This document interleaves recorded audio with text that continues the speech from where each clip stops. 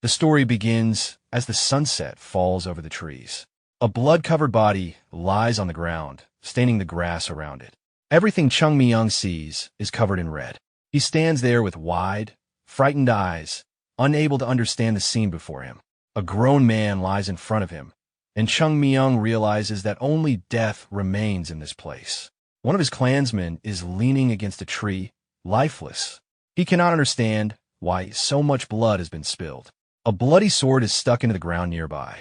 With his shoulder wounded, Chung Myung looks back at the sword and then at the man whose arm was torn away. He remembers the fatal attack on his sect leader and the moment his comrades were killed while trying to stop their enemy.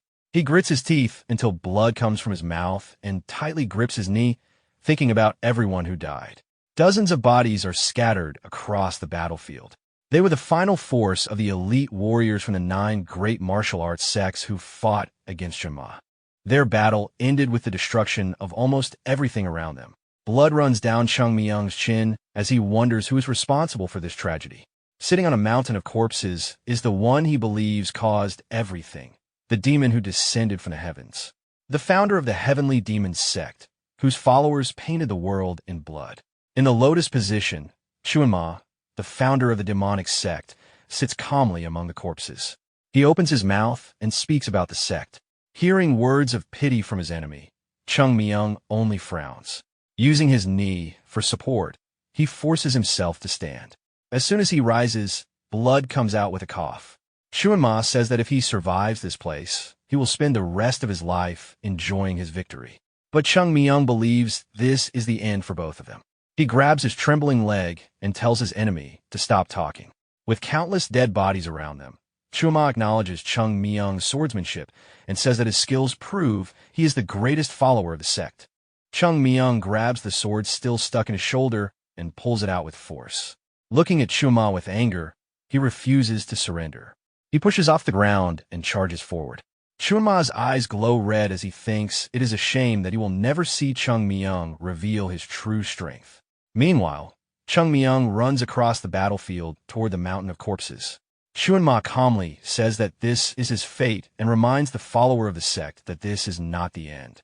Chung Myung keeps moving forward, ignoring the bodies beneath his feet. Chun Ma declares that when he returns, the entire world will bow before him. The sword in Chung Myung's hand begins to shine. He swings it forward, refusing to accept that anyone can stop Chun Ma's return. His blade cuts through Chun Ma's neck, and a bright light spreads through the demon's body. Chun Ma's head separates from his body and falls to the ground, rolling down the mountain of corpses. Chung Myung takes a step forward and stands among the dead. He thinks the war is finally over. Breathing heavily, with sweat running down his face, he realizes that his own death is also approaching. As dawn begins to rise, he looks ahead and wonders what will happen to the sect now.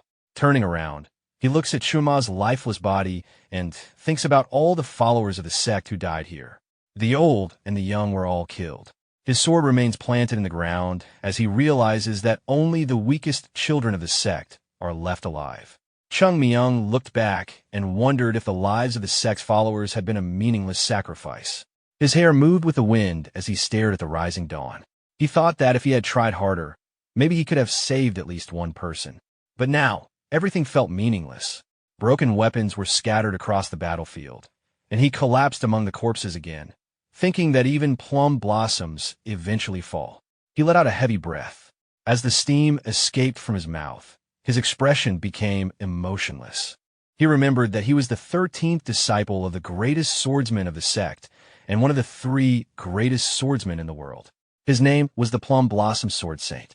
Looking at Chun Ma's dead body, Chung Myung remembered that after defeating the demon who had thrown the world into chaos, he had finally fallen into eternal sleep on a mountain made of the heads of countless demons.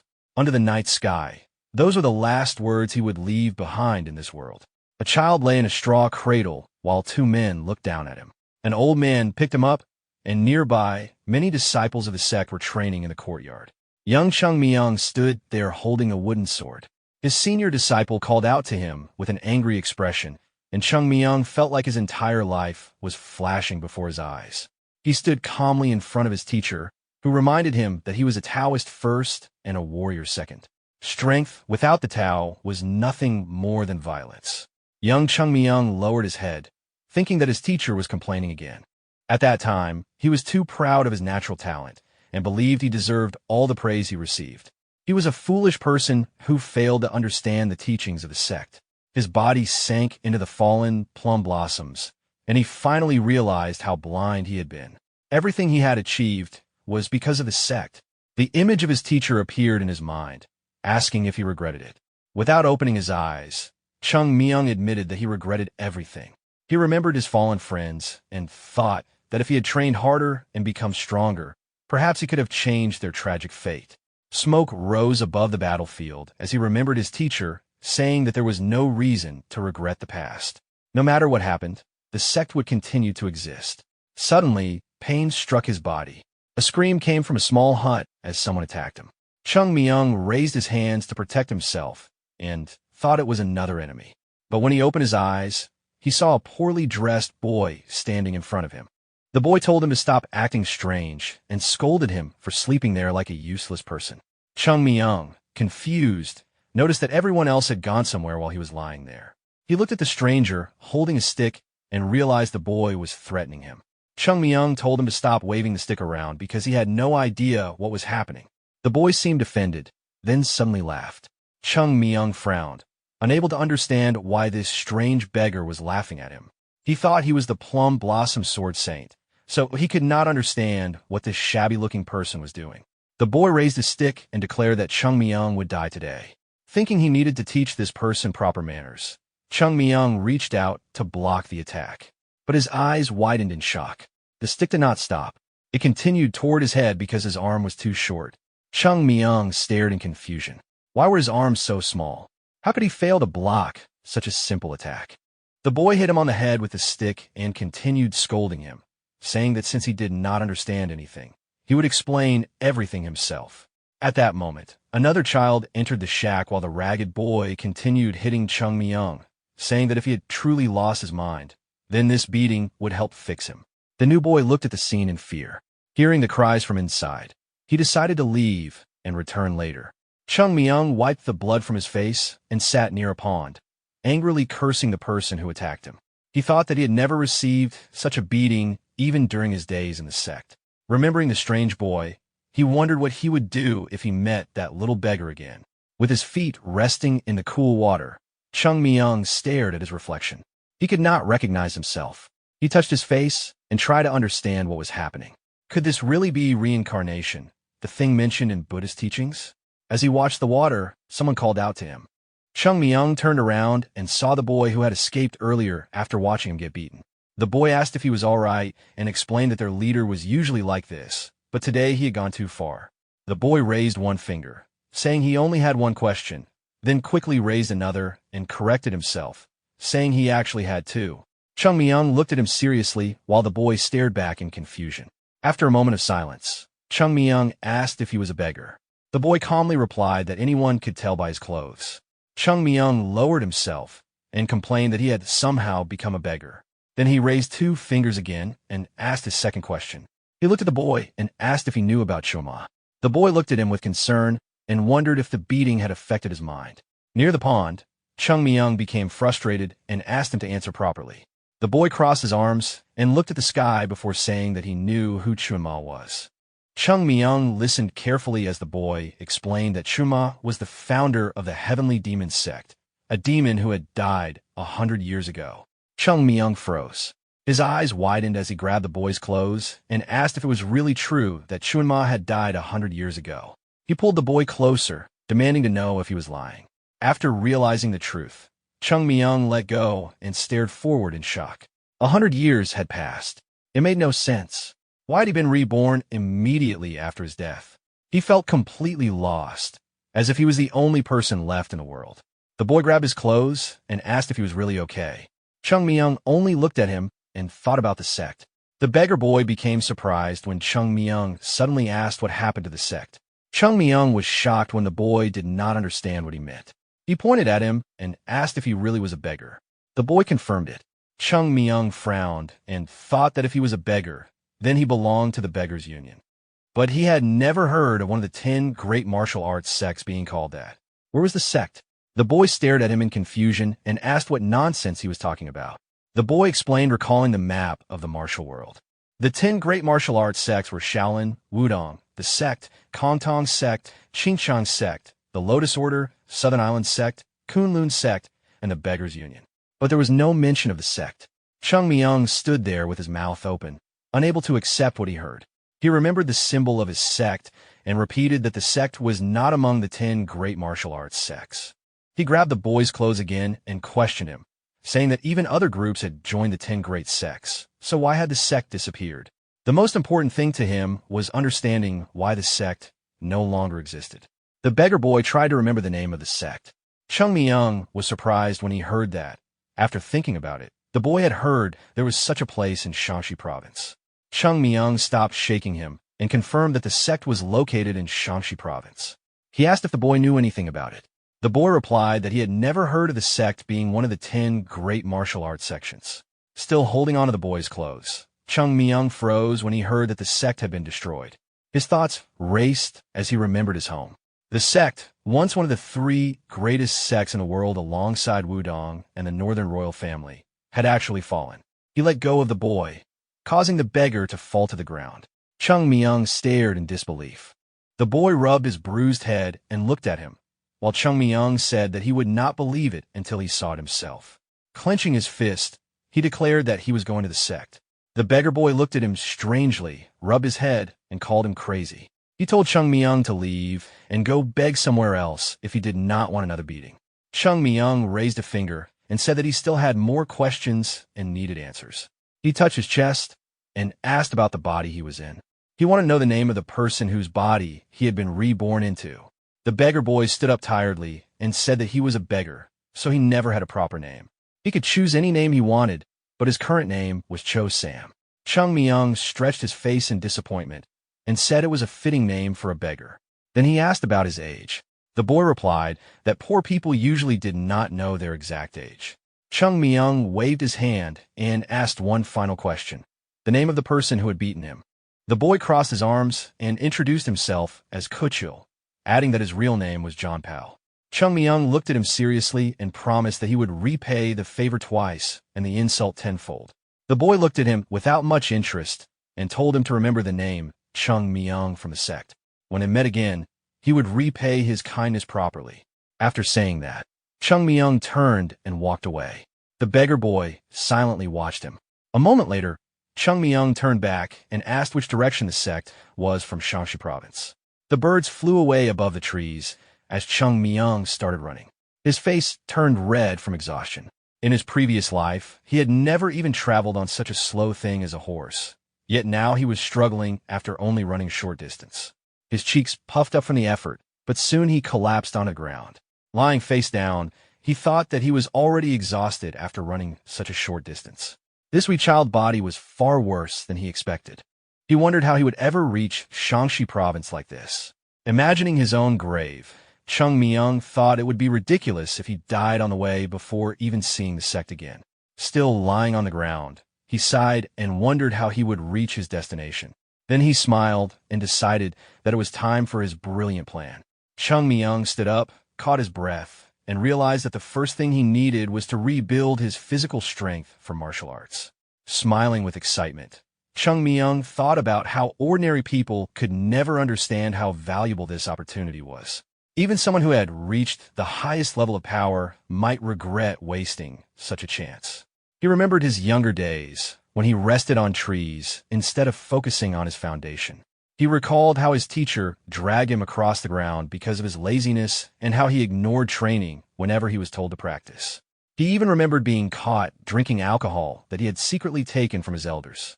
Thinking about it, he smiled and admitted that he did not regret that part. Walking through the forest, Chung Myung decided to try again. He needed a quiet place where he could avoid distractions.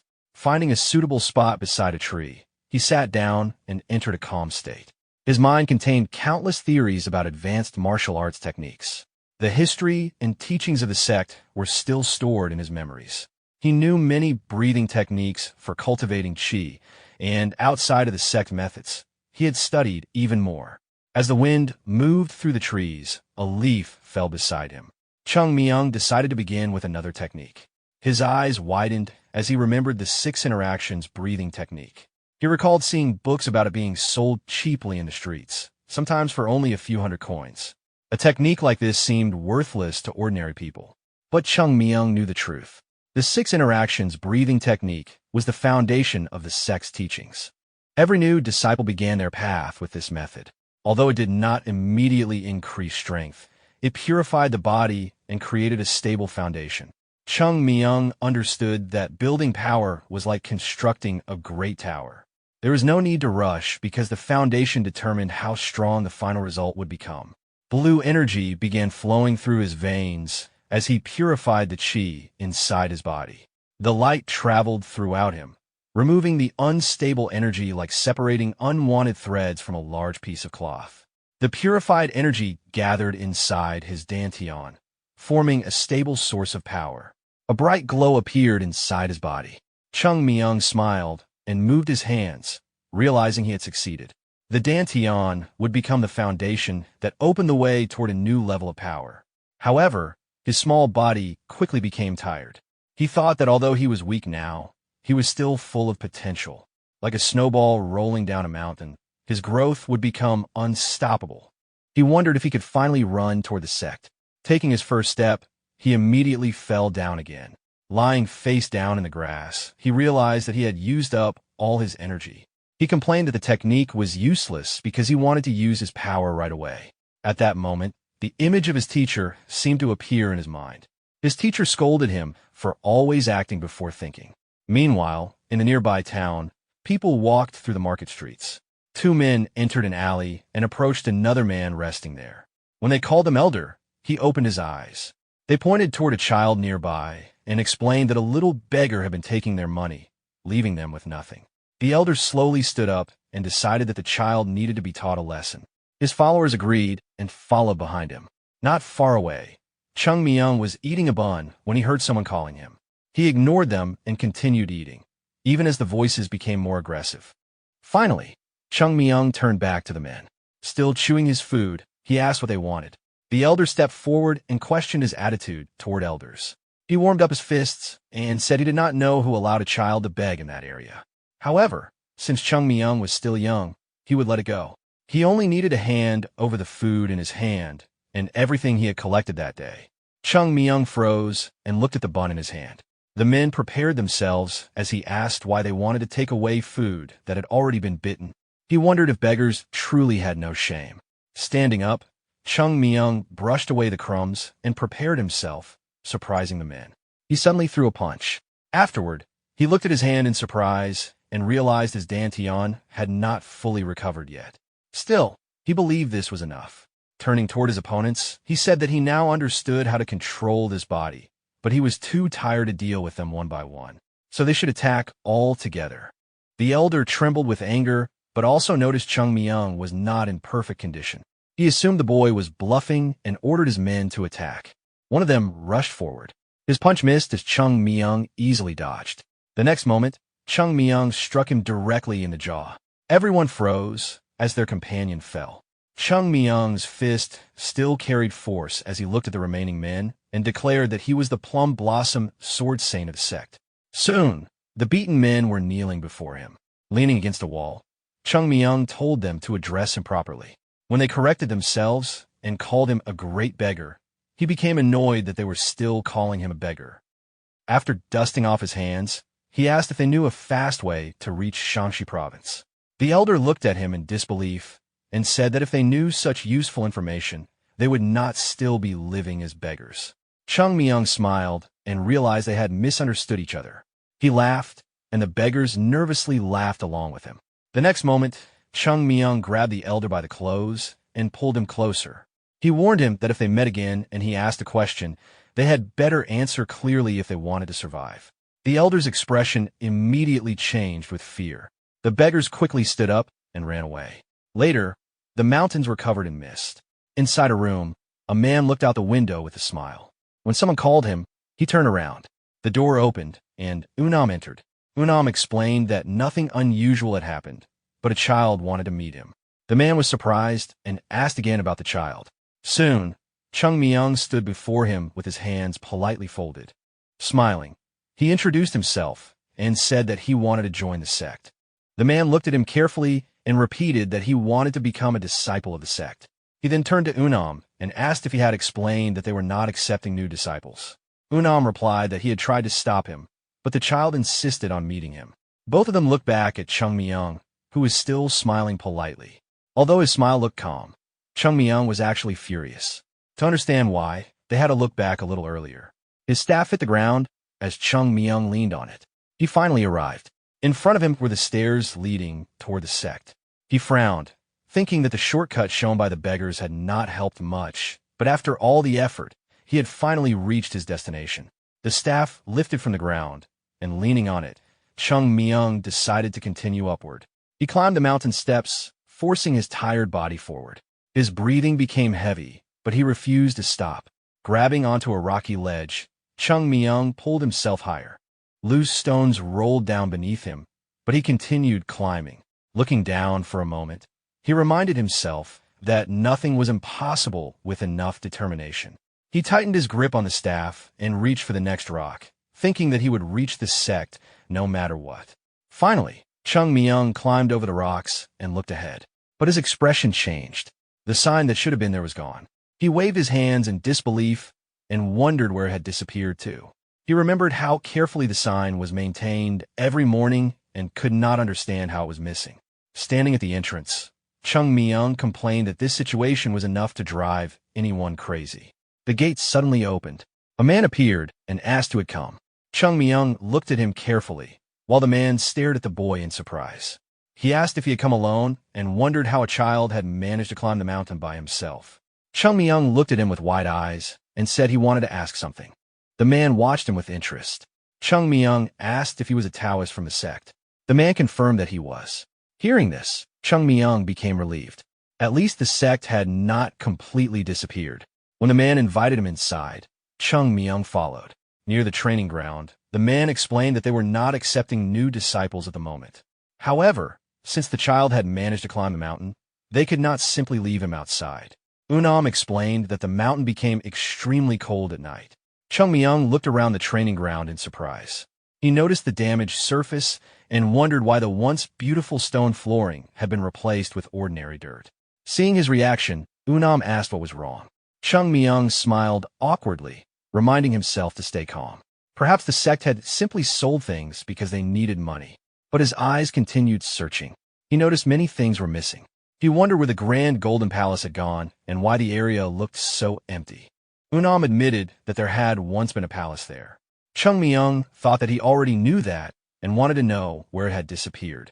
Unam looked at him carefully and said that he was too young to understand story. He admitted that it was painful to remember. The sect had suffered greatly, but what was gone could never return. Chung Myung was surprised by his words, but he did not explain. Unam simply told him to follow because he had something to show him. As they walked, Unam thought that the sect was not at fault. They were only struggling to preserve what remained of their dying sect. Soon, Unam and Chung Myung stood before the Jade Palace. Unam reached for the door and explained that the sect was a place of Taoism, so certain traditions had to be respected before entering. They entered the Jade Palace. Chung Myung looked around with disappointment. Everything he remembered was gone. He thought about the precious items that once existed there, the golden candlestick gifted by the emperor, the scroll written by the great monk, and other treasures. He searched the room and noticed more things missing. When he reached the altar, his expression changed. He asked if a certain flower had once been placed there and turned to Unam, asking where it had gone. Unam looked surprised and wondered how the boy knew about it. Chung Myung stared back in shock when Unam explained that there had indeed been such a flower. It was a strange plum blossom made of white metal. Unam smiled sadly and explained that they had sold it. Chung Myung's expression immediately fell. He heard that the flower had no practical use and only stood out from the rest of the decoration. Since a merchant offered a good price for it, they decided to sell it. Chung Myung slowly fell to his knees. He remembered the sect and thought about how far it had fallen. The white plum blossom, one of the sect's treasures, was not something that shined like gold or silver. It was a small relic that carried the pure spirit of the sect, and they had sold it. Unam quickly rushed toward him and asked if he was all right. He thought he needed to calm the situation as soon as possible. Chung Myung pushed himself up from the floor and bowed deeply. He asked to meet the sect leader. With another deep bow, he said that he wanted to enter the sect. Soon, Chung Myung stood before the elders. The sect leader looked at him and asked if he truly understood what the sect was. Chung Myung calmly confirmed that he did. He frowned slightly, thinking that the leader would not accept a stranger so easily. However, he already had a plan prepared. With confidence, Chung Myung introduced himself and created a story about his past.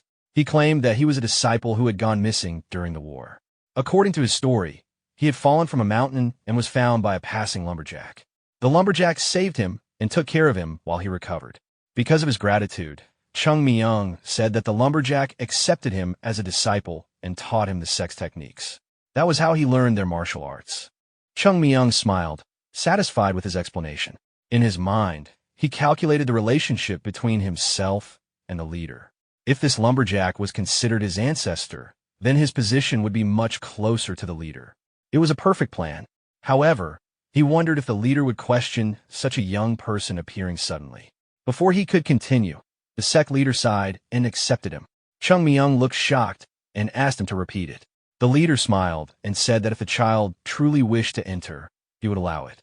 Unam looked surprised and reminded the leader of his earlier words about not accepting new disciples. But the leader replied that he had changed his mind. Fate was unpredictable.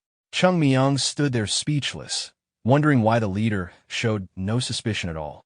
The leader stepped forward and explained that this child clearly knew about the sect and had come all this way for a reason.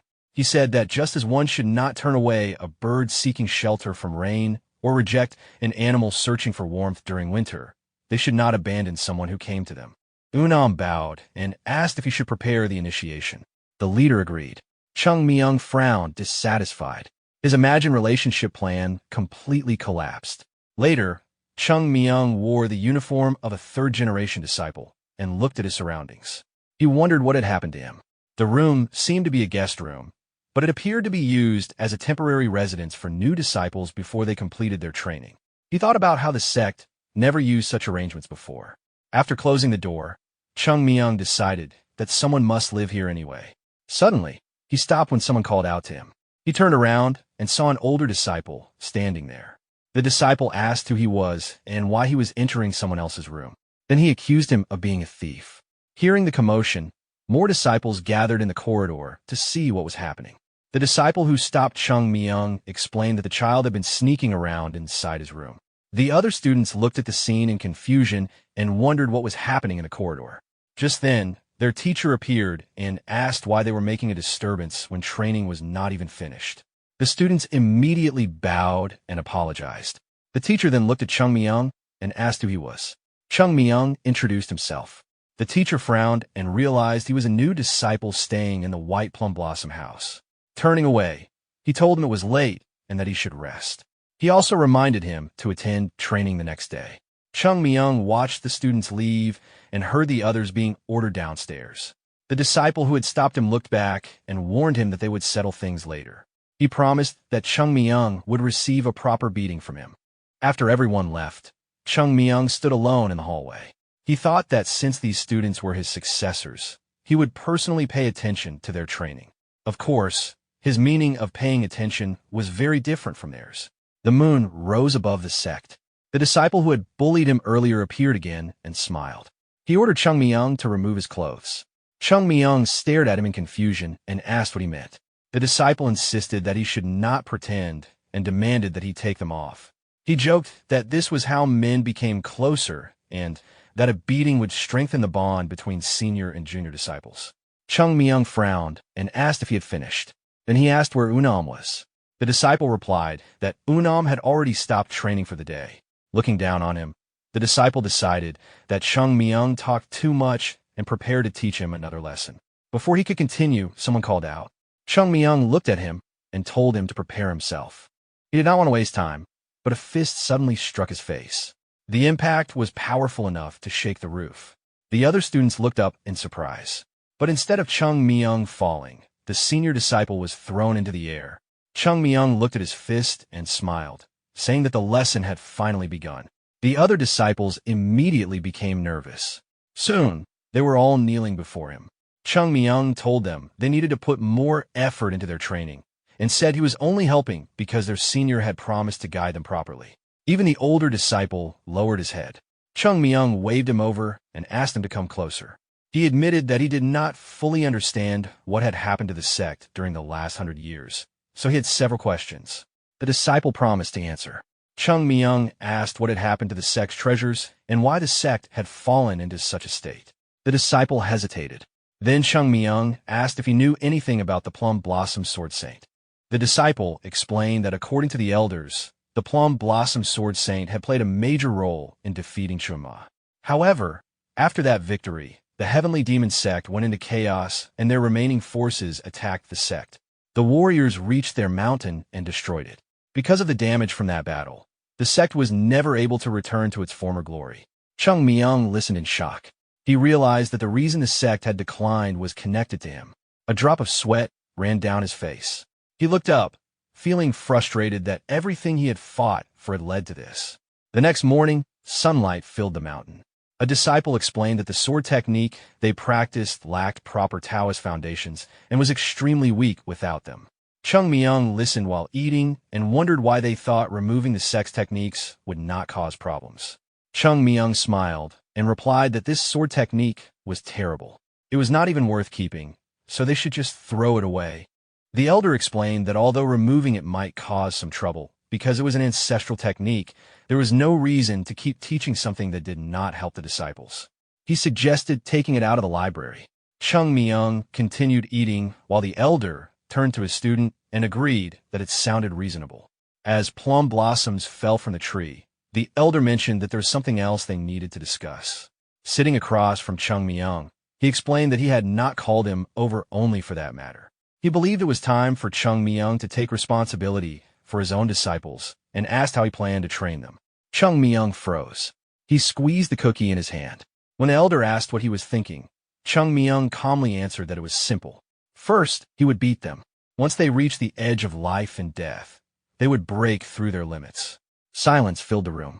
After that day, the elder never suggested giving Chung Myung any disciples again. Later, Chung Myung rested on a wooden bench when someone called him. He asked not to be spoken to so formally. The disciple explained that Unam was calling him to the training ground and that he had to attend today's training. On the training ground, the disciples stood in rows. Their instructor shouted for them to prepare their swords. The disciples raised their wooden swords and repeated the movements. The instructor became frustrated and told them again to swing properly. Unam and Chung Myung watched from the side. Chung Myung looked confused and asked what kind of sword technique they were practicing. Unam explained that it was the balanced sword technique. Chung Myung listened as he learned that this technique was considered the foundation of the sect's swordsmanship. His expression changed. This was supposed to be the foundation? He thought that teaching this to young disciples was like making someone learn complicated books before teaching them the alphabet. It would only slow their growth. Chung Myung walked through the rows of students. He watched their movements and thought that this technique would only allow them to advance slightly. It gave almost no real benefit. The senior disciple continued practicing. Chung Myung looked up at the sky as plum blossoms drifted down. The sky was clear and peaceful, just like the true spirit of the sect. He watched silently, wondering where he should even begin. Then he called out to the senior disciple. The disciple looked nervous as Chung Myung asked what exactly they were teaching. The disciple explained that after the balanced sword technique, they learned the seven-sword sage technique, then the plum blossom sword technique, and finally the secret techniques. Chung Myung sighed. The disciple tightened his grip on his sword and explained that their final technique was the Tai Hua plum sword technique. Chung Myung remembered the elder saying that this technique lacked a proper Taoist foundation and was extremely weak. Still chewing, Chung Myung said that this sword technique was not very useful and perhaps they should discard it too. His expression became disappointed. He thought that the technique they were teaching was the Tai Hua plum sword technique, but what happened to the 24 plum blossom sword technique? One of the disciples noticed the conversation and said they should report it. The night covered the sect. Later, Saji turned when Chung Myung called him. Chung Myung waved his hand and asked him not to be so formal. He calmly asked Unam for a favor. Saji scratched his head and listened as Chung Myung told him to gather everyone in front of the white plum blossom house at 5 in the morning. Then Chung Myung told him to listen carefully. Everyone needed to prepare 5 specific items. Saji awkwardly scratched the back of his head and admitted that he really needed to prepare everything. Chung Myung smiled and asked if he could handle it. Saji confidently replied that he could rely on him. As Saji turned away, Chung Myung calmly watched him leave. His expression became thoughtful. The current state of the sect worried him. They had no proper techniques, no wealth, and no talented disciples. It was no surprise that the sect had declined so badly. He imagined the 3 important foundations of a sect: resources, techniques, and talent. The only thing he could help with was talent. But when he looked at the current disciples, they did not seem talented at all. For a moment, he doubted himself. Still, he remembered that even a journey of 1,000 miles began with a single step. He watched the departing Saji and decided that his first goal would be improving these useless senior disciples. Meanwhile, the senior disciples left the building. They complained that no junior disciple should be able to summon his seniors whenever he wanted. Saji looked at them and wondered if they were serious. It seemed they were not aware of what had happened the previous night. When they realized they were talking about Chung Myung, they became annoyed. Soon, Chung Myung stood surrounded by the senior disciples. They questioned why he had forced them to wake up so early and demanded an explanation. Chung Myung sighed. Then he suddenly smiled and turned toward them. He apologized, saying that there must have been a misunderstanding. He gently pushed the angry disciples toward the dormitory and suggested they discuss everything inside. The seniors entered the building, and Chung Myung followed. The doors closed. For a moment, everything became quiet. Then the dormitory started shaking. Saji looked at the building in concern as the shaking became stronger. Suddenly, the doors opened.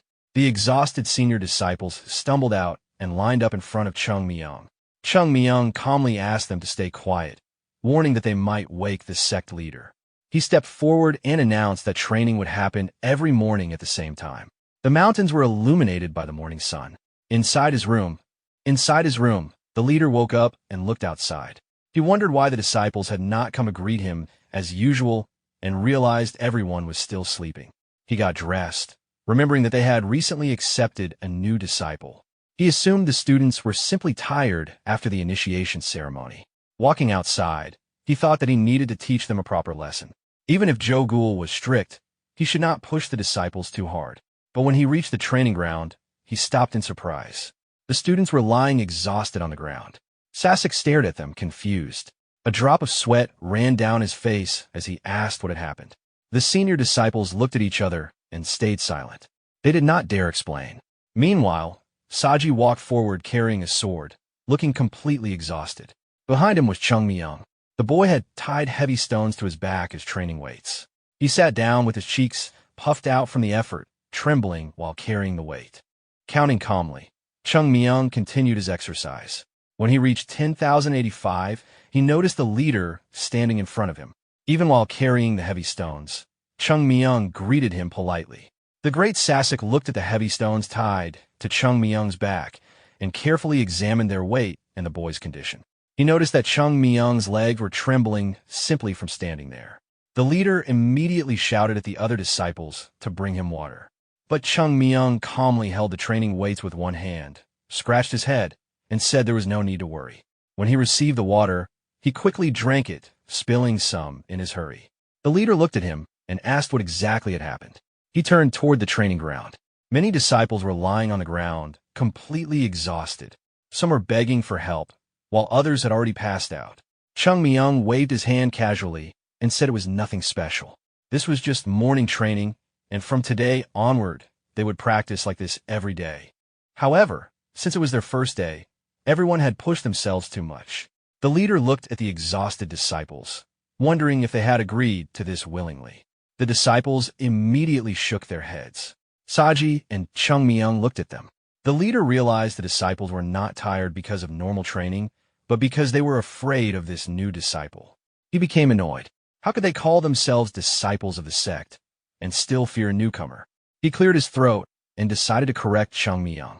While the boy was still drinking water, the leader seriously asked who gave him permission to sacrifice everyone's sleep for training. Chung Myung stood there holding the cup, surprised by the serious tone. Then he smiled and promised to stop. The leader was confused because this was not the reaction he expected. He wanted to continue scolding him, but then he realized that such an approach would only make the senior disciples look worse. Covering his face, he thought that the third-generation disciples already looked ridiculous for being pushed around by a new disciple. And now he looked even more ridiculous for teaching them. Before he could say anything else, Chung Myung requested 1 month. He asked the leader to give him only 1 month of training. With confidence, he promised that the results would be obvious.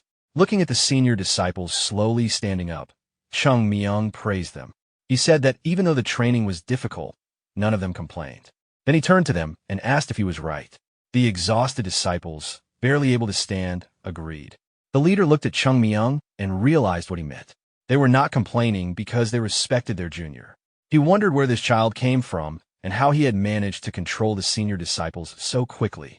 Chung Myung smiled and explained why he wanted them to train every morning.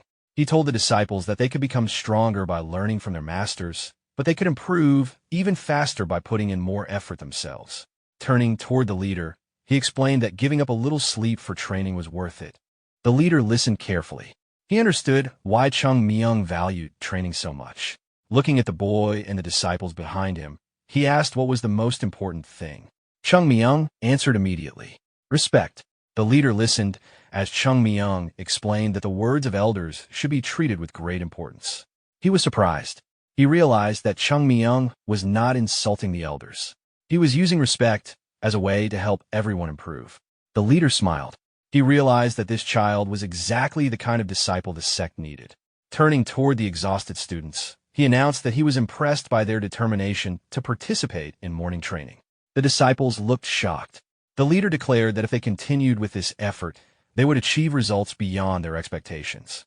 One of the exhausted disciples tried to ask the leader for help, but the man quickly left before he could finish.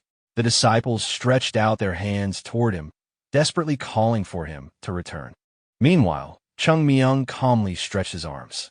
Seeing their reaction, he smiled and invited his seniors to talk in the dormitory, assuring them that he had no intention of doing anything dangerous.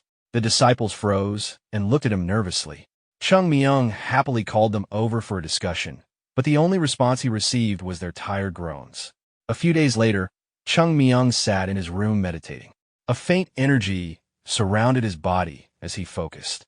Although his dantian was still small and weak, it gave him a feeling of stability. During this time, he had learned more about the current state of the sect. The White Plum Blossom House was no longer like the Great Sect he remembered. It had become closer to a simple residence because there were too few disciples and masters to properly maintain the traditions. He remembered the relationship between master and disciple and the importance of that bond. However, when he compared the current masters to the past of the sect, he could only consider them weak. Their strength was nowhere near what the sect had once possessed. Thinking about the disciples, he realized the situation was even worse. Many third-generation disciples had joined only to build connections rather than truly pursue martial arts. Continuing his meditation, Chung Myung wondered if anything had really changed. Then he opened his eyes. The great Chung Myung had returned. He slowly stood up and decided that rebuilding the sect was not impossible. In the dining hall, the disciples gathered for lunch. One disciple's hands were shaking so badly that he could barely hold his chopsticks. The food slipped from his hand and fell onto the table. He complained that training should not be so extreme that they could not even eat properly. He turned toward the senior disciple, asking Gul to speak with Chung Myung because he had been unable to use chopsticks properly for 3 days because of the training. Gul closed his eyes and sighed. The disciples were surprised when he told them they were complaining too much. Putting down his chopsticks, Gul asked if he looked like someone who ran errands for them. The disciples became quiet. Only Zhang continued eating. Gul explained that if they had a problem with Chung Myung, they should speak to him directly instead of complaining behind his back. One disciple stood up and asked Gul for a private conversation. Gul agreed.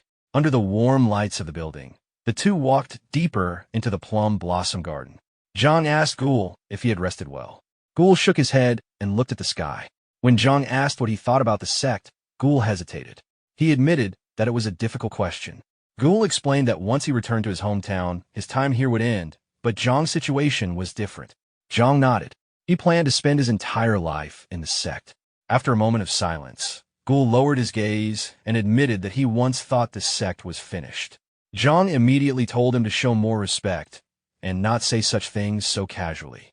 But Gul changed his mind after remembering Chung Myung. Since Chung Myung arrived, everything had changed. He remembered the painful training and admitted that although it was harsh, he had never pushed himself that far before. Then he remembered Chung Myung carrying 2 huge boulders while acting as if it was nothing. Compared to that, their own training seemed small. Gul clenched his fists and said that he wanted to reach that level.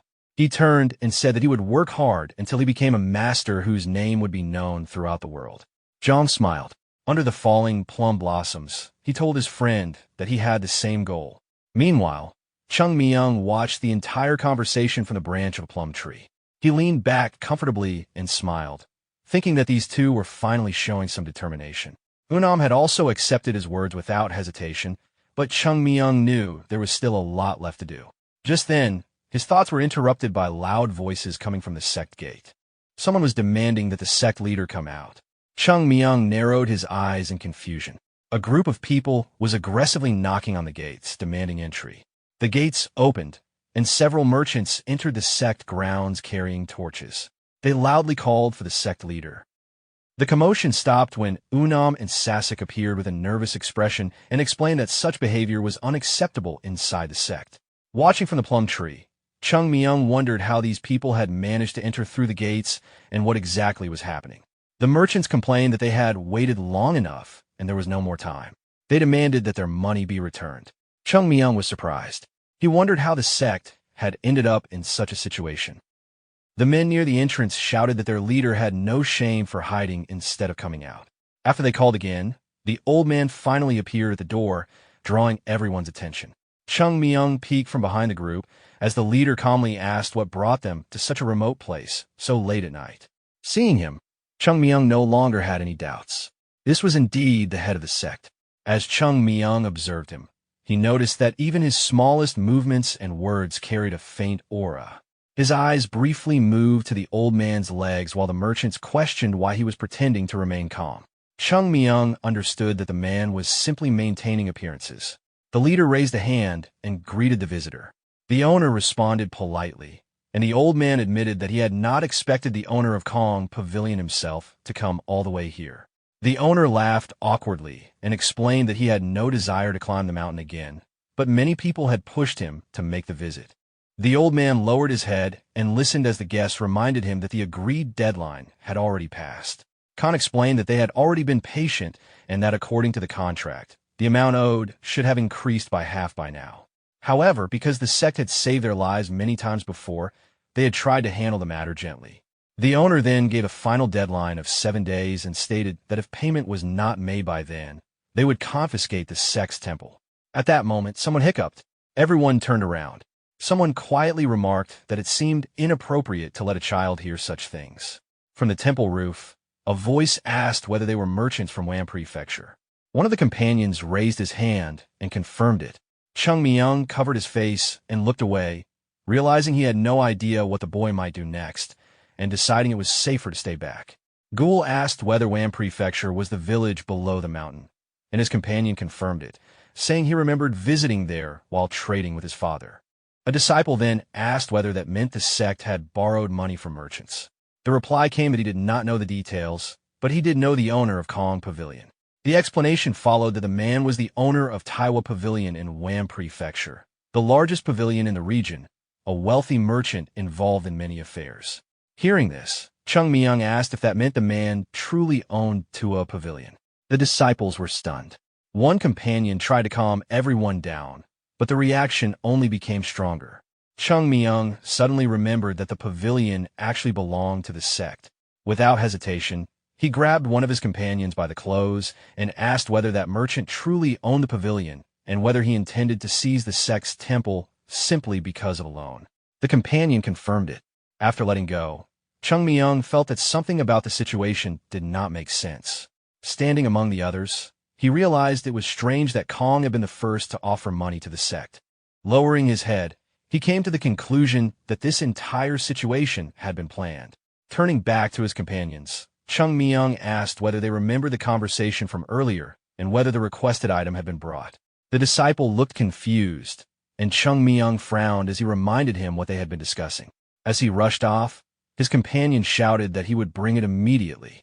When he returned holding the item, he asked what Chung Myung intended to do with it. Chung Myung removed his clothes and explained that there was a saying in Buddhist teachings. As he changed into the outfit, he reflected that if one meets the Buddha, one must kill the Buddha, and if one meets one's ancestor, one must kill the ancestor as well. Adjusting his sleeves, he added that reaching the highest level of Tao sometimes required going against the path itself. Placing his hands on his hips, Chung Myung declared that he was going to search for the true path. His two companions stared in confusion and questioned where he intended to go dressed like that and whether he was seriously planning to leave the temple. Ignoring them, Chung Myung leaped over the wall while they called him insane. In the distance, the city and its tall tower came into view. Meanwhile, the merchants sat together and talked about how the leader of the sect had looked completely troubled despite being given one final opportunity. One of them pointed out that the debt had already exceeded 100,000 yuan. Another asked whether it was true that the old man had been surprised to see Khan personally accompany them. The owner smiled and admitted that although he was a merchant who pursued profit, he regretted having to do this because the relationship between them had lasted for generations. Another merchant praised him, saying he had already done more than enough and had made countless concessions to the sect, so people would only admire his generosity. Khan lifted his drink and said he hoped that would be true. As he drank, he thought about how carefree the others around him were and how surprising it was that people could live so simply. Setting down his cup, he reflected that the sect's strength should never be underestimated. Its real value was not its martial power, but its long history. As he reached for the food, Kong thought that there was almost no one in Shaanxi province without some connection to the sect. Tearing apart the duck with his chopsticks, he realized that the sect had become weak and compared them to the soft skin breaking under pressure. One merchant then asked what they planned to do with the Mount Hua temple and whether confiscating it made sense when selling it would be difficult. Smiling, the advisor questioned why they would settle for something smaller. The owner closed his eyes and explained that the temple's value was far greater than anyone imagined. Although it looked old, it was worth far more than it appeared. When the others failed to understand, Kong silently thought about how short-sighted they were. He finally explained that they could use the sect's enemies to their advantage. Many sects would gladly spend enormous amounts to restore the temple if it also meant destroying the sect. The merchants listened in surprise as he assured them that everyone would receive their share. One of them stood up and praised the owner's insight. Drinks were poured, and everyone raised their cups in celebration. Later, one of the advisors walked down the street feeling satisfied. Staggering slightly, he thought that if they managed to pull money from the sect, the amount would support him for the rest of his life, because the pavilion owner never handled money carelessly. Under the cloudy night sky, he noticed the bright moon and then realized he could not actually see it, assuming it was simply a new moon. As he continued along the street, he thought that he should walk outside at times like this more often. Then he suddenly opened one eye. A blurry figure stood ahead. He focused and opened both eyes. Chung Myung was standing in front of him. With a serious expression, Chung Myung ordered him to stop. Rubbing his cheek, the advisor looked at the small figure in front of him and thought he resembled the kind of robber drawn in old illustrations. He wondered whether robbers actually dress like this and whether they openly announce themselves. Crossing his arms, he asked whether the stranger was a robber. Chung Myung explained that he had no interest in money and only wanted answers to a few questions. If he received them, the man would leave unharmed. The advisor replied that it was not that he refused to answer, but that he had little choice. As he mentioned that he currently had many companions with him, several fighters suddenly appeared around him. Chung Myung immediately recognized them as high-level bodyguards. One of them asked whether they should eliminate the robber, but the merchant decided they should hear him out first and ordered them to capture him without preventing him from speaking. Turning away, the advisor thought that he disliked scenes of violence and assumed his guards would handle everything. Then his eyes widened. He turned around in confusion, wondering whether they had not been told to leave the robber alive. Chung Myung was already standing there holding the final fighter. After throwing the body aside, he remarked that people should listen when instructions are given, though some never do. He gestured for the merchant to come closer. Standing in front of him, Chung Myung repeated that if he answered the questions honestly, he would leave without injury and asked whether the conditions were understood. The advisor quickly agreed. Chung Myung grabbed him by the clothes and remarked that things would have stayed simple if he had answered from the beginning instead of resisting. He assured him that he would still remain capable of speaking. Some time later, the man's face was covered in bruises. Chung Myung asked whether he was finally prepared to speak properly, and the advisor agreed to tell everything truthfully. Crossing his arms, Chung Myung asked whether it was true that the sect had borrowed more than 100,000 yang. The man confirmed it. Chung Myung called him out and pointed out that even if he stripped the merchant of everything now, there would not be 100,000 left, not even 10,000. He questioned how a nearly collapsed sect could possibly have borrowed that amount. The advisor explained that it was because of interest. They had lent the money at extremely high rates, and once repayment failed, the interest kept growing until the original amount became insignificant. Chung Myung struck him again and questioned whether he was actually proud of that. The merchant collapsed to the ground. Chung Myung then asked whether he owned the cotton shop. The advisor answered yes. Chung Myung asked when he had acquired it, and the man claimed that the shop had belonged to his family for generations. But Chung Myung immediately knew that could not be true. From his knowledge of the city, he remembered that the shop had originally been one of the sect's businesses. In fact, all of the profitable businesses in this area had belonged to the sect. Thanks to them, Hain had grown from a forgotten village into a county. As the sect declined, those entrusted with management had most likely taken control for themselves. While thinking through everything, Chung Myung continued pressuring the man. Then he suddenly turned. Someone had called out to him. A surviving fighter stood up and accused him of attacking from behind. Holding the hilt of his sword, the man judged from Chung Myung's skill that he was far from an ordinary martial artist and demanded to know who he was. The bodyguard stepped forward and introduced himself confidently, believing the young man should recognize his name. After releasing the merchant, Chung Myung casually apologized for not knowing him and questioned what difference knowing his identity would make. The guard responded that a swordsman should at least know who would fall beneath his blade. Chung Myung calmly remarked that he had recently seen someone collapse from a single strike. The swordsman frowned at what he considered arrogant behavior and slowly drew his sword. Without hesitation, he rushed forward and demanded that Chung Myung defend himself. Jongbin charged in with full force. Standing still, Chung Myung understood that the man likely came from an influential family, but comparing skill, speed, and strength alone was meaningless. His sword lay nearby as he reflected that being stronger physically did not automatically mean being stronger overall. The weapon returned to his hand.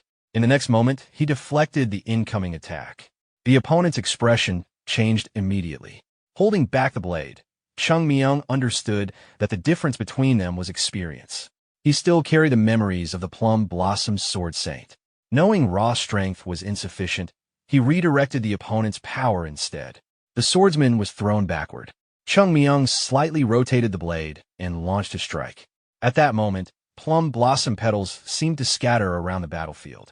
The opponent stared in shock as Chung Myung told him to train more and return later.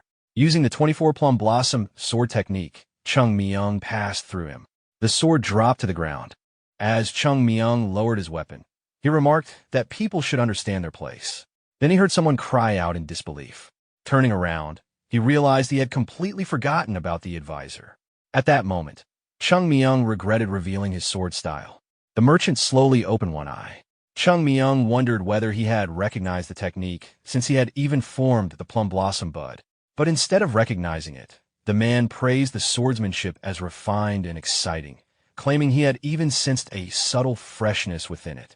Chung Myung stared in confusion and wondered where such a conclusion had come from. Then the merchant suddenly asked whether the young man had arrived from Jong-un. They looked at each other in silence. After a brief pause, Chung Myung simply agreed. The merchant then promised to answer every question. Later, under the cloudy sky and among the mountains, two disciples waited outside the door. Gul nervously bit his nail and asked where Chung Myung could be. His companion told him to calm down and reminded him that Chung Myung was not foolish and would return before it became too late. Still, he hoped nothing had happened. Then sounds came from behind the door. It slowly opened. Chung Myung stepped inside. Gul immediately closed the door behind him while Jang asked whether everything had gone well. As Chung Myung put his clothes back on, He casually explained that they simply had a peaceful conversation and that he had even been given travel money. Adjusting his sleeve and belt, he realized that his identity had not been exposed and everything had gone smoothly. But for some reason, he felt disappointed. Looking down, Chung Myung thought that no matter how great the Plum Blossom Sword style once was, it was no longer the symbol of the sect. Even someone who had spent his whole life near the sect failed to recognize it after seeing the technique. His companion looked at him and asked why he had left the sect. Chung Myung smiled and said that children did not need to know such things. Gul pointed out that he was still a child himself, but Chung Myung dismissed it and told him to gather everyone because training would begin. His companion hesitated and asked whether training was really necessary today. Chung Myung told him to listen carefully. Clenching his fist, he declared that from this day onward, no training session should ever be missed. Rain, snow, wind, severe frost, or even the collapse of the sect would not become excuses to rest. Gul smiled and agreed to gather everyone, realizing how serious Chung Myung was.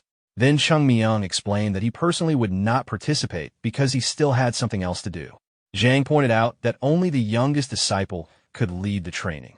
He added that if Chung Myung expected real results, then it would be better for him to supervise personally. Chung Myung agreed. As his companion left, he asked whether Chung Myung would really conduct the training later, and Chung Myung confirmed it. After everyone left, Chung Myung lay down on the bed and began thinking. Remembering the merchants, he realized that the former trustees had gradually taken control of every business. Then another memory returned. When the enemies invaded the sect, the fire had destroyed all of the accounting records, which had been the only proof of ownership. If those records had survived, none of this would have happened. For a moment, he imagined simply storming in and dealing with the merchants directly. But he quickly dismissed the idea. If he acted recklessly, everyone would only believe that the sect had pushed a child into committing crimes. What he needed was a solution that would free the sect from the debt completely. He needed proof that those businesses had belonged to the sect from the beginning. Closing his eyes, Chung Myung searched his memories. Then he remembered an elder secretly writing something down. Whenever Chung Myung approached, the elder would immediately hide a thin book. His eyes opened. That book. Chung Myung suddenly sat up. That could only mean one thing. The real ledger had been stored somewhere else. There were countless businesses under the sect's control, and no small notebook could contain records for all of them. He pictured an old corridor. Then the answer became clear. There had to be a hidden storage facility accessible only to the sect leader. Remembering the leader's residence, Chung Myung recalled old rumors mentioning such a place. It had to exist, and it was most likely somewhere near the leader's house. Holding his head, he realized the house still remained where it had always been. He imagined the surrounding area and concluded that the storage could not be obvious. The most likely location was the hill behind the house. A smile appeared on his face.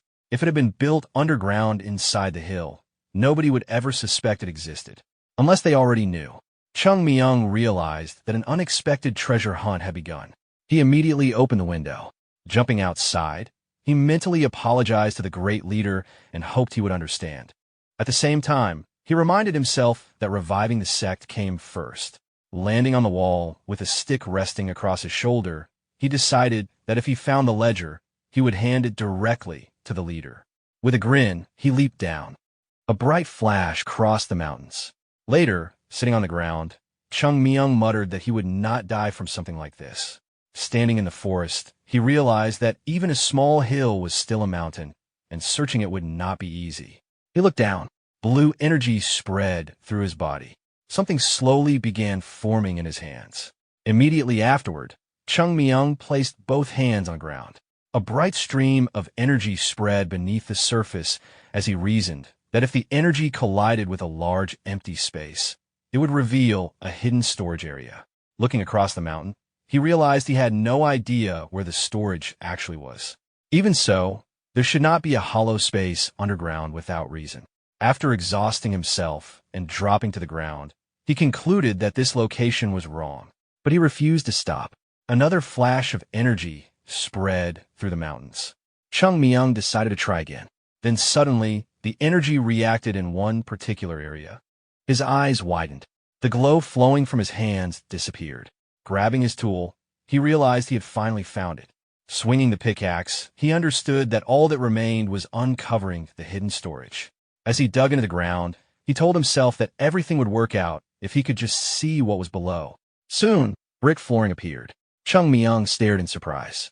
He wondered why the roof appeared to be ordinary stone when the sect's ledger and valuables were supposedly hidden there. He removed one brick. Then he looked inside. A corridor stretched into the darkness. At that moment, he realized he had discovered an entrance leading underground.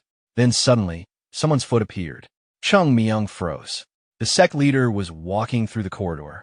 Watching him, Chung Myung realized that the leader had known about this place all along. The old man stopped. He slowly placed his hand against the wall ahead. Chung Myung noticed cracks across the surface and understood that this was the real entrance to the underground storage. The leader's hand trembled.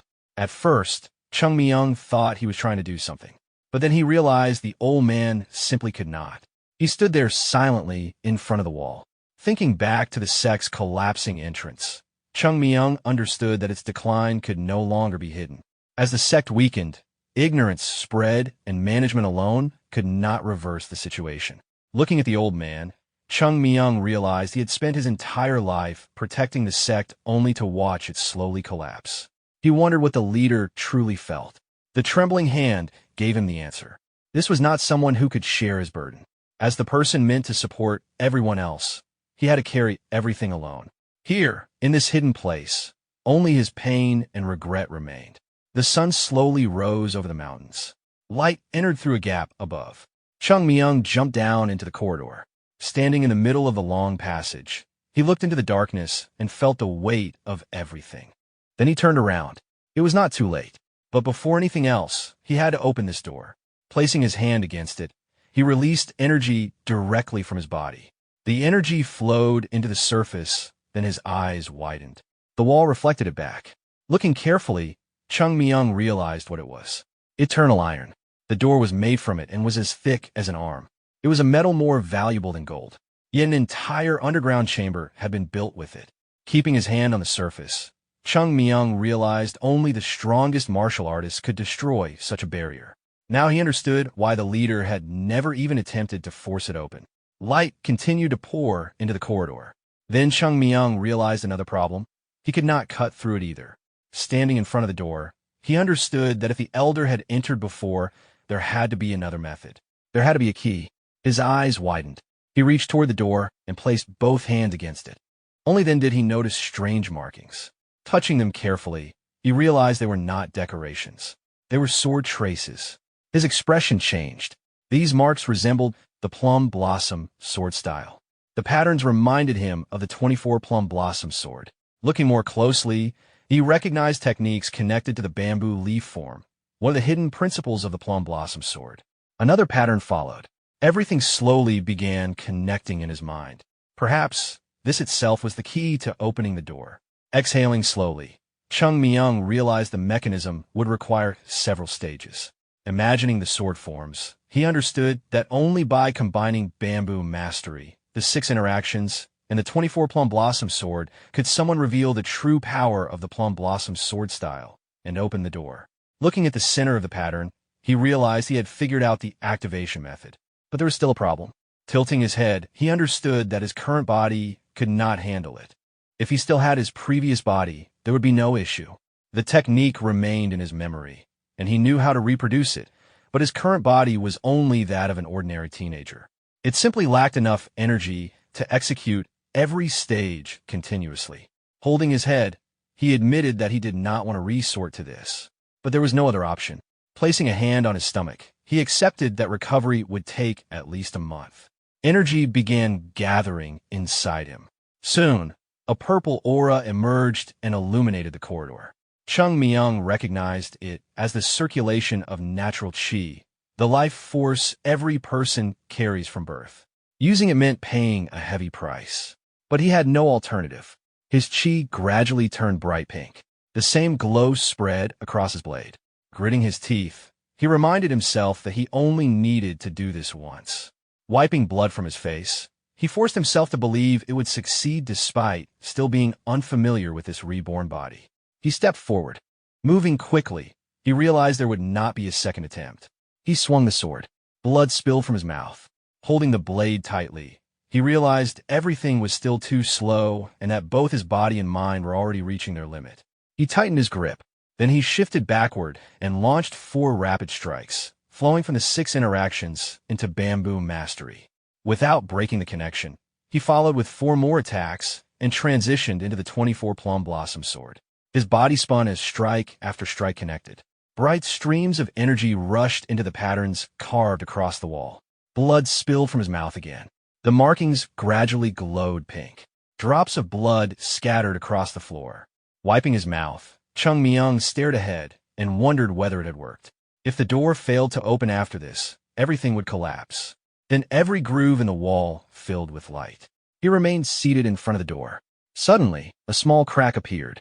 Then a narrow opening formed. Chung Myung smiled. The door had opened.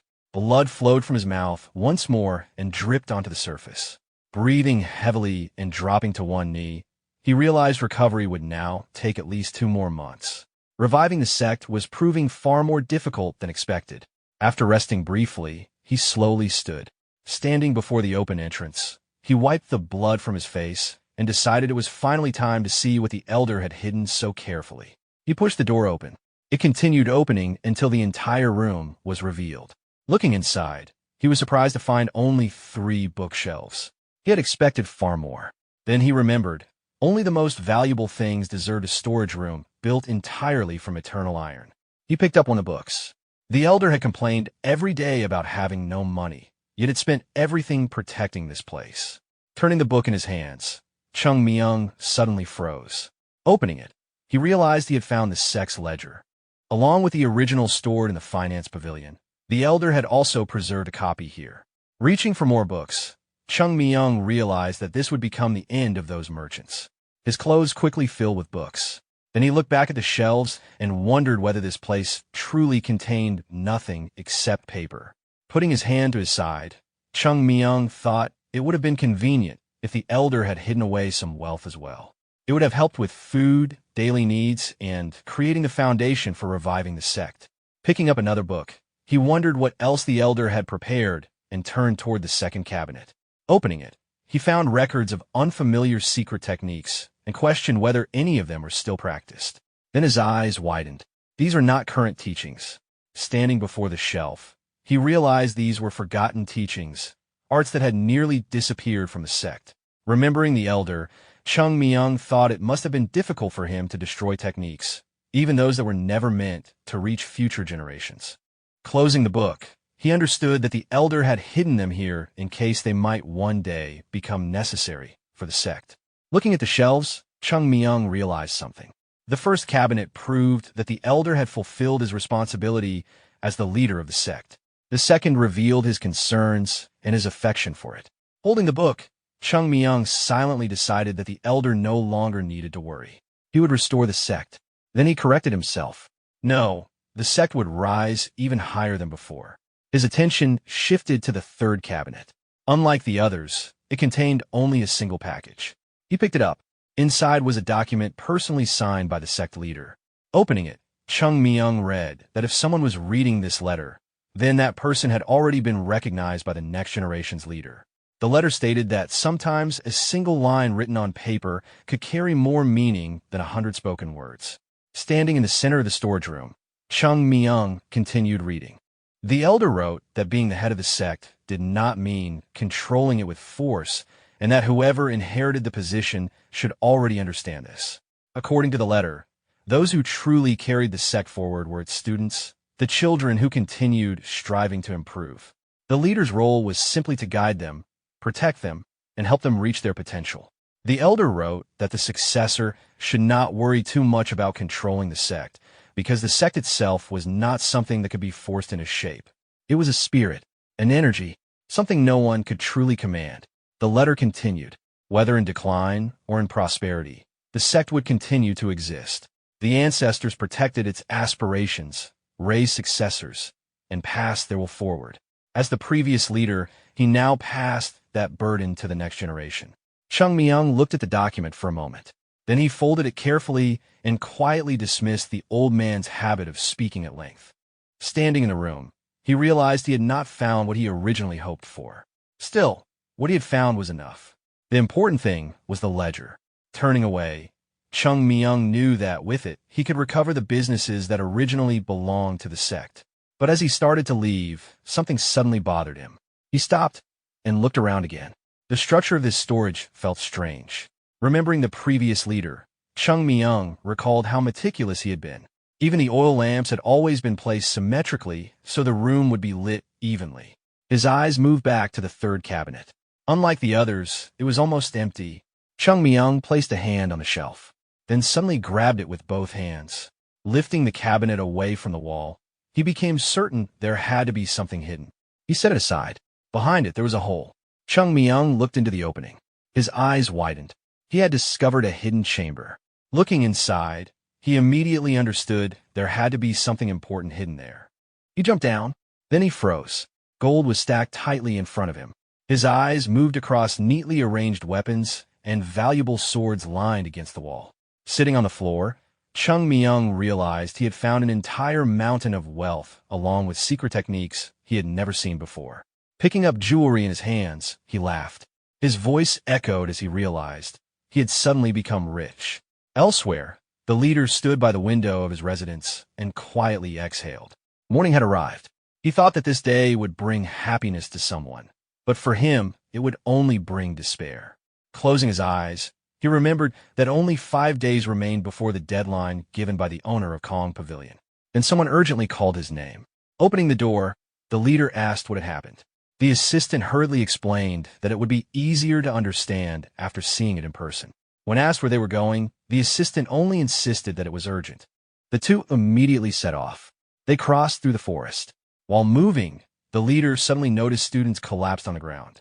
Jumping over them, he worried about what had happened. The assistant explained that the students had simply been training on their own since morning. Soon they arrived. Chung Myung was sitting there. When called, he looked over. The assistant quickly asked where he had been. Standing nearby, Chung Myung told them to come closer. The leader looked around in confusion and asked what had happened. Exhausted, Chung Myung pointed ahead and explained that something important had been found. The leader still cared more about the student's condition, but eventually looked where Chung Myung indicated. A bright light reflected across his face. In front of him lay bags of gold and countless valuables. Chung Myung casually explained that he had found them by accident. The old man turned in disbelief. Chung Myung simply claimed he may have overdone his training.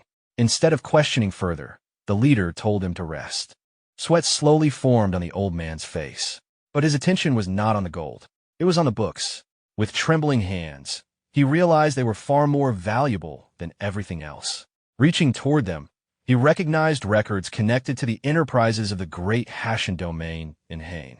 Then he suddenly pulled his hand back. He became careful. If he damaged the pages by opening them carelessly, he felt he would never forgive himself. Slowly, he reached again and opened the book. His eyes widened. The next moment, his head tilted back and he collapsed. The assistant rushed toward him. Later, waking up abruptly, the old man shouted about the 7 postulates of the Wild Plum Sword. Back in the residence, he immediately asked about the contents of the box. The assistant confirmed everything. The leader then ordered the head of finance to be called. The finance elder arrived holding the records. Smiling, he explained that every document was original. The leader asked if that was truly confirmed. The answer was yes. Even the ownership rights had been verified. These were official government certificates that could serve as legal proof. The finance elder explained that they could immediately reclaim all of the sect's businesses, including Taiha Tower. Combined with the treasure, everything was more than enough to cover the debt of 100,000 yang. The old man lowered his head. For the first time in a long while, he was hearing only good news. Then he suddenly remembered Chung Myung. No one had expected that a single child, the one who insisted on changing everything, would become the person to pull the sect back up. The old man quietly clenched his fists. Rising from his chair, the leader realized that if the ledger was genuine, there was no time to waste. He immediately decided to summon the necessary people. Raising his hand, the sect leader gave the order that everyone connected to the enterprises recorded in the sect's Huan prefecture should be gathered at once. The records had finally resurfaced. Now it was time to bring in everyone whose names appeared in them. A few days later, the merchants climbed the mountain together. Someone behind complained about being pushed, and the owner turned around and told everyone there was not much farther to go and that they only needed a little more patience. As they continued upward, the advisor thought that once he received his money, he would forget this unpleasant place entirely. He already felt tired of even looking at it. One merchant asked why the leader had suddenly called them to the mountain, while another wondered whether he had truly prepared the money. Someone pointed out that 100,000 yang was not a small amount, and assumed the old man had called them only because he had nowhere else to get that kind of money.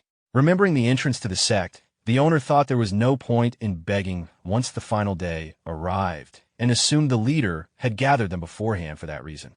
Ahead of them, some merchants quietly complained that calling them all here just to ask for more time was shameless. Others responded that regardless of debt, the old man was still the leader of a great sect and deserved some respect. Even so, everyone hoped they would not leave empty-handed. As they climbed higher, the advisor thought about the appearance of someone from the Southern Edge sect and concluded that others already had plans involving the sect's estate. He calculated that his own share would be around 5,000 yang, enough to live comfortably for the rest of his life without returning to trade. Eventually, they reached the entrance. The owner raised his head and realized they all carried similar thoughts. The merchants breathed heavily. The leader understood that they all felt uneasy about the future of the sect because the place that had protected Huam for centuries now stood on the edge of collapse. The advisor also realized that if no concessions were made today, the sect might not survive another 7 days. Still, they had climbed the mountain intending to collect the debt that had continued growing over time. A faint smile appeared. Then someone approached.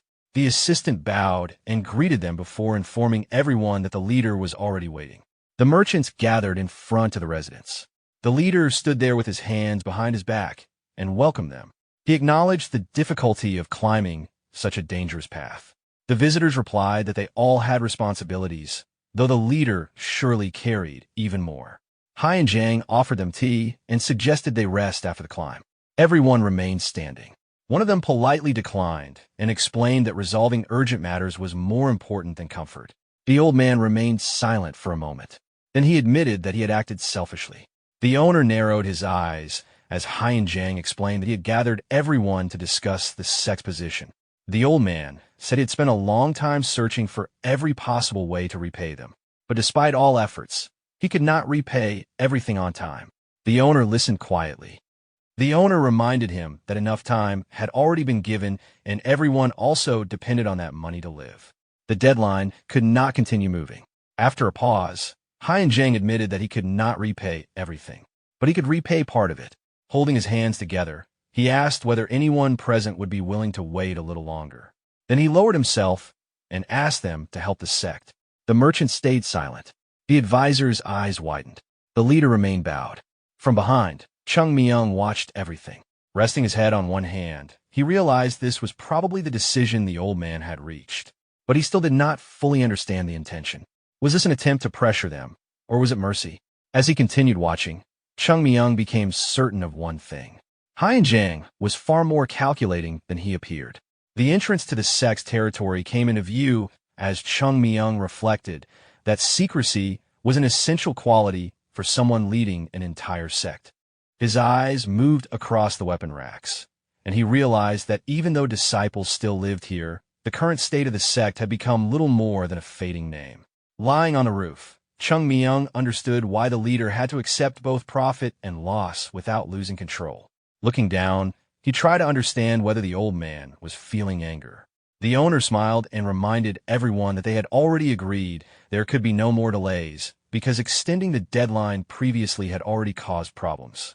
Then his expression changed. The old man explained that this request was not directed only at the owner. Narrowing his eyes, the leader stated that the sect's debt totaled 100,000 yang and that everyone present was owed a different amount. He calmly explained that he was asking only those willing to delay repayment. The merchants looked at each other in surprise. The owner frowned and considered it a desperate attempt. Someone asked whether those unwilling to make concessions would still receive immediate repayment. Standing before them, the old man admitted that the sect was no longer what it had once been. But that did not mean nobody would extend a helping hand. Although he had failed to gather the full 100,000, part of the amount had already been prepared. That was exactly why he asked for understanding and promised that anyone who supported the sect today would be repaid. The owner questioned the logic behind those words. Another advisor asked whether gratitude alone would be enough if they postponed repayment. The old man confirmed it. Then the advisor raised his hand and asked for complete honesty. Everyone knew the sect could collapse tomorrow. The crowd began discussing among themselves. Some wondered whether postponing payment meant losing everything. Others questioned what reason they had to trust the sect at all. The old man exhaled. Then he opened his eyes. He asked whether the name and history of the sect truly meant nothing to them. The owner suddenly smiled. Then he laughed. Chung Myung continued watching from above. The owner kept laughing and questioned whether the old man was pressuring them. The leader calmly asked whether this truly counted as pressure. Then he asked a question in return. What did the sect mean to them? Did the name and history of this place truly have no value? Images of the past seemed to overlap with the present. The old man admitted that the sect was currently in decline. But for generations, the sect had remained inseparably connected to Huam and had shared its spirit and strength with the people there. He asked everyone standing before him to think again about what this place had meant to them. The owner closed his eyes. Then he made a proposal. Pointing to one side, he suggested that anyone willing to postpone repayment should move there. Those who wanted immediate payment should remain where they stood. He added that responsibility for the decision would belong entirely to them. No one should expect the trade alliance to rescue them if they later lost their money. The time to choose had come. The merchants looked away. No one moved. A smile appeared on the owner's face as he spread his arms and declared that nobody intended to delay repayment. Then, someone stepped forward. One advisor quietly separated from the group. The owner immediately called out to him. The leader silently watched. The owner asked what he thought he was doing. The advisor calmly replied that there was no need to react like that because he already knew people would see it as betrayal. Then he looked directly at the owner and quietly remarked that the owner was not originally from Huam after all. The man looked down and explained that he had come to this place as a son-in-law, so he could never fully understand what the sect meant to people born here. A memory surfaced. As a child, he had once stood with his father, who pointed toward the mountain and spoke about the sect. Everyone used to say that anyone accepted there could become a great master. The child kept staring at the mountain. Years passed. Even after learning that he lacked the talent to enter, he still grew up surrounded by stories about that place. Stories of how the sect protected the land and watched over Huam. The owner narrowed his eyes and questioned why he suddenly brought this up. The advisor lowered his head and explained that his father and grandfather had grown up the same way. To them, this place had always been a source of pride. Looking at the others, he said that once they received the money, most of them would simply leave and use it elsewhere. But he had spent his entire life on these lands. The owner asked whether that alone was enough reason to reject such a large amount of money. The advisor looked at him. The owner warned that he would regret it. Sweat appeared on the advisor's face as he remembered climbing the mountain, thinking only about money and the comfortable life that would follow. Clenching his fist, he realized his decision made no practical sense. But he also knew he could still survive without that money. Even if he regretted missing the opportunity later, he could live with that. But if he helped tear the sect apart piece by piece, he would regret it until the end of his life while surrounded by meaningless wealth. Looking at the others, he admitted that he did not want such a life. The owner raised his hand and said it would not matter because one person alone would change nothing. Then suddenly someone spoke. People began asking why the advisor was standing there alone. More merchants started crossing to the opposite side. Soon 4 more people stood behind him. The leader's eyes widened. He looked at them quietly. Then he lowered his head. Looking at them, he admitted that he was glad there were still people who respected the sect. The advisor turned as the leader instructed the assistant to bring something.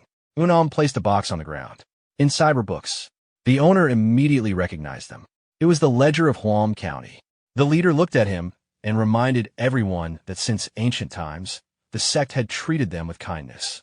Yet they had repaid that trust with betrayal. Sweat formed on the owner's face.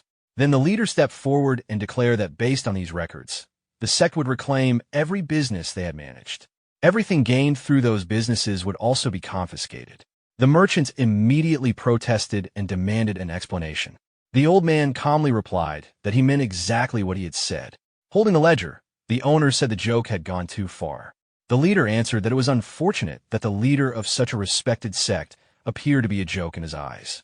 The owner shut the book and asked him to wait. Holding the records, he argued that nobody could know for certain whether they were genuine. The old man stood with his hands behind his back. The owner suggested that perhaps the leader himself had been deceived by a forged ledger. The leader looked at him in silence. Then he closed his eyes and admitted that there might be some reason in verifying such a claim. A house roof came into view as he instructed the assistant to call the head of the finance pavilion. Henan stroked his beard. After examining the matter, the finance director stated that confirming the ledger's authenticity would require a proper investigation. The merchants immediately raised their voices and demanded verification. Then the finance director turned around and calmly spoke. With a faint smile, Henan explained that he had expected such doubts and had already sent half of the ledger to the Huam government 2 days earlier for authentication. The owner froze. Thinking back to the city, he immediately understood the situation. If officials had already begun investigating the enterprises while all the merchants remained gathered at the sect, there would be no chance to resist. The real goal had been to draw them away from the city. His expression stiffened. Looking at the records, he realized 2 days was more than enough to complete the inspection. Clenching his fists, he understood that the documents in the box had already been verified. Grinding his teeth, he realized government forces were probably already waiting at the foot of the mountain to seize everything. Then someone called out. The old man stepped forward and ordered them to control themselves because they no longer had the right to protest. Standing with his hands behind his back, Huashan-Sekte said they had rejected the hand of an old friend in hardship. Not only that, they had betrayed that friend. Because of that, they no longer deserved to call themselves allies. Looking at them, he told them to return. Everything would become clear once they reached Huam. Grinding his teeth, the owner listened as Huashan-Sekte explained that his original intention had been to confiscate everything. But considering their years of effort, they would still be allowed to keep 1 cart of goods. The owner frowned and quietly declared that he would not forget this debt. Then he turned around and began leaving. The merchants silently followed. One advisor turned back and listened as Huashan-Sekte added that at least they had not completely abandoned their humanity. The old man continued and explained that the enterprises would still return to the sect. That part would not change, but the sect would also restore everything it had lost. Closing his eyes, Huashan-Sekte announced that those willing could continue managing the businesses locally and continue earning profits. He invited them to discuss future cooperation and asked them to come inside. Looking down, the advisor realized this arrangement was far better than remaining dependent on the owner. In an instant, their positions had changed. The former owner had become the weaker side. The man closed his eyes. Meanwhile, the merchants continued down the mountain. Hearing the sect leader, Chung Myung, cursed at him. He shouted, asking who allowed him to throw away property that belonged to the sect. The carts continued moving. As they traveled, one merchant remembered that when they had descended, government troops had already occupied the businesses and treated them coldly. If not for the leader's instructions, they would likely have been detained immediately. Looking toward the owner, the merchant realized none of this would have happened if they had not followed him. Someone asked what they should do now. The owner stayed silent while another merchant continued blaming him for everything. The owner narrowed his eyes and asked whether he was being accused. The man immediately denied it. The owner set the handles down and raised his hand. He told everyone to stop speaking carelessly. For now, they simply needed shelter and time. Then he asked whether anyone truly believed the ledger was genuine. He insisted it was fake and claimed the leader had deceived them with forged records. Another merchant disagreed. He pointed out that the government had already confirmed the documents and admitted he had secretly checked their contents himself. The records were real. Spreading his arms, the former owner argued that everyone had conspired together with the leader to divide the property. Frowning, he declared that they needed to head to Loyang. Clenching his fist, he insisted that if those people intended to pressure them through authority, then they only needed to find a way to fight back. Suddenly, someone appeared in front of the group and dismissed everything they had just said. It was Chung Myung. The owner looked at him and asked whether he had spoken. Chung Myung casually asked whether there was anyone else standing there. Squinting, the owner wondered why someone was dressed like a robber in broad daylight and assumed he was dealing with some strange old-fashioned person. Waving his hand, the owner warned him to leave if he valued his life and suggested he had come for their property. Chung Myung immediately corrected him. He had not come to rob anyone. He had come to take back what rightfully belonged to him. The owner narrowed his eyes and tried to understand what he meant. Then he asked whether Chung Myung belonged to the sect. Before the conversation continued, someone was suddenly thrown over the carts. The owner had barely finished talking about teaching someone from the sect a lesson. Bodyguards immediately appeared.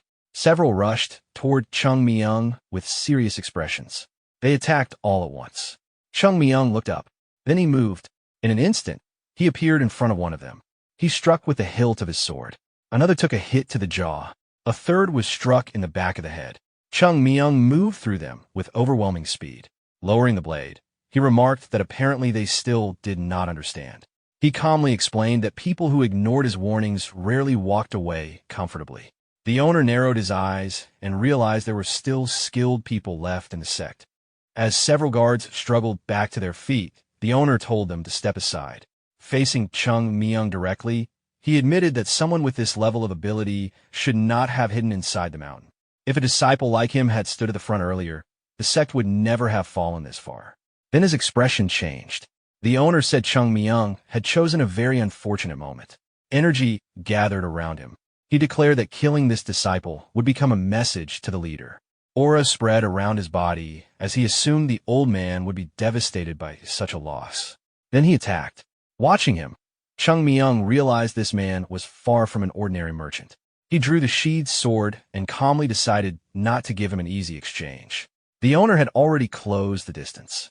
An explosion echoed through the forest. The owner landed with both hands pressed to the ground. For a moment, nothing moved. Looking forward, the owner reminded himself that even a tiger used full strength to catch a rabbit. The masked figure moved closer. Chung Myung stopped. Looking at the owner, he thought the man looked ready to fall asleep. Throwing the weapon over his shoulder, Chung Myung decided to erase that expression immediately. He rushed forward. The owner was surprised. A second later, they stood only a step apart. The owner struck with his fist. Energy exploded through the attack. But something unexpected happened. The force rebounded. Watching closely, Chung Myung understood exactly what happened. He had intercepted the attack and redirected the energy back.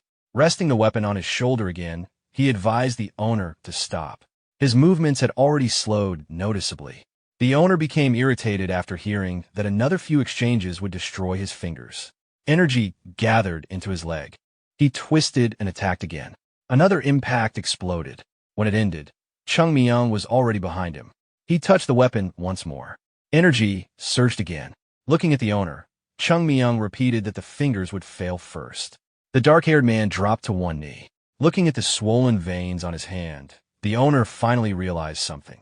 This masked opponent was not especially stronger or faster. Yet he fought as though he could defeat 10 people. The owner attacked again, but nothing worked. Even though Chung Myung appeared relaxed, he always chose the perfect timing, the correct angle, and the exact distance. Grinning slightly, the owner realized there was not a single wasted movement in his opponent's technique. Chung Myung leaned back and avoided the strike. The owner immediately stepped forward again. Watching the masked opponent, he realized he could not even estimate how strong this person really was. Standing a short distance away, Chung Myung quietly admitted that this pace would not work. Scratching his neck, he added that he had wanted to enjoy the fight a little longer, but his strength was already fading.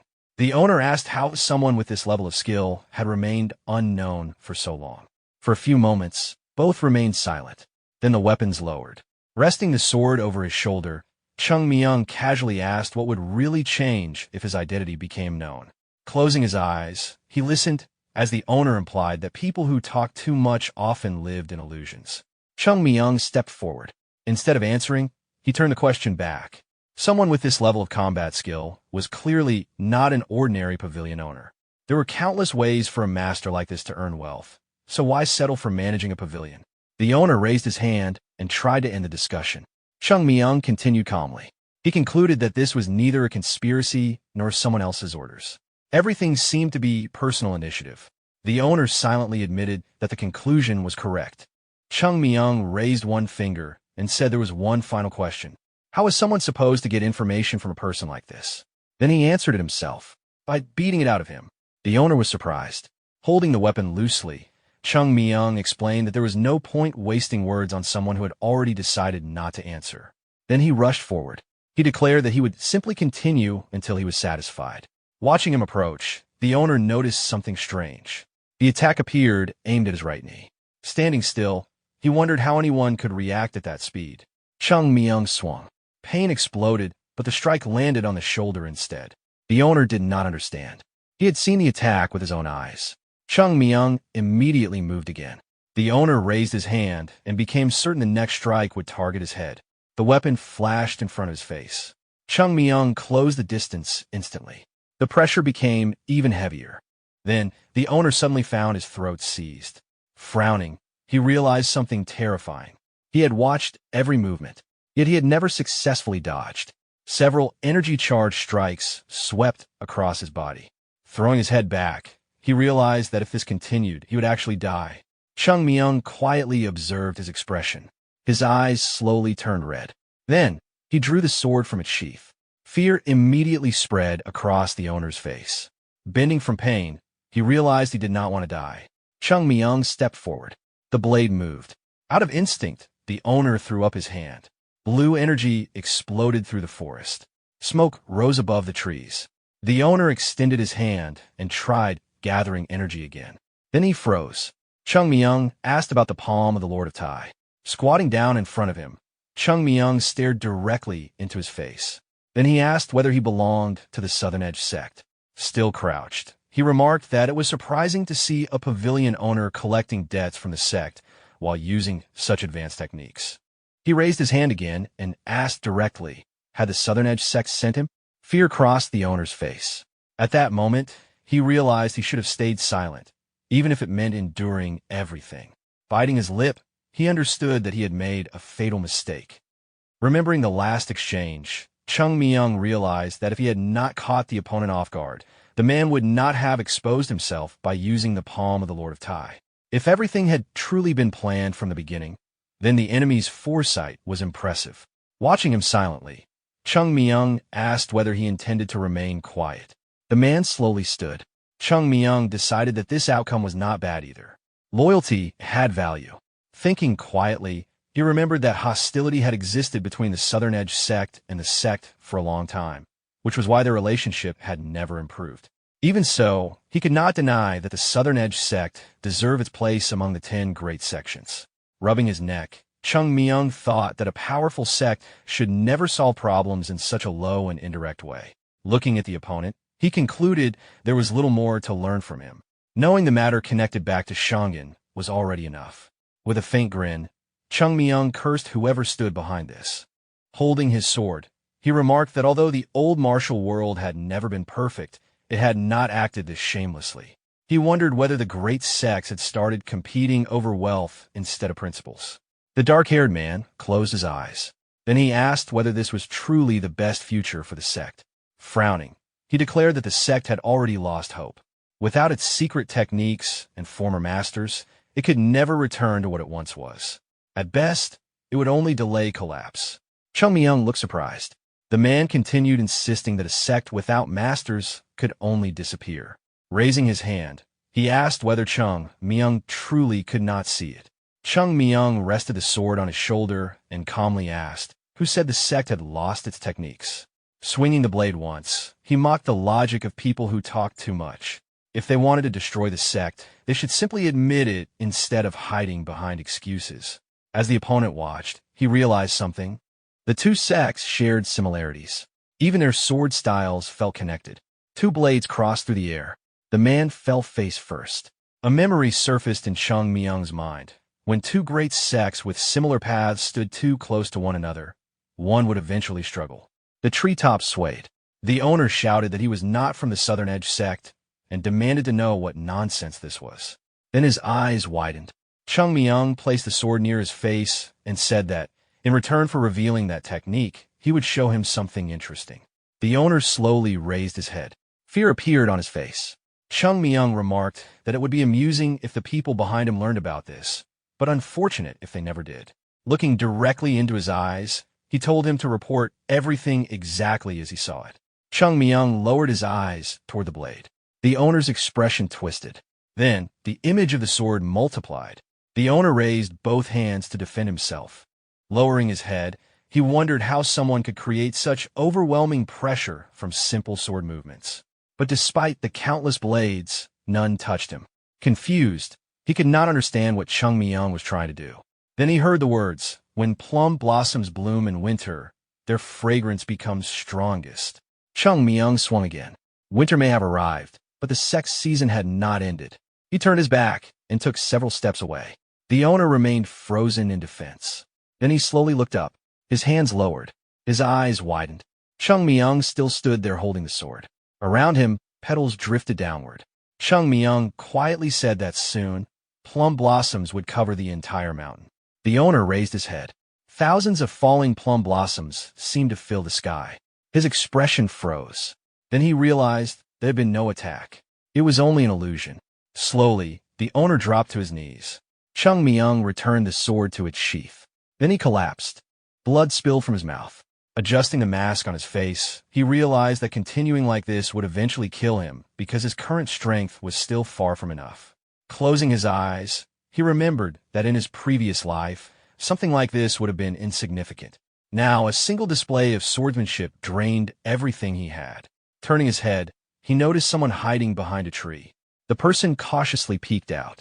Chung Myung raised a hand and called him over. Soon 4 men stood in front of him. Crossing his arms, Chung Myung casually asked who needed to be beaten before he left. All 4 immediately looked away. Watching them, he questioned who planned to leave like that. At once, they all insisted they had no intention of leaving. The dark-haired man closed his eyes. Even those who had already started moving froze in place. Then Chung Myung stopped everyone. One of the men turned slightly and looked uneasy. Looking at the carts, Chung Myung asked whether they seriously expected him to move everything alone. Then he ordered them to report how much each cart's contents were worth. One by one, they listed the values in Niang.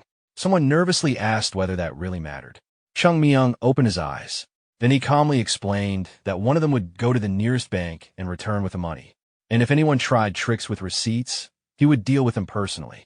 One man realized he had never met someone like this before. Another raised his hand and asked what would happen if the person sent to the bank simply ran away.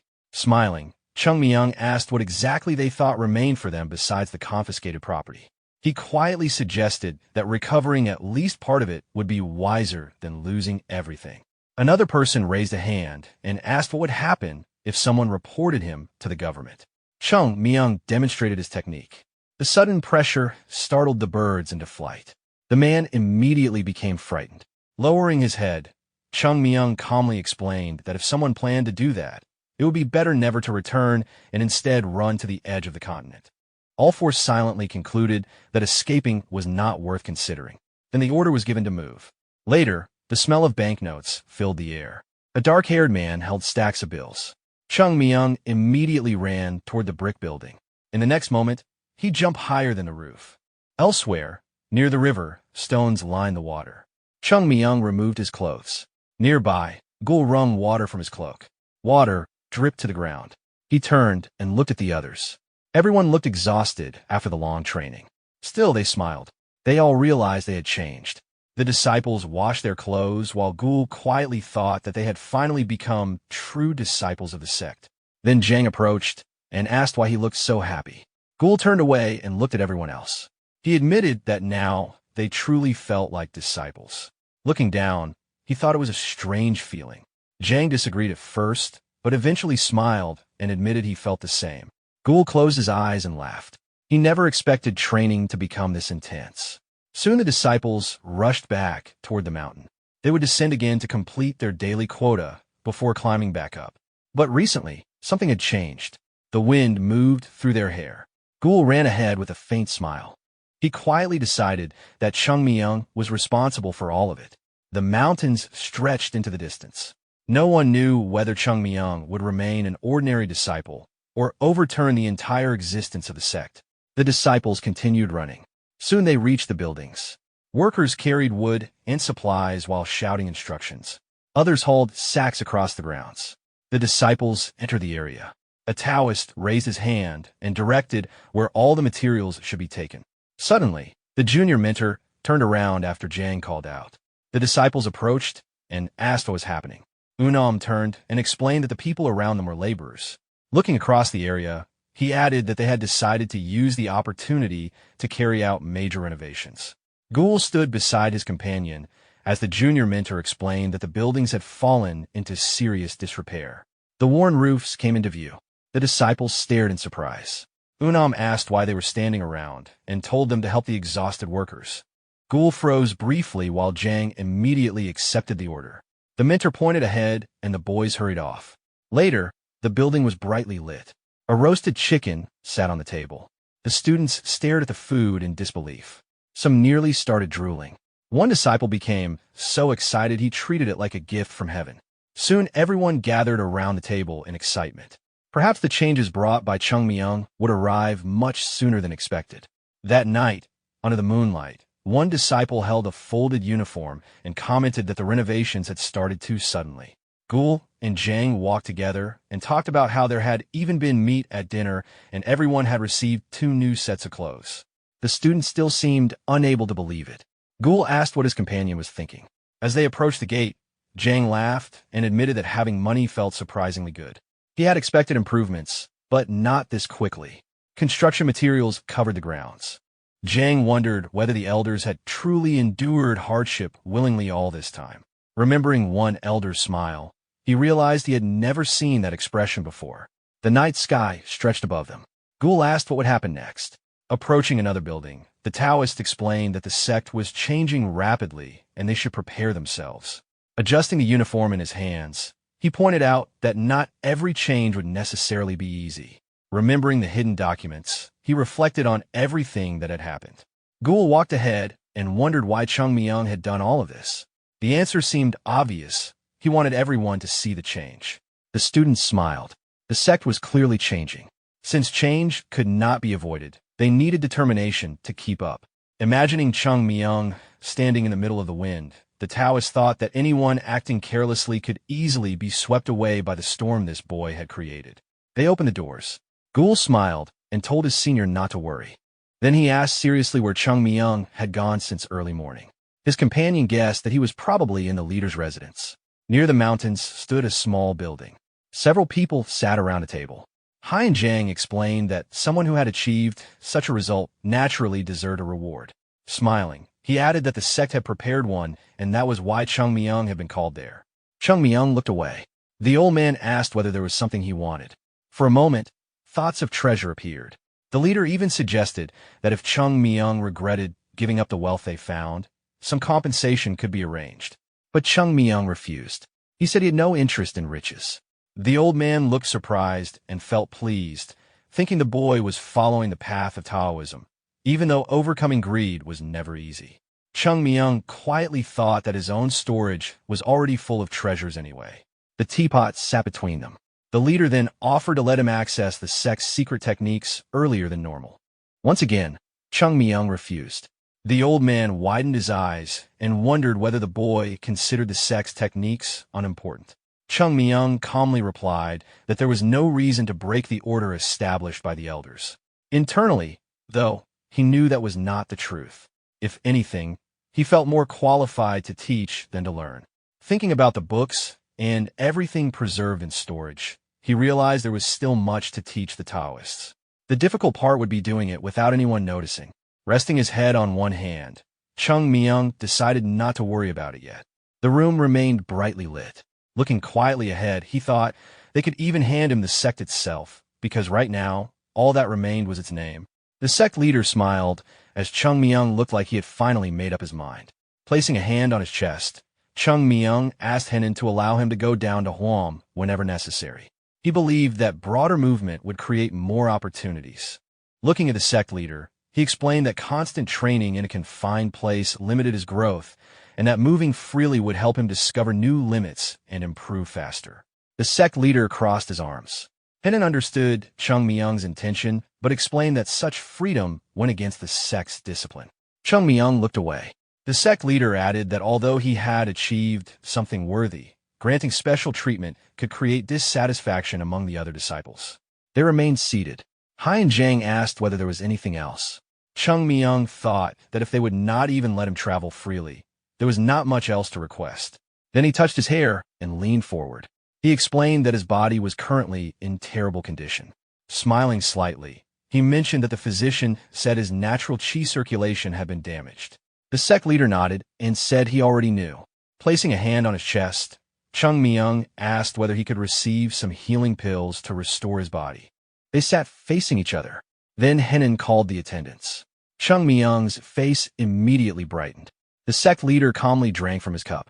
After setting it down, he officially granted Chung Myung permission to go down a huam. The people nearby nodded. Chung Myung looked at the sect leader in surprise. Then the sect leader stood up and explained that permission did not mean unrestricted freedom. He pushed Chung Myung outside and reminded him that he would still be responsible for any trouble he caused. The doors closed. Chung Myung stared at them in disbelief. Annoyed, he thought that he had asked politely. Imagining the sect leader's face, he concluded that no medicine in the world would be enough for him. Inside the room, the sect leader placed a hand near the door and turned to his subordinates.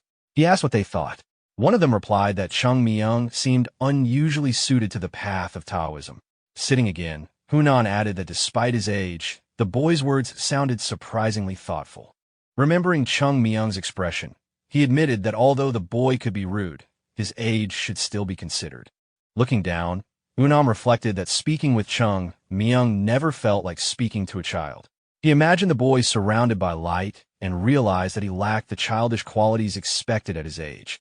Hunan quietly concluded that Chung Myung carried the presence of a true Taoist. The sect leader turned to Haiyaneng and asked for his opinion. The man touched his head and admitted that he was not good at judging people.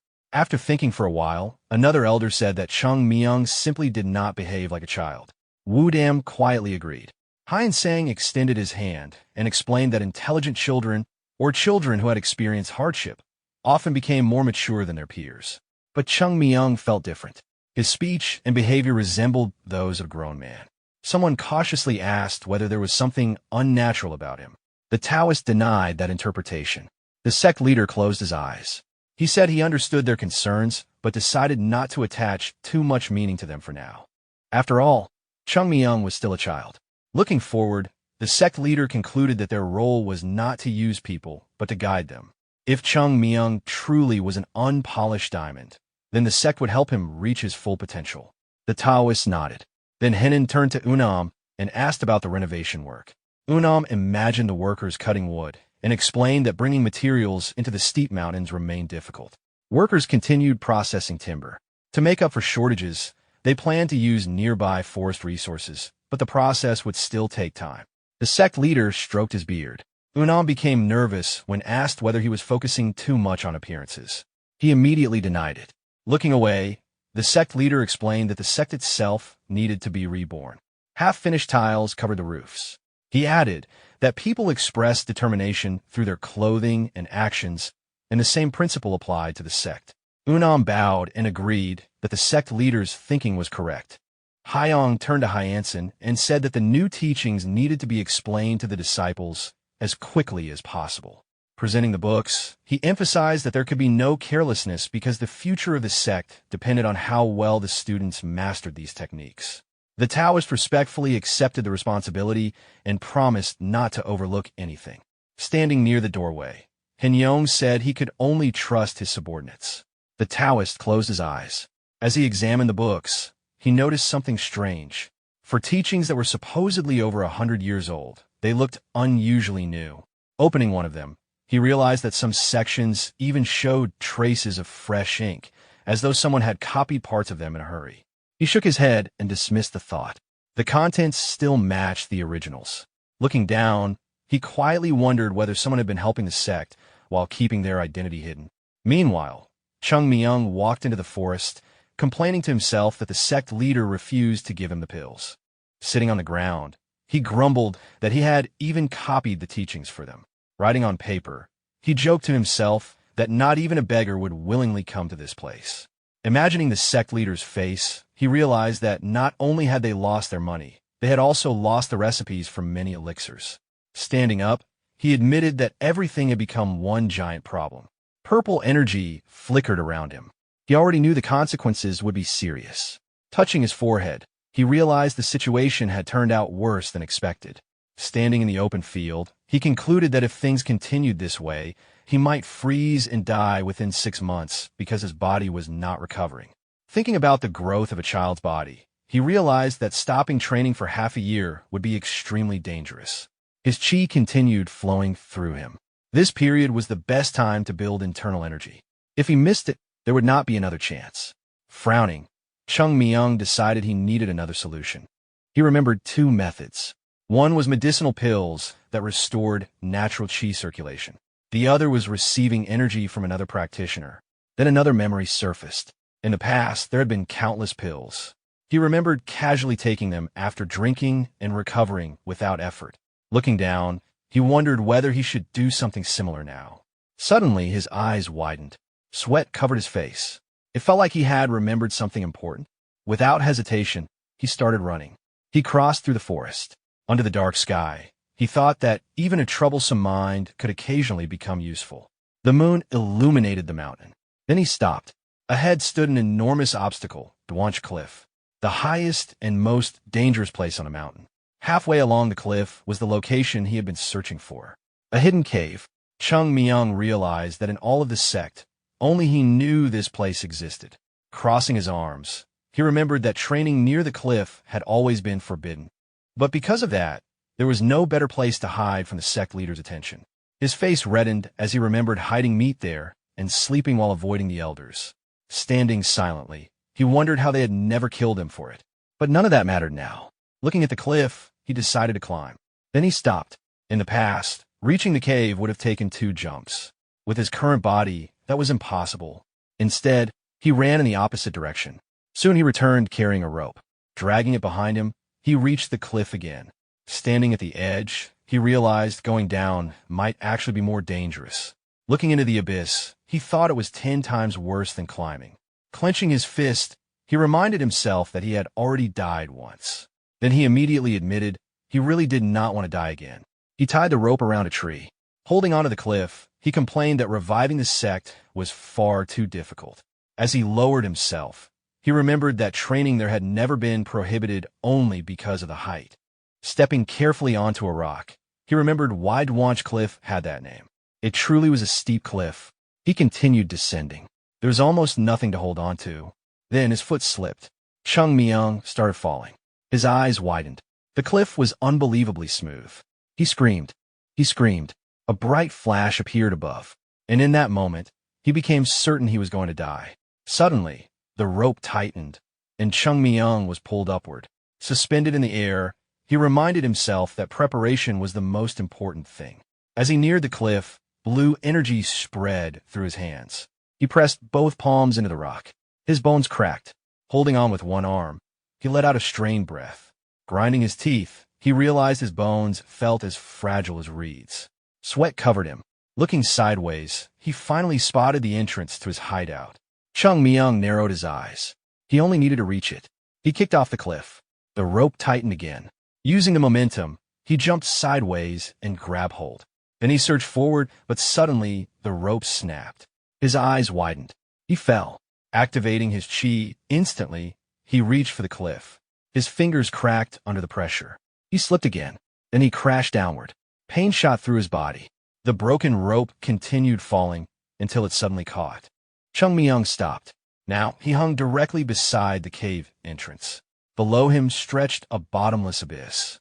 Grabbing the edge, he slowly pulled himself up. Breathing heavily, he cursed the madness of the Plum Blossom Sword Saint. Fog drifted around the cliff. He stepped into the cave and reminded himself that he had only trained here in his previous life.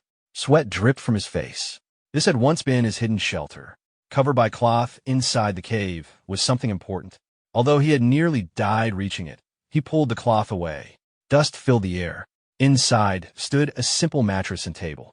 Even the small glowing light remained. Its soft glow illuminated the cave. Nearby sat a chest. Chung Myung opened it. Inside was another box. His eyes lit up. He remembered hiding something here. Inside, the plum blossom pills. The medicine he had saved for healing. Bright pink light shone from the box. A sharp wind passed through the cave. Chung Myung frowned. Suddenly the air filled with the scent of plum blossoms. Several glowing pills rested inside. Holding them, he smiled widely. For a moment, he imagined the unhappy face of the sect leader and realized that the truly valuable ones had survived after all. He sat on the mattress. First, he needed to recover completely. His fingers trembled as he picked up a pill. Then he swallowed it and closed his eyes. The medicine moved deep into his body. Its shell dissolved. Light spread inside him. He remained seated while the energy began restoring his body. Pressing his lips together, he focused. He could not allow himself to lose concentration. Pink energy flowed around him. Grinding his teeth, Chung Myung realized he could not allow the snow plum pill's effects to escape. He clenched his fist tightly and tried to hold the energy in place. Pink light continued shining. Closing his eyes, he realized this alone would not restore his natural chi. Two streams of energy appeared in his mind. No matter how famous the snow plum pills were, their energy contained too many impurities. He would need to filter them. He concentrated and began separating the energy. The pill glowed brighter. He reminded himself that building the perfect foundation required patience. The choice was difficult, but rushing would only ruin everything. Imagining countless crystals, he decided to preserve only the purest energy. Everything else would be discarded. Eventually, only a tiny fragment remained. The crystal shone intensely. Using all his strength, he guided it. The energy entered his dantian. The sphere inside was covered in cracks. Chung Myung carefully directed the refined energy toward the deepest point, the core of his natural chi. The crystal approached. Then, it entered the crack. A brilliant flash erupted. The chi core shone intensely. Wind burst from the cave. A blue spark appeared. Lightning-like energy spread through the shelter. The floating light dropped to the floor. Chung Myung slowly rose into the air. Bright energy surrounded him. Sweat poured down his face. He gritted his teeth, then suddenly opened his eyes. His body trembled. His hands shook from the strain. He clenched his fists. Blue light filled the cave. Closing his eyes once more, he opened them again. His hair rose. His bones began rebuilding. His eyes widened. He realized his body had become stronger. Chung Myung looked down at his hands. He had not expected the pill's effects to be this powerful. Sweat poured down his skin, but he immediately realized it still was not enough. The remaining impurities inside his body were spreading through every part of him. The symbol of the sect rested on his clothes. His entire body felt as though his veins and cells were being stretched apart. His eyes widened. Something felt wrong. His heart was beating too fast. A sharp pressure formed in his body. Yellow energy flickered above him. Chung Myung realized that the energy erupting from the lower dantian had already broken through and reached the upper dantian. Energy flooded his body. He had completely lost control. Raising his hand, he instinctively tried to stop the flow. He grabbed his uniform and gritted his teeth. Then his expression changed. A memory surfaced. He remembered someone from the past. The bearded elder smiled and explained that a warrior tries to suppress and control, but a Taoist allows things to flow naturally. The river reflected sunlight. The waterfall surged endlessly. The elder once said that not everything in this world could be solved through logic. Under the red sky, he had told Chung Myung to stop resisting and allow everything to move naturally. People were also part of nature. Chung Myung slowly released his grip. He chose to trust the current. Blue light spread across his body. Floating in the air, circles appeared beneath his feet like ripples on water. He looked up. Before him stretched something that resembled enormous tree roots. Moving forward, he thought about the upper dantian. He walked across the water instinctively. Then he understood. Clenching his fists, he realized that the cracked wall ahead represented the entrance. He placed his hand on it. Closing his eyes, he listened. The crack glowed. Behind it pulsed overwhelming energy. Waves crashed endlessly. Sooner or later, they would break through. Touching the surface, he realized the situation was far more dangerous than expected. If he resisted, the wall would collapse. If he opened it forcefully, the waves would consume him. He looked forward, then remembered the elder's words. Trust the flow. Water only overflowed when someone tried to block it. Light gathered in front of his hand, then spread across the entire wall. Water moved beneath his feet. What once sounded like nonsense finally became clear. He looked upward. Water poured from an opening overhead. After 100 years, he finally understood the meaning behind that teaching. Every channel inside his body began shining. The orange sun rose. Chung Myung slowly opened one eye. He was floating inside the cave. Then he dropped to the ground. Looking around in confusion, he wondered why he had been suspended in the air. He stretched out his hand. Remembering the light, he clenched his fist. Every vital point in his body had opened completely. Looking at his palm, he realized something surprising. Even with this young body, he had survived. He could have gone insane. He could have died. Instead, he endured. Thinking of his teacher, he realized he had escaped disaster only because of that lesson. He stood, then concluded it had been worth it. Clenching his fist again, he smiled. His internal energy had grown. Standing in the middle of the cave, he looked ahead. Birds crossed the sky outside. He quietly thought that sometimes a person only understands after dying once. Walking forward, the words that once sounded meaningless now carried a different weight. He remembered his master's smile. The wind moved through his hair. He realized something. He had always thought of himself as only a swordsman, never a Taoist. Stepping out of the cave, he reflected that the essence of the sect had always been the coexistence of the sword and Taoism. Scratching the back of his head, Chung Myung quietly wondered, could someone like him really revive the sect? Chung Myung looked ahead. A yellow sky stretched above him. He decided that at this point, he needed to use every possible method. Opening the box again, he realized the remaining pills were no longer useful to him. Still smiling, he thought they could become valuable to someone else. Standing at the cave entrance, the Taoist decided it was finally time to return. Then he suddenly ran back inside. A moment later, he came out again. Several bottles of alcohol hung from his belt. Licking his lips, Chung Myung wondered what liquor preserved for 100 years would taste like. Standing there quietly, he realized how much the sect had changed.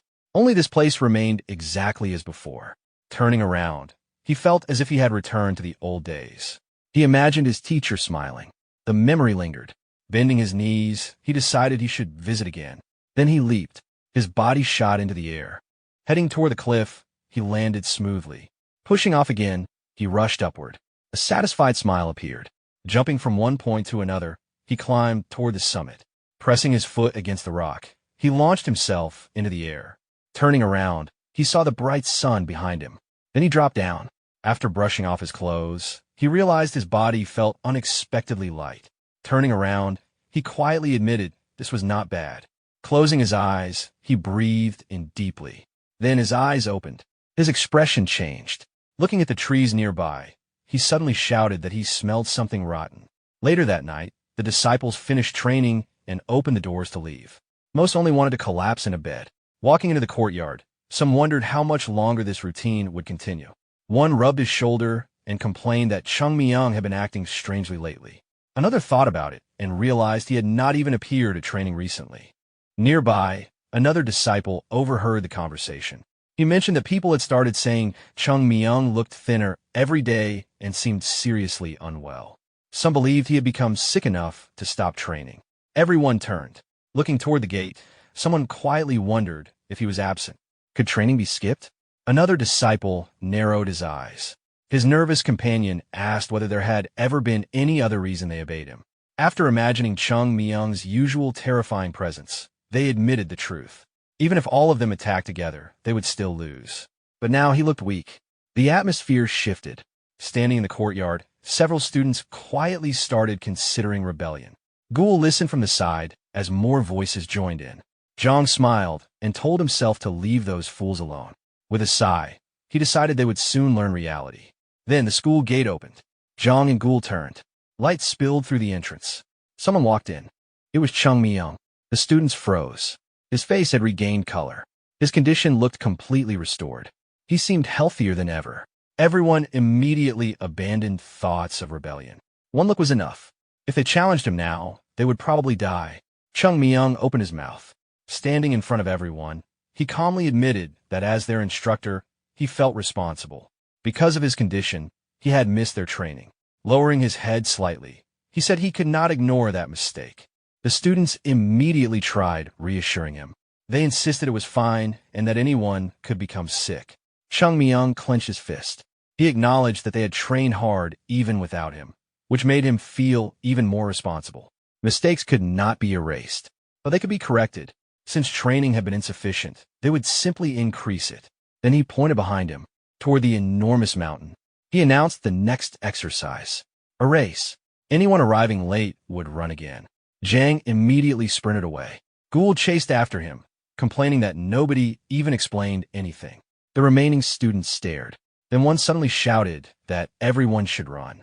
If they were late, they would only suffer more.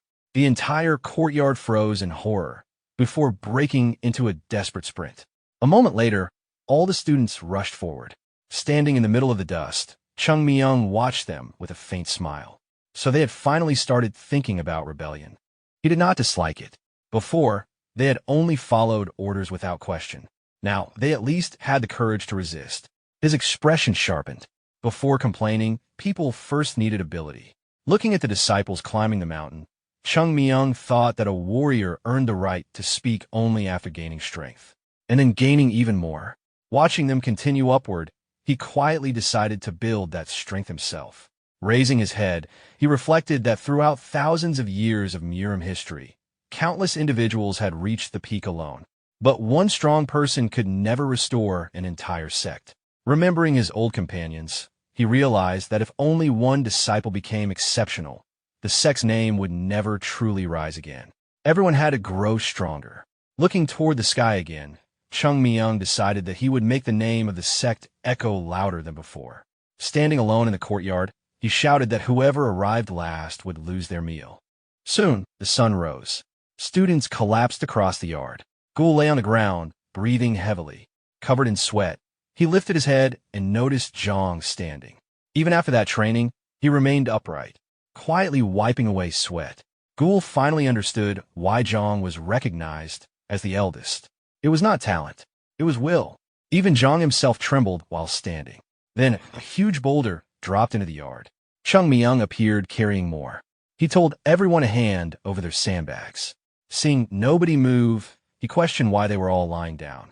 Had they really exhausted themselves over something so small? Ghoul stared at him. Monster. Chung Myung narrowed his eyes and commented that the current generation seemed weak. Things had not been like that in his time. Jang, standing nearby, looked speechless. After dropping the boulders, Chung Myung announced that training would stop for now. Everyone should eat, then continue after lunch. Throwing aside the sandbags, he warned that if anyone skipped effort, the workload would increase tenfold. As he walked toward the gate, he ordered them to clean everything. Looking toward the mountain, many silently cursed him. Later, during breakfast, everyone sat around the table. Zhang looked around and asked why nobody was eating. One disciple raised his head and admitted that eating felt impossible. Another stood and asked whether training had become excessive. Even Zhang's hands were shaking. Everyone looked at their trembling hands and quietly admitted that they might actually collapse if this continued.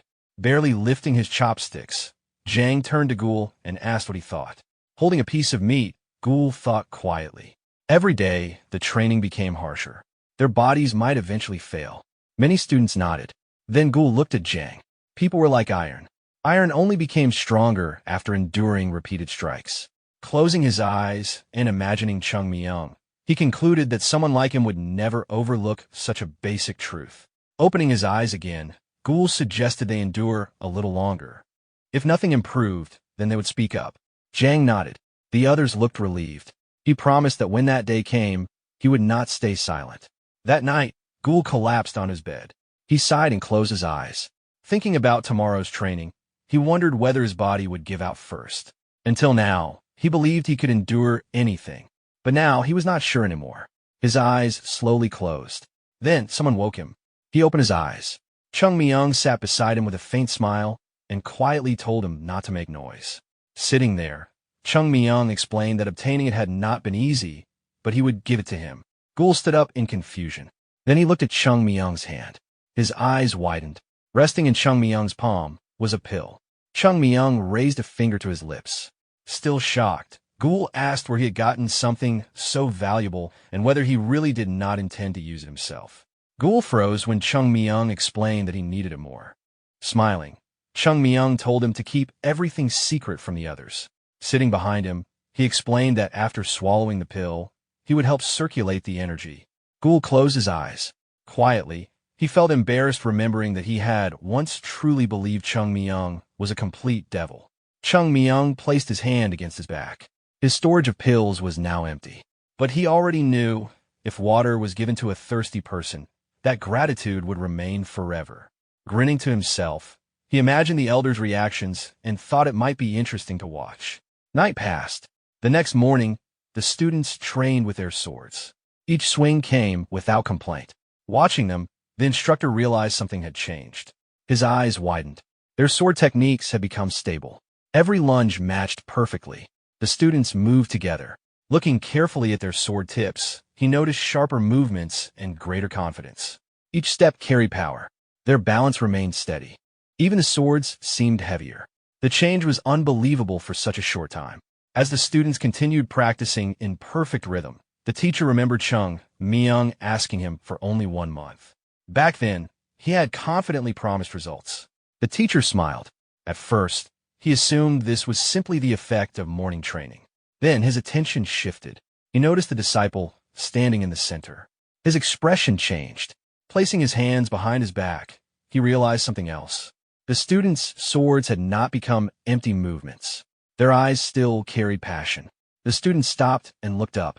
The instructor smiled and announced that if they completed their current training properly, he was considering teaching them the Tai Flummox sword technique earlier than scheduled. The students immediately began murmuring among themselves. Excitement spread. The teacher smiled quietly. Effort rewarded effort. If this cycle continued, they would become worthy swordsmen. At that moment, the sect leader entered the training ground. Everyone turned. Calling Ungam aside, the sect leader explained that a problem had appeared. Handing him a book, he asked him to check the last page of the 6 interactions sword technique. Ungam opened it, then froze. His eyes widened and shouted in shock. Written there was a message. It explained that the descendants were not at fault for changing teachings over time. Techniques should continue evolving and improving. The students continued practicing. But the note explained that the principle of 6 interactions remained the foundation and skeleton of the sect. Changing it completely would mean overturning the soul of the technique itself. Both Ungam and the sect leader understood something. The founder had wanted future generations to remember this unchanging truth. Ungam stood frozen with the book. His mouth opened slightly. 4 generations, 6 interactions had been the foundation. Like mountains supporting a sword. Every teaching began after mastering that principle. As the students practiced and their blades created ripples in the air, Ungam quietly questioned why they had abandoned it. Times had changed. 6 interactions took too long to master. That was exactly why they developed the blade of the true principle. The sect leader closed his eyes, then nodded. That was precisely why he had come for advice. Watching the disciples train, he explained that the sect had abandoned 6 interactions and rebuilt its system around the blade of the true principle. But the words left behind by the ancestors carried enormous weight. Ungam looked back at the page. He frowned. The teachings of past generations had always served as a guide, a path already walked. Holding the book tightly, he could not understand how they were supposed to go against instructions written so clearly. The sect leader smiled and reminded Ungam that he was the one teaching the children, and the opinion of the person standing at the foundation of their education could not be ignored. Ungam frowned. Looking again at the pages of the book, he struggled between preserving tradition and accepting change. His gaze moved toward the disciples, then toward the blossoming tree. Standing before the sect leader, he lowered his head and explained that he had created the blade of true principle because the days of the sect once seemed numbered. They could not afford slow progress while raising disciples. Behind them, the students continued lunging in perfect rhythm. There had been a time when even the plaque at the entrance seemed ready to collapse at any moment. Ungam quietly asked the sect leader whether he could truly see the future of the sect now. The sect leader fell silent. Compared to before, things had improved greatly. But after solving the financial crisis with difficulty, countless burdens still remained. Narrowing his eyes, he admitted there was no simple answer. Ungam covered his forehead and finally expressed his opposition. The sect leader asked why. Turning toward the training ground, Ungam explained that the matter was complicated. The blade of true principle and 6 interactions shared the same roots, but their paths were completely different.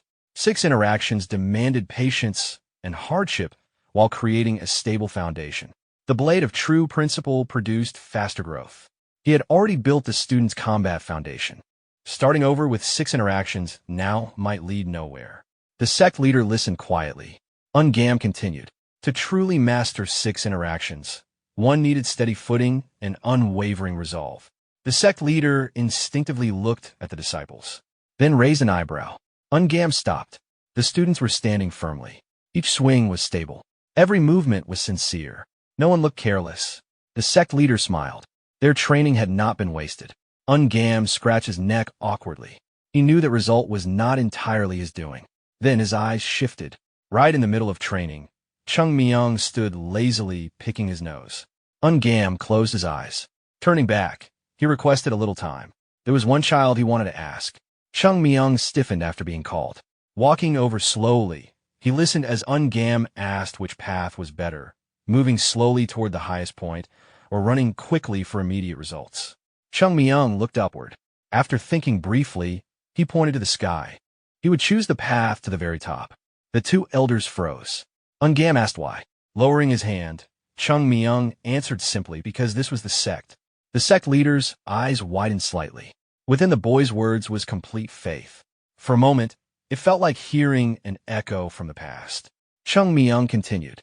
The second path suited ordinary schools, but not the sect. If they wanted to restore its former glory and make its name shake the world again, they could not surrender to reality. The elders fell silent. The sect leader realized Chung Myung had understood the hidden meaning behind the question. Leaning forward slightly, he wondered whether the boy meant they should stop accepting decline as inevitable. The elders exchanged glances. Then the sect leader told Chung Myung to return. They watched him walk away. Ungam quietly admitted that he felt ashamed. The sect leader stared after the boy. He never imagined hearing such words from child. That boy was becoming the hope of the school. Ungam tried to dismiss it as youthful idealism. But perhaps only someone young could refuse to bow to reality. Unlike everyone else, Chung Myung had already begun building the foundation beneath his own feet. Yum smiled faintly. He no longer wanted to feel embarrassed in front of that child. Looking again at the disciples, both elders realized something. That brief conversation had become something much larger. A single thought had started rolling forward, and now it would shape their choice. The sect leader closed his eyes. This decision could not be treated lightly. Looking toward the mountain, he said that the road the sect would choose required time. Then placing his hands behind his back, he ordered Ungam to listen carefully. In the name of the leader of the sect, he gave his command. Ungam froze in surprise. The sect leader turned toward him and gave his decision. From now on, the basic teachings of the sect would no longer remain centered on the blade of true principle. They would return to 6 interactions. But this was not only about one technique. Every teaching within the sect would be reconsidered. As master of the Salted Plum Pavilion, Ungam's role had become more important than ever. Ungam lowered his head and accepted the order. Standing beneath the pavilion, both men understood one thing. The sect could no longer remain trapped between hesitation and compromise. Everyone carrying its name had to aim for the highest level. Everyone who passed through these gates. That responsibility belonged to those who wore its crest. The sect was not merely buildings, it was the mountain itself. The sect leader turned his head. Watching Chung Myung walk away, he quietly thought that these children were the future. Perhaps he would never witness the result himself, but they had not given up. Looking toward the sky, he realized the sect finally had a chance to regain its former glory. Meanwhile, walking through the crowd, Chung Myung silently called the sect leader a fool. How could someone ask such an obvious question? Clenching his chest, he suppressed his frustration. He had practically placed answers directly in front of them, and they still wondered how to use them. Closing his eyes, he complained to himself that these elders never handled anything properly. Slapping his own face lightly, he became convinced they would probably create another problem anyway. Running a hand through his hair, he decided there was something else to deal with. They needed to visit Huam again. The factories were probably already in chaos. As he moved through the school grounds, he thought that without him, none of this would have been recovered. After long hardship, peace finally returned to the sect. Its greatest crisis had been resolved. Money returned. Techniques returned. Under the same sky, it looked as though laughter could continue forever. But reality was different. Sweating slightly, Chung Myung looked over the city market. The situation was terrible. Sitting beside Gul, he casually mentioned that he had heard Gul came from a merchant family and asked whether he was some great heir. Gul looked embarrassed and admitted that his family only ran a small business. Chung Myung waved it off. At first, he thought Ghoul was simply an arrogant rich kid. But over time, he realized there was genuine talent underneath. Then he immediately brushed off his own praise. Suddenly, they turned after hearing shouting nearby. Looking toward the noise, Chung Myung asked what the problem was. Remembering the merchants from before, Ghoul explained. Those people had originally controlled many operations. Even if they were swindlers, they had influence. When they disappeared, many workers left with them. Chung Myung's expression twisted. He could not understand how swindlers had influence. Ghoul explained that authority was not the issue. Connections were.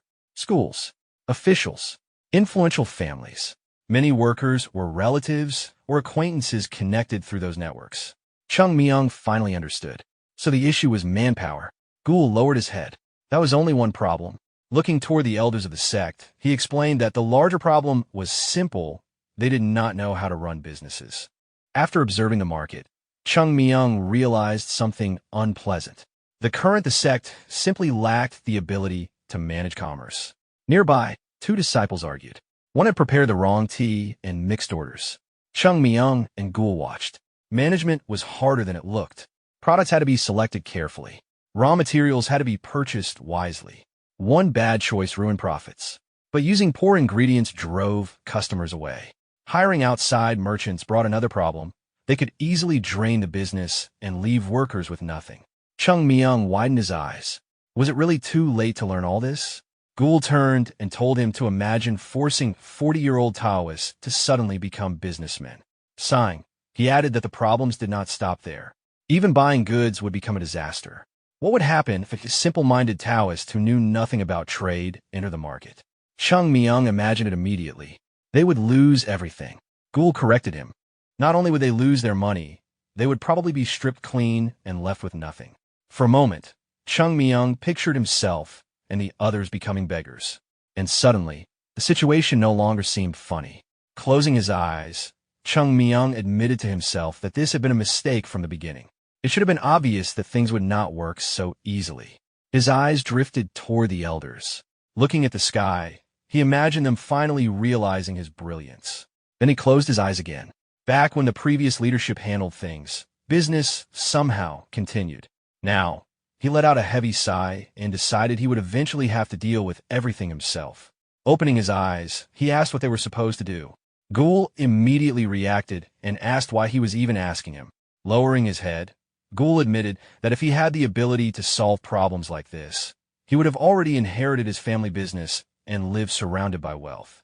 Even his father had never found an answer. Raising his head, he quietly concluded there was no solution. Looking around the city, Ghoul explained that managing enterprises required capable merchants who understood goods, supply, and trade. The sect simply had nobody like that. Then he remembered someone. If Mr. Huang were still active, they would not have to worry. Chung Myung turned immediately. Ghoul explained. Mr. Huang was a merchant, one of the most influential figures in the region. Under his management flowed not only goods from Shanghai, but also trade from Yunnan and the western regions. After thinking for a moment, Ghoul explained that Mr. Huang had supported the sect for years. Without him, they probably would not have endured. Chung Myung asked why. Was he a disciple? What reason did he have? Ghoul frowned slightly. He explained that Mr. Huang also supported several other places. He mainly offered advice and financial assistance. There had never been serious problems with him. Hearing this, Chung Myung stood up. If that was the case, they could simply ask him for help. But Ghoul immediately objected. Mr. Huang had been bedridden for nearly a year. Rumors even claimed he never regained consciousness. Chung Myung sat back down. Then, someone called for him. Both he and Ghoul stood and greeted the mentor. Unam handed him a letter and told him to deliver it to the sect leader or the finance pavilion immediately. It was urgent. The sender, the Yunhe Trade Guild. Ghoul froze, then quickly whispered that this was the guild connected to Mr. Huang. Chung Myung's eyes widened. Without hesitation, he grabbed the letter. He promised to deliver it immediately. Soon, he was already running through the mountains. Then suddenly he stopped. Turning back, he pulled out the letter. If Mr. Huang's condition had truly worsened, then this was probably written by his son. Chung Myung examined the envelope. His eyes narrowed. Then he stared at the seal. Licking his lips, he quietly wondered who could resist reading a letter that had fallen directly into their hands. He imagined his master getting angry and scolding him for this habit. Turning the envelope over, he noticed the words, "Personally delivered to the head." Concentrating chi into his finger, he convinced himself, if an urgent message had been sent from a veteran man, something serious must have happened. His fingers slipped through the seal. He opened the envelope. Skipping formal greetings, he read. The letter explained that it had been written by the son because his father's condition had suddenly worsened. Chung Myung's expression changed. The symptoms had changed. Mr. Huang's pulse had become unstable. His body had started turning red. He remained unconscious, unable to move, and a black mark had appeared on the bridge of his nose. After reading the letter, Chung Myung recalled the terrifying gaze of the demons.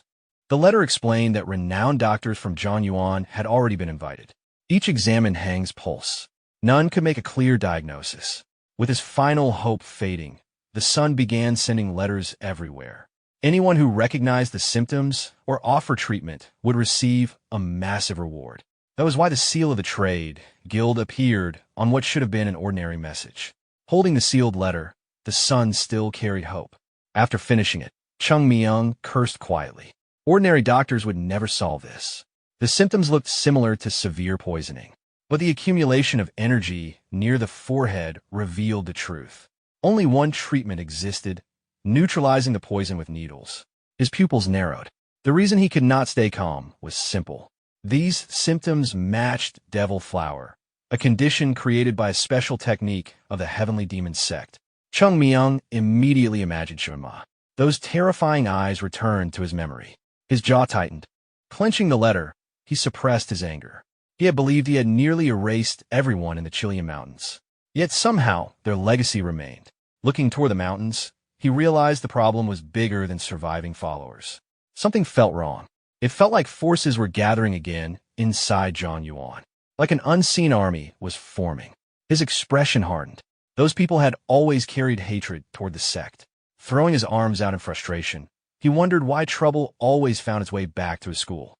Among countless people, why did it have to involve Mr. Hang? Looking at the letter again, he calmed himself. The contents alone were not enough to confirm Devil Flower. He needed to see personally. Then his eyes practically turned into coins. According to Ghoul, the guild possessed absurd wealth. He began wondering how large this reward actually was. Besides, after a century without open wars between the Heavenly Demon Sect and Zhongyuan, very few people still recognized Devil Flower. Carefully restoring the seal with chi, Chung Myung remembered the battlefield. Most people capable of identifying those symptoms had died at the hands of Chun Ma that day in the Huashan-Sekte Basin. After restoring the envelope perfectly, he muttered that the world remained unpredictable. Maybe someone survived. Maybe someone else would recognize the letter. His forehead tightened. Then he immediately rejected the thought. No useless person was going to steal his opportunity. Turning, he ran. His eyes became coin-shaped again. Morally speaking, he decided this matter should obviously be handled by him. Leaping across the mountains, he declared to himself that he would take everything personally. Soon night arrived. The students climbing the mountain complained and wondered why they could not simply stay at an inn. Zhang breathed heavily. Then he heard someone shouting. Ghoul ran toward him. Zhang narrowed his eyes. This boy became more reckless every day. What emergency justified running around like that? Ghoul finally arrived. Out of breath, he announced that something terrible had happened. Zhang frowned immediately. He already knew this involved Chung Myung. The two rushed back. Ghoul slid the door open. They searched Chung Myung's room. Empty. Zhang frowned and wondered where that bastard had disappeared to. Then Ghoul pointed toward a letter. Zhang picked it up. His body trembled. The brat had left instructions asking them to hide his disappearance for a few days. Zhang gritted his teeth. He was furious. Ghoul nervously asked what they should do. After calming himself, Zhang decided they first needed everyone to stay quiet. But another thought followed immediately. If the truth came out, everything could become much worse. Clenching the paper tightly, Zhang decided that revealing everything now would only make things worse. Looking at his trembling hand, the head disciple concluded that they had to hide Chung Myung's absence at all costs. Then he frowned. If nobody had gone looking for him today, the elders probably would not have paid much attention to the youngest disciple of the third generation. Ghoul frowned and asked what they would do if someone discovered the truth. Zhang turned sharply. That part did not matter. What worried him more was what Chung Myung was doing that required disappearing for several days. The two exchanged uneasy looks. Both immediately realized the same thing. That boy was definitely about to cause trouble again. Meanwhile, deep inside a dense forest, Chung Myung moved like an arrow. He flew over the treetops, landing briefly on a branch. He launched himself forward again. Jump after jump, he crossed the forest at incredible speed, only occasionally touching the branches, only to gain momentum again. Then he leaped higher. Sliding across the ground after landing, he finally stopped. Sweat poured down his face. Hands resting on his hips, he decided to take a short break. After covering nearly 300 li without stopping, his body had reached its limit. The mountains were already far behind. Looking upward, he quietly wondered what he had been like in the past. Back then, crossing mountains took a single step. Crossing rivers took two. Bending slightly, he admitted he would gladly trade everything for a cup of cold water. Wiping away sweat, he realized it had been a long time since he had returned here. Then he noticed the city. Bright lights spread through the night. Standing on the cliff's edge, Chung Myung looked over Sien. A smile appeared. Too many memories remained here. He remembered drinking sake, walking through these streets, escaping his elder's eyes, enjoying himself, a little drunk. Then his shoulder collided with someone. The gourd slipped from his hand. He turned immediately. The container struck the ground.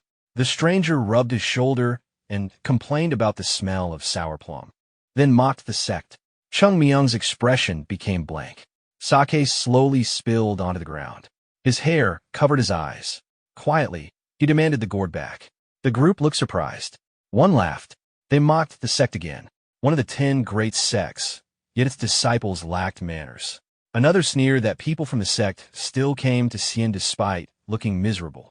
One of them declared that the great Zhongin school should teach him a lesson. At that moment, Chung Myung's eyes became visible. He stepped over the fallen gourd, then picked it up. The next second, he disappeared. The disciples stiffened. Their bodies trembled. Their leader crashed backward. Chung Myung caught the gourd. Without stopping, he moved through them. His fists flashed with chi. One after another, disciples of Zhongin dropped. Standing still afterward, he tilted the gourd. Empty. Not a single drop remained. Looking at it quietly, he remembered something. Neighboring great schools were never meant to get along.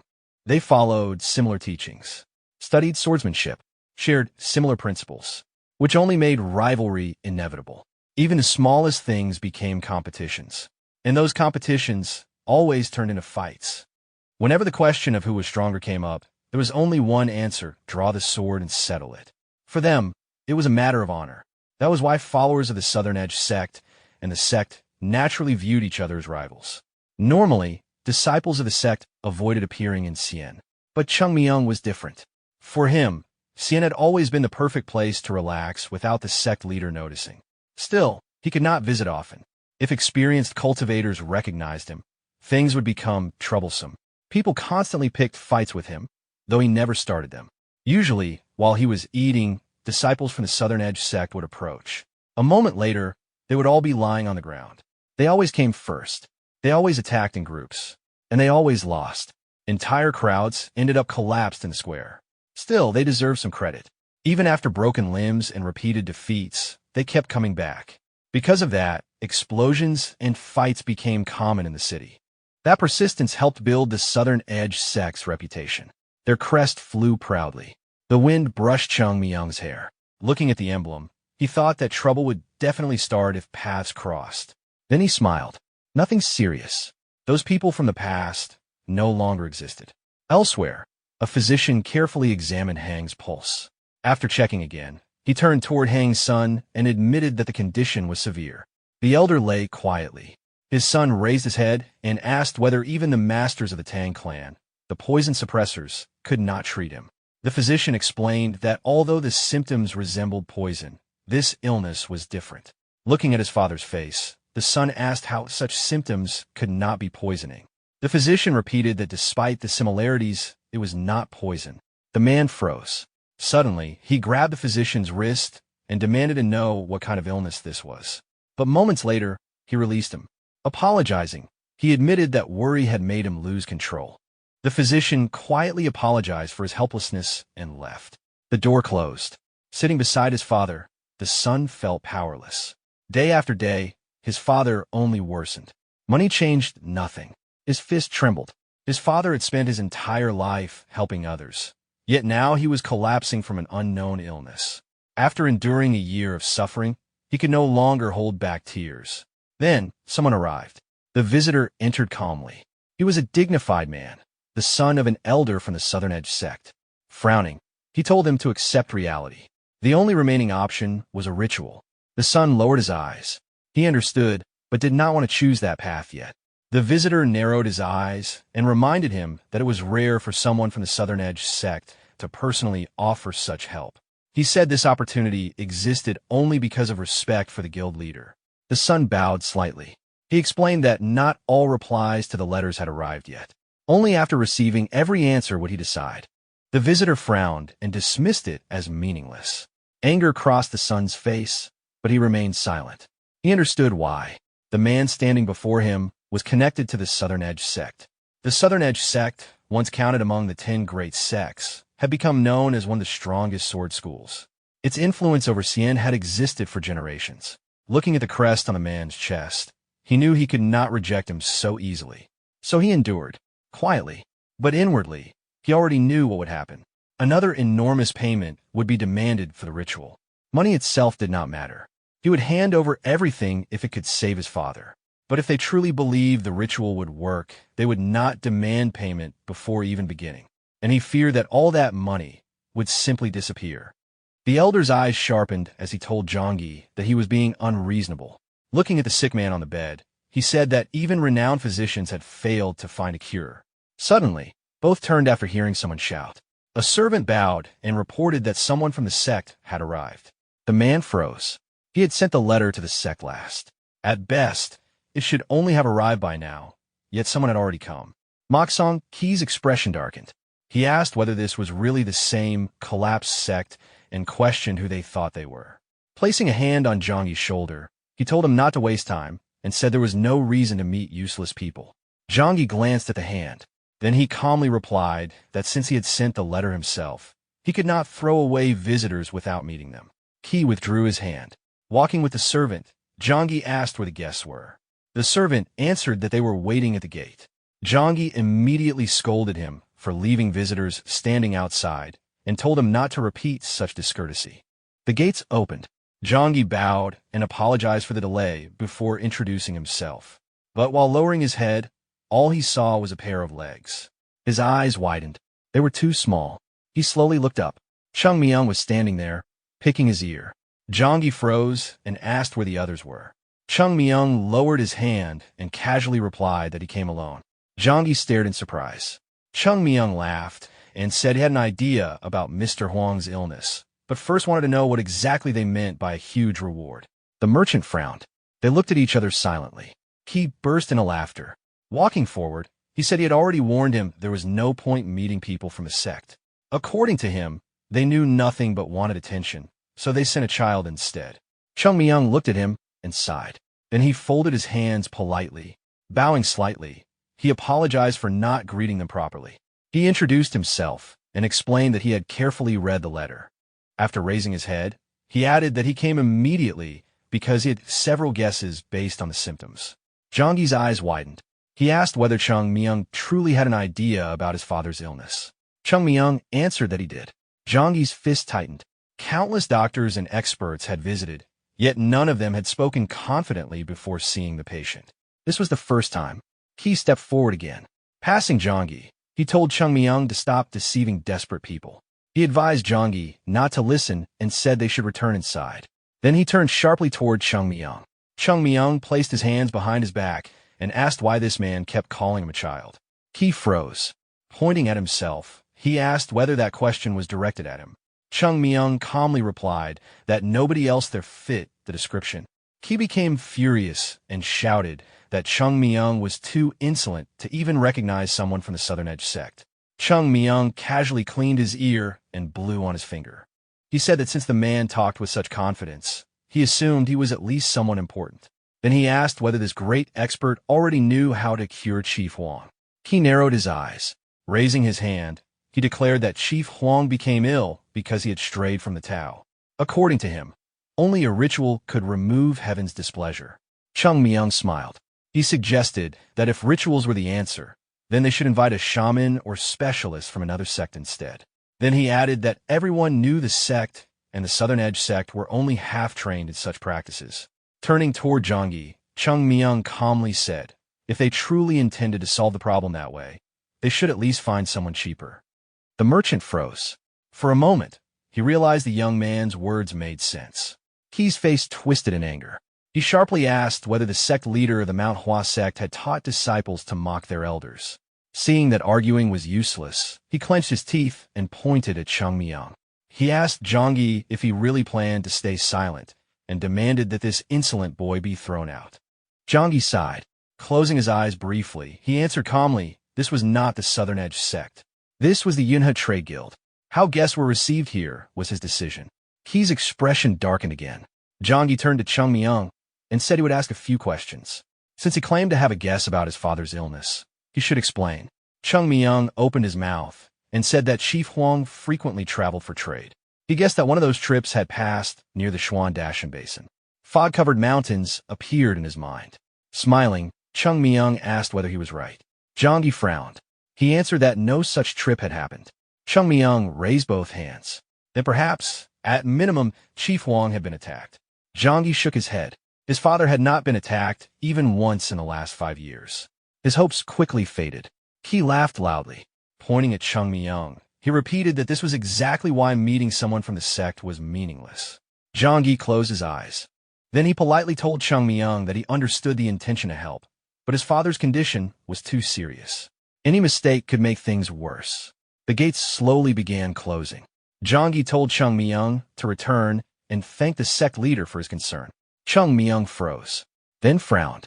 Placing a hand against the gate, he calmly said, Chief Huang's body turned red but felt cold. Jonggi stopped. Chung Myung continued. If pressure was applied to the skin, the red faded white, then returned. Before losing consciousness, Chief Huang suffered intense cold, like being trapped inside an ice cave. And the black discoloration was not only on the bridge of his nose, but also the crown and back of his head. Jonggi abruptly pulled the gates open. He stared at Chung Myung and demanded to know how he knew that. Chung Myung smiled. He asked whether he should continue. Jonggi immediately bowed and invited him inside. He objected at once. He argued that the boy was simply repeating symptoms of energy deviation. Jonggi closed his eyes, then asked why, if Qin knew that much, he still could not cure his father. He froze. Straightening himself, he warned that if they continued interfering carelessly, the Southern Edge sect would officially step in. Chung Myung only laughed. He turned and left. Inside the mansion, Chung Myung removed the blanket. Standing beside the unconscious old man, he examined him. His expression became serious. The condition was worse than expected. Running his fingers across the chest, he concluded that the symptoms matched devil's flower. But the technique itself had been poorly executed. Straightening up, he remarked that if someone at his level had used it, Chief Huang would not have survived a year. Chung Myung raised his hand. Qi flowed into Chief Huang's body. Slowly, the dark energy began disappearing. Jonggi quietly asked whether treatment was impossible. Chung Myung opened his eyes. He casually answered, it was not difficult. He had already taken measures to prevent death. Jonggi froze. Chief Huang's face slowly lost its redness. The accumulated energy around his forehead disappeared. Jonggi trembled. He could hardly believe it. Standing beside the bed, Chung Myung explained that full recovery would still require time and preparation. Jonggi quickly asked what needed to be prepared. Chung Myung looked at the ceiling, then said he would not mind having breakfast first. Not long after, every bowl on the table was empty. Chung Myung kept stuffing food into his mouth. Sitting opposite him, Jonggi asked what preparations he meant. After swallowing the meat, Chung Myung smiled and said treatment consumed a lot of energy, so eating properly came first. Besides, their chef was excellent. Jonggi narrowed his eyes. After everything he had witnessed, it was difficult not to believe him. Taking another bite, Chung Myung added that curing his father was not the main issue. First, they needed to find out why he became ill. Crossing one leg over the other, he said he needed to ask a few questions. After finishing another mouthful, he asked who had stayed closest to Chief Huang. Someone who observed him daily. Someone who accompanied him from his room to expeditions. Someone nobody would ever suspect. Except himself, of course. Zhangyi frowned and asked why. Chung Myung simply replied, because treatment required it. Zhangyi crossed his arms and thought. After a moment, he admitted there were too many assistants. At least 5 people matched that description. Chung Myung bit into another piece of meat and said that made things troublesome. Soon, only clean bones remained. Zhangyi asked what exactly he was searching for. Chung Myung thought briefly before saying, he should already understand. Zhangyi froze. Chung Myung calmly explained that based on the details, the person responsible was probably not an outsider. Pointing with his chopsticks, he said it looked like an inside job. Zhangyi stood up immediately and demanded he watch his words. Everyone in the guild had lived together like family. They respected Chief Huang deeply. Chung Myung put down his chopsticks. If that was true, then things became easier. It would be even better if nobody needed to be suspected. Picking his teeth, he told him not to worry. The investigation would reveal everything. Judging by Chief Huang's condition, the person using the demonic technique had done it repeatedly and carelessly. Dark energy had built up over time. Running his hand over the old man earlier had already confirmed it. Now he had a plan. Zhangyi asked how he intended to investigate. Chung Myung smiled. The investigation had already started. The moment they began talking in this room, it started. Now they only needed to watch. Zhangyi stared at him.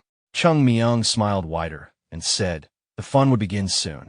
Then he asked for one thing. Zhangyi placed a hand on his chest and said he would prepare anything. Chung Myung grabbed the bottle by the neck. Grinning, he asked for alcohol. Elsewhere, he sat at a table with a clenched fist. His chopstick snapped. His hand trembled. Not only had a disciple from Mount Hua Sect entered Xian with full courtesy, his name was also the same as that impossible bastard. His eyes narrowed. He remembered the Plum Blossom Sword Saint. Songbeak asked who he meant. He slammed the table. He shouted that such a title did not suit a brat like that. Songbeak sighed. He already knew. Mentioning Mount Hua Sect always ruined Ki's mood. 100 years had passed since the Plum Blossom Sword was buried, yet people still remembered it. Song imagined that legendary swordsman and wondered how great he truly was. Ki frowned. He could not ignore this situation. That boy had already stirred the entire estate by claiming he could cure Chief Huang. He remembered Chung Myung's smug expression. Song asked whether it was actually possible. Ki answered that people were already talking about improvement. Song's eyes widened. He understood immediately. Chief Huang's support was invaluable. If Chung Myung truly cured him, Chief Huang would never turn away from Mount Hua Sect again. Instead, he would return to support the sect that saved his life. He lowered his eyes. Chief Huang would probably devote enormous effort to rebuilding the sect. Thinking this, he decided to stop it. Song opened his mouth and asked if the boy was causing so much trouble. Could they not simply throw him out? Smiling, the disciple said that if the elder personally intervened, it would damage the Southern Edge sect. But second-generation disciples could step in instead. If a second-generation disciple of the Southern Edge sect crossed swords with a third-generation disciple of Mount Hua Sect, nobody would question it. The elder lowered his head and asked whether people would accuse them of bullying children. The disciple calmly answered that everyone knew the Southern Edge sect and Mount Hua Sect had exchanged combat experience for generations. If they happened to clash during a demonstration and someone went a little too far, that would not seem strange. Songbeak chuckled and added that the Zhonghua assembly was approaching anyway. That alone would serve as an excuse. He tapped the table. After thinking, he said he understood, but he could not approve it. Songbeak's smile faded. He explained that Chung Myung was still a third-generation disciple. If anything happened to him, the Southern Edge sect's reputation would suffer. The disciple laughed softly, grabbing his sword. He said he understood and would not insist. Then he stood and bowed. He quietly added, if a disciple made a mistake, he would accept punishment. He smiled and said he would personally punish whoever touched that child. Song smiled. That answer was enough. Soon they left. After the door closed, Ki drank tea in silence. He understood why younger disciples looked down on Mount Hua Sect. By the time they were born, the sect had already begun declining. Setting his cup down, he quietly said, in his youth, Mount Hua Sect was never a school the Southern Edge sect could suppress. If the Heavenly Demon sect had not destroyed its foundation, the Southern Edge sect still would not have surpassed it. Only war and bloodshed had changed that. The disciple beside him frowned and said those days were gone. No matter how one looked at it, The Plum Blossom Sword Saint had once left Hua Sect and reached the Southern Edge Sect. In a sense, they all returned to their roots. The cup cracked. He frowned deeply. He decided to speak with the sect leader after everything ended. Meanwhile, the disciples walked outside. Wigo asked what they planned to do with the boy. Song walked ahead and answered simply they would beat him. Looking ahead, he admitted he disliked targeting a child, but it would be worse if elders became involved. Passing the pond, Wigo asked whether Manhwa Sect truly sent him alone. Song answered that every sect had different circumstances. There had to be a reason. As they continued talking, Song reminded him not to forget they were helping the elder. Wigo turned, then grinned. They would not even need a search. Someone was already approaching. Chung Myung walked ahead, whistling and enjoying the weather. Then he turned after hearing someone greet him. Song immediately stood straight and greeted him politely. Introducing himself, he said he was glad to meet a disciple of Manhwa Sect. Chung Myung nodded. Smiling politely, Song asked where he was heading. Chung Myung answered that he wanted to check Chief Huang's condition. Song narrowed his eyes. Neither famous physicians nor elders could help, yet a child claimed success. Looking carefully, he began suspecting something strange. Smiling again, he asked for a moment of Chung Myung's time. Chung Myung agreed. Looking toward the residence, Song explained that since ancient times, the Southern Edge Sect and Manhwa Sect had exchanged martial experience. Even now, the Zhonghua assembly existed to share knowledge. Chung Myung opened his mouth and admitted he did not know. He had only recently joined the sect. Song narrowed his eyes. Touching the hilt of his sword, he thought that this answer proved the boy had never attended such an event. Then he raised his head. Experiencing the sword style of Manhwa Sect would surely help his training. Chung Myung's eyes widened. He immediately understood. The wind blew.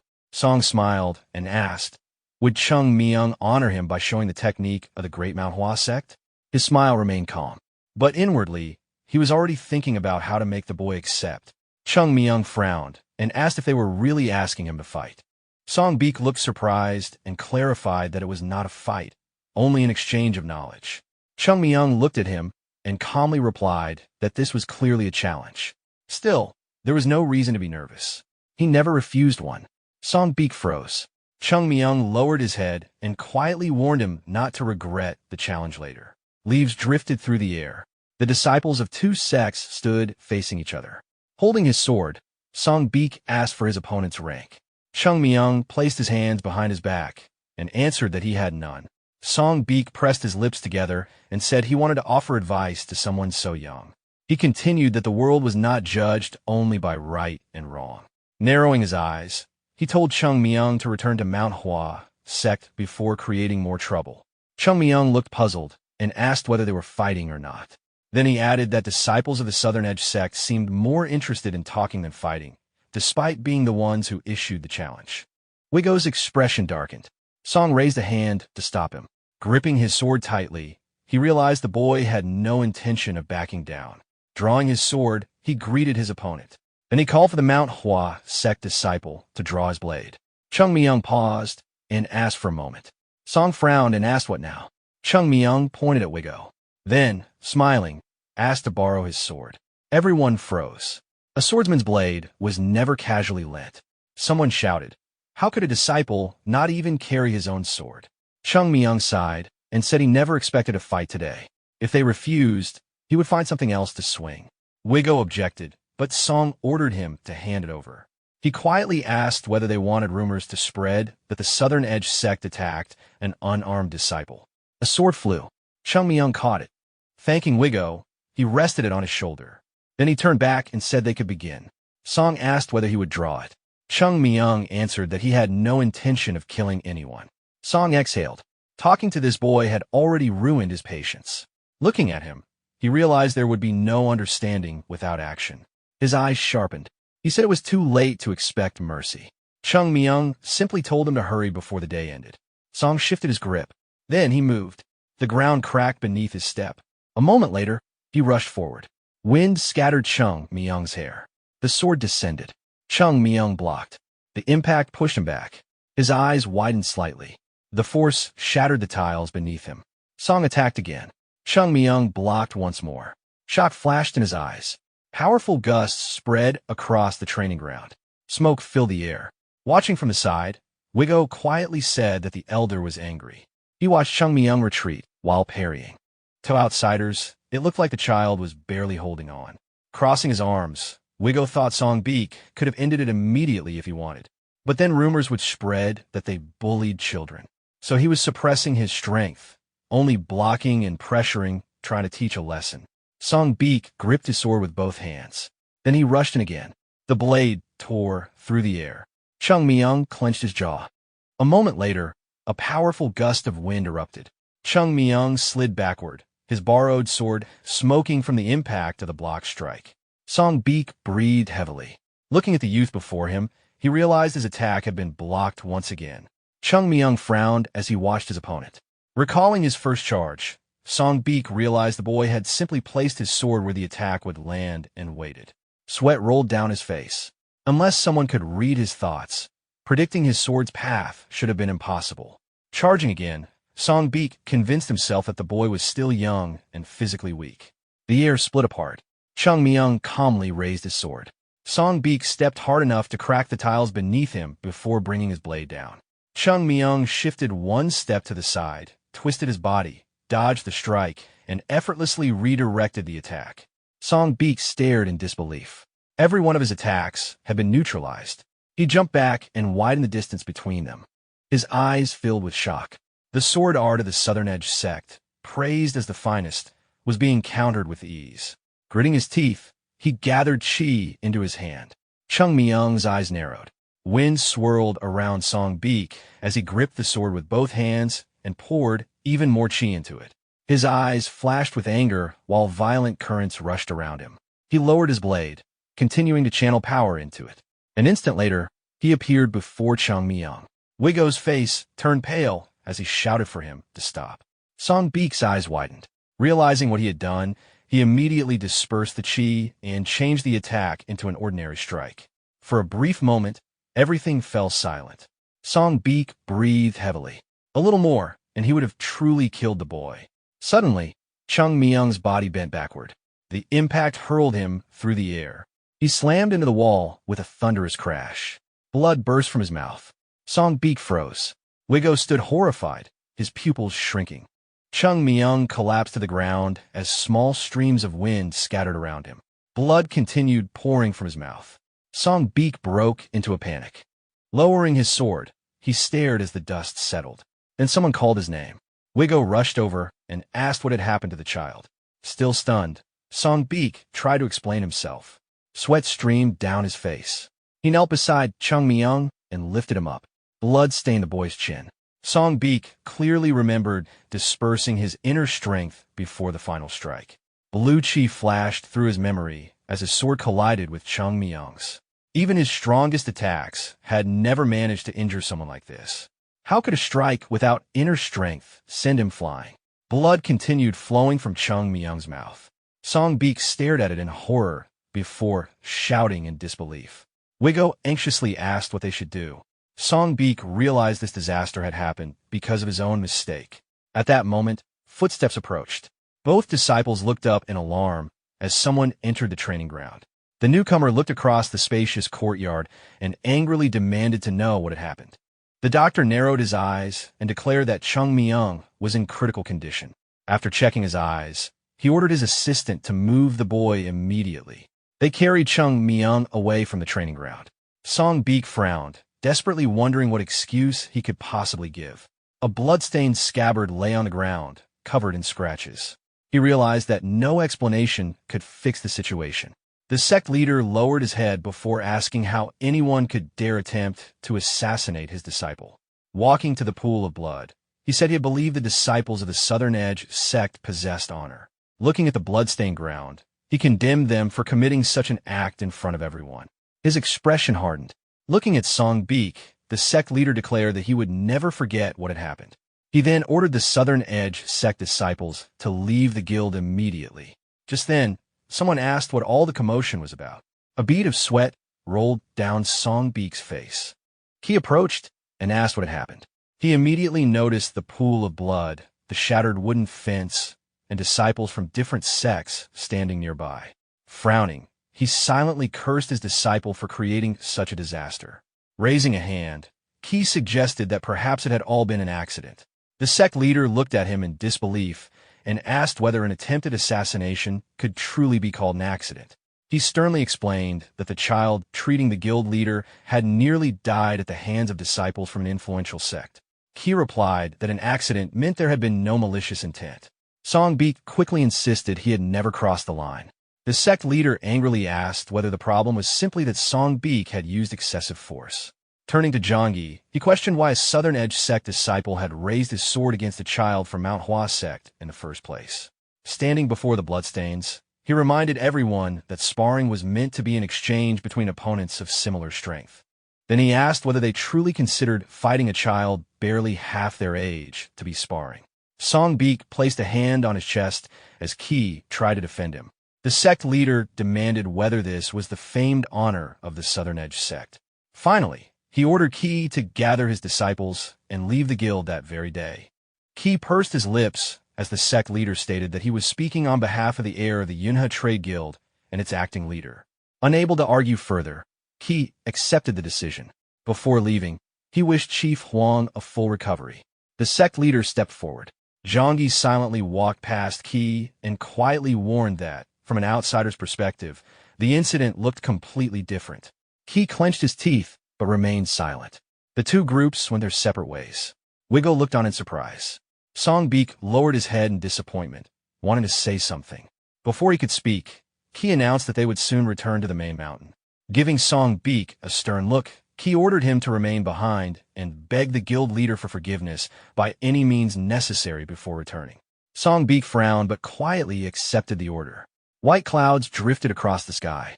Standing beside the bed, Jabok reported that Chung Myung's meridians were in complete disorder, leaving him in critical condition. A tub of bloodstained water stood nearby. The Taoist explained that the doctor was doing everything possible to restore the damaged meridians, but could not guarantee a full recovery. Chung Myung remained unconscious. Zhangyi asked whether Chung Myung's life was out of danger. The doctor believed he would survive. Looking at the unconscious boy, Zhangyi felt relieved that his life had at least been saved. He then asked when Chung Myung would wake up. The physician replied that it would take at least 2 or 3 days. Zhangyi closed his eyes with a heavy sigh, hoping the boy's condition would not worsen during that time. Chung Myung lay motionless with his eyes closed. Remembering how the boy had treated his father, Zhangyi realized Chung Myung was the only person capable of improving Chief Huang's condition. His expression darkened. He understood that Chung Myung might be his father's last hope. Song Beek lowered his head in determination. The sect leader thought about how someone had even tried to attack the boy while he was unconscious.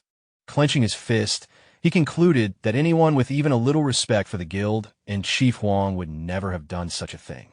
The Southern Edge sect had crossed every boundary. Jabok looked over and asked whether the child could truly cure the guild leader. Standing beside the bed, the Taoist admitted he did not want to place his hopes on uncertainty. Zhangyi replied that none of the countless physicians had even identified his father's illness.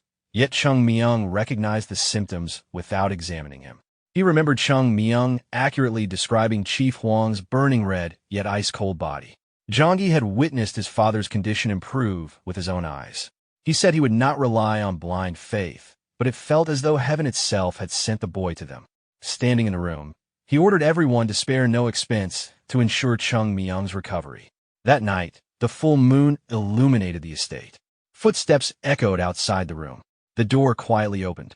A hooded figure entered and looked at the sleeping boy. Raising 2 fingers, the intruder calmly said he held no personal grudge. His fingertips ignited with energy. He told Chung Myung to consider this payment for interfering in his affairs. The assassin struck, but his fingers pierced only the pillow. His eyes widened in shock. At that moment, Chung Myung opened his eyes. A faint grin spread across his face. Grabbing the assassin's wrist, he sat upright and calmly declared that he had finally caught his enemy. The attacker's fingers burned with crimson energy. Grinding his teeth, the masked man slashed with his claws. Chung Myung flipped through the air and avoided the strike.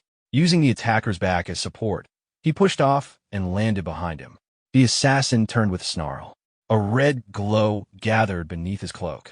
He swung again, releasing a powerful sphere of energy. Chung Myung leaped into the air and dodged. Dark energy gathered in the assassin's hand. Certain he had cornered his target, the attacker unleashed another strike, believing Chung Myung had nowhere to escape. Instead, Chung Myung kicked the attack aside. The assassin froze in shock, landing lightly. Chung Myung placed one hand on the ground. The impact destroyed the entire room. Removing his hand, he calmly said that the assassin had misunderstood. No one had caught him. Zhangyi rushed into the room. Hearing footsteps, the assassin looked around in horror. Representatives of the sects stood at the doorway. Smiling, Chung Myung announced that they had caught the intruder. The sect leader frowned and demanded to know what had happened. The light revealed Jabaka's frightened face. Chung Myung picked up a strip of cloth, tied back his long hair, and walked toward the doorway. Turning around, he explained that he knew the assassin would eventually come on his own. The sect leader said he had never doubted him.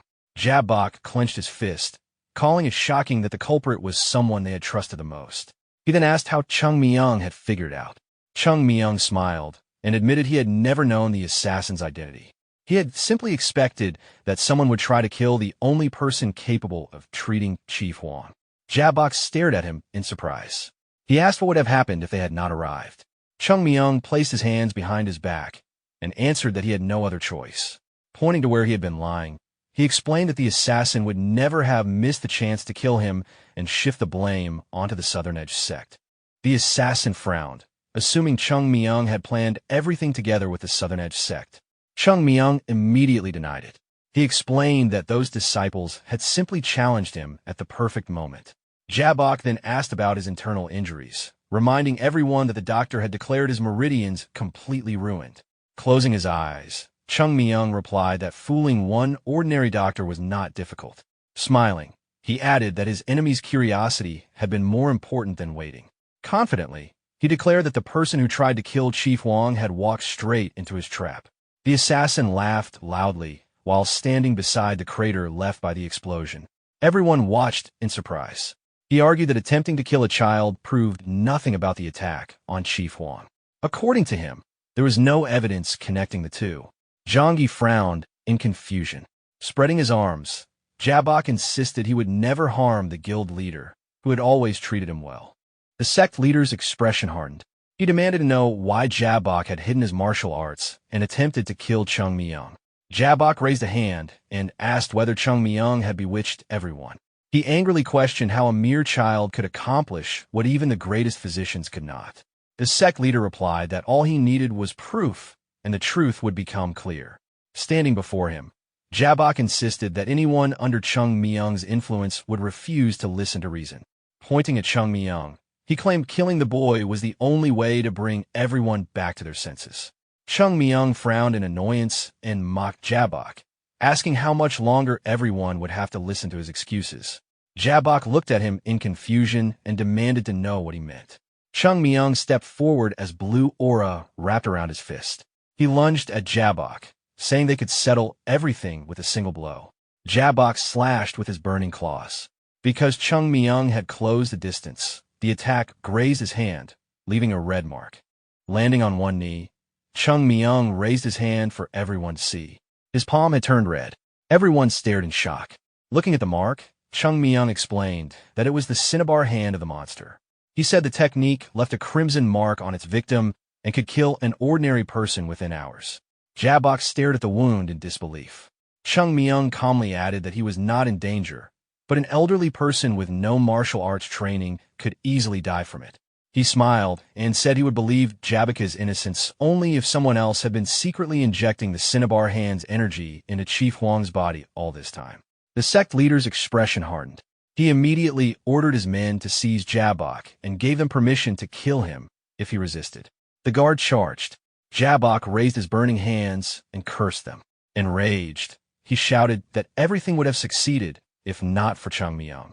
Meanwhile, Song sat on the staircase, remembering Qi's order to remain there and beg the guild master for forgiveness by any means necessary.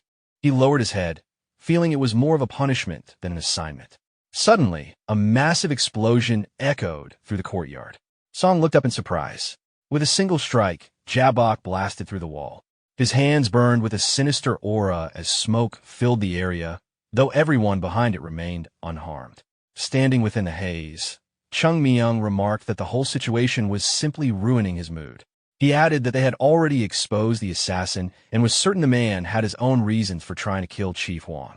As the dust settled, Chung Myung narrowed his eyes and said he wanted to end everything quickly because he wanted to sleep. Jabok glared at him, furious at his confidence. Spreading his arms, he asked whether Chung Myung truly believed he could withstand the full power of the Cinnabar hand. Chung Myung raised an eyebrow and replied that he was not talking about himself. Everyone turned around. Zhangyi also looked back. Sunbeak was approaching from the distance. Chung Myung smiled and said the hero from the Southern Edge sect had arrived at the perfect time to defeat the assassin. Sunbeak stopped before the ruined building. Confused, he asked why he would do that. Chung Myung pouted in confusion. The sect leader frowned. A moment later, Sunbeak realized what Chung Myung meant. Holding his scabbard, he understood this was the perfect chance to make up for his earlier mistake. Gripping his sword, he rushed forward and declared that the assassin would face the sword of the Southern Edge sect. He charged past Chung Myung and engaged Jabok. Leaning back slightly, Chung Myung smiled and remarked that one problem had already been solved. Zhangyi asked whether that was all. Jabok answered with another punch. Chung Myung explained that someone from a renowned clan could not lose to a person who had never truly mastered the martial art. The sect leader asked what he meant. Chung Myung showed everyone his hand. The crimson mark had already begun to fade. He explained that although Jabok had learned the Cinnabar hand, he had lied about his level of mastery. The sect leader stared at the fading mark in amazement and asked whether Chung Myung was really just an ordinary swordsman. Looking puzzled, Chung Myung pointed at himself and casually declared that he was the greatest swordsman in the world. As Sunbeak and Jabok continued fighting, Chung Myung sat on the steps, opened his mouth, and let out a long yawn. The boy narrowed his eyes and looked up at the sky while a fierce battle continued behind him. Glancing back, Chung Myung complained that they had been fighting for hours and said he could have defeated the villain himself. Jabok finally collapsed on his back. Sunbeak stood over him with his sword in hand. Covered in sweat and bruises, Sunbeak declared that the villain had been defeated. Zhangyi nodded and praised him, saying he would never forget the Southern Edge sect's help. Exhausted, Sunbeak dropped to the ground. Chung Myung folded his hands behind his back, relieved that everything was finally over. The sect leader wondered how he should react. He was amazed that Chung Myung had solved a mystery that had lasted for more than a year in only 2 days. He could not understand how the answer had been so simple or why no one had ever suspected the trusted manager. Looking at Chung Myung, the sect leader felt as though an old, wise master was hidden inside the young boy. Zhangyi then asked why Jabok had tried to kill his father. Surprised, Chung Myung admitted he had no idea. When asked if he had any guesses, he simply shook his head. Smiling, he explained that his job was to solve the problem and collect a reward, not investigate people's motives. Rubbing his fingers together, he reminded everyone that the reward had better be worthwhile. The sect leader smiled and assured him it would be. Then he pointed out that Chung Myung had forgotten something. Jabok was still lying among the rubble. Zhangyi explained that capturing the culprit was never his main concern. All he wanted was for his father to recover. The sect leader asked whether Chung Myung could truly heal him. With complete confidence, Chung Myung replied that he could. Zhangyi extended his hand and promised that if his father recovered, the Unitrade Guild would fully support the sect and devote all its strength to helping it. Chung Myung stared at him in surprise before shaking his hand. Zhangyi considered it only a small repayment. Chung Myung immediately complained that the debt should be repaid to him personally, not the sect, making Zhangyi realize his greed far exceeded what he had imagined. Later, Chung Myung sat beside Chief Huang's bed. Satisfied that he had pushed all the troublesome work onto the Southern Edge sect, he focused on the final task. Looking at the old man's body covered with crimson marks, he admitted to himself that he was not completely confident. He remembered that he was not the legendary Plum Blossom Sword Saint. One mistake could trigger a surge of demonic chi and kill the chief instantly. Even so, he decided to proceed. Closing his eyes, he silently hoped no one would blame him if something went wrong. Blue aura gathered around his hands as he poured his energy into Chief Huang's body. His consciousness entered the man's spiritual world. Before him stood a massive wall of demonic energy. Above it, the dark chi twisted into countless black snakes. The serpents hissed and rushed toward him from every direction. Seeing the overwhelming number of them, Chung Myung doubted whether his current strength would be enough. A sword appeared in his hand. The snakes charged. Surrounded on every side, Chung Myung gritted his teeth and swung his blade. With a single strike, he severed the heads of several snakes. At the same time, the crimson marks covering Chief Wang's hand slowly began to fade. Chung Myung kept his eyes closed and took a fighting stance, convinced he could finish it. A gap had already been torn through the wall of demonic chi. As the snakes charged, he cut them down with a single swing and realized the demonic chi had gathered only in the meridians where righteous energy flowed. Striking again, he concluded that without the chief's righteous nature, the accumulated demonic chi would have been 10 times stronger. The crimson mark on Chief Huang's chest disappeared. Chung Myung realized the task was simpler than he had expected. Chief Huang remained unconscious as Chung Myung understood everything now depended on how long he could endure. Another slash erupted in brilliant light, reducing the snakes to dust as pieces scattered across the ground. He urged the chief to hold on a little longer and confidently promised to finish everything at once. Suddenly, the remaining snakes merged into a single writhing mass. Their heads aligned in one direction before the entire cluster retreated. Watching them, Chung Myung realized they were trying to escape. His expression changed as he noticed all the demonic chi rushing toward Chief Wang's head. He immediately understood that every attack now had to be precise, since one mistake could cause a fatal hemorrhage. Unable to retreat because the infection would spread again, Chung Myung decided he had no choice but to act. Blue energy gathered in his glowing hand as he placed it on the chief's forehead. His body began turning red while he declared he would give the demonic chi an escape route through himself. His trembling hand glowed with purple light as bolts of energy tore through his body. A violent surge struck his chest, forcing him to one knee. His body shook violently, but he scraped the ground and refused to lose consciousness over something so minor. Frowning, he swore that his pride as the Plum Blossom Sword Saint would never allow him to faint.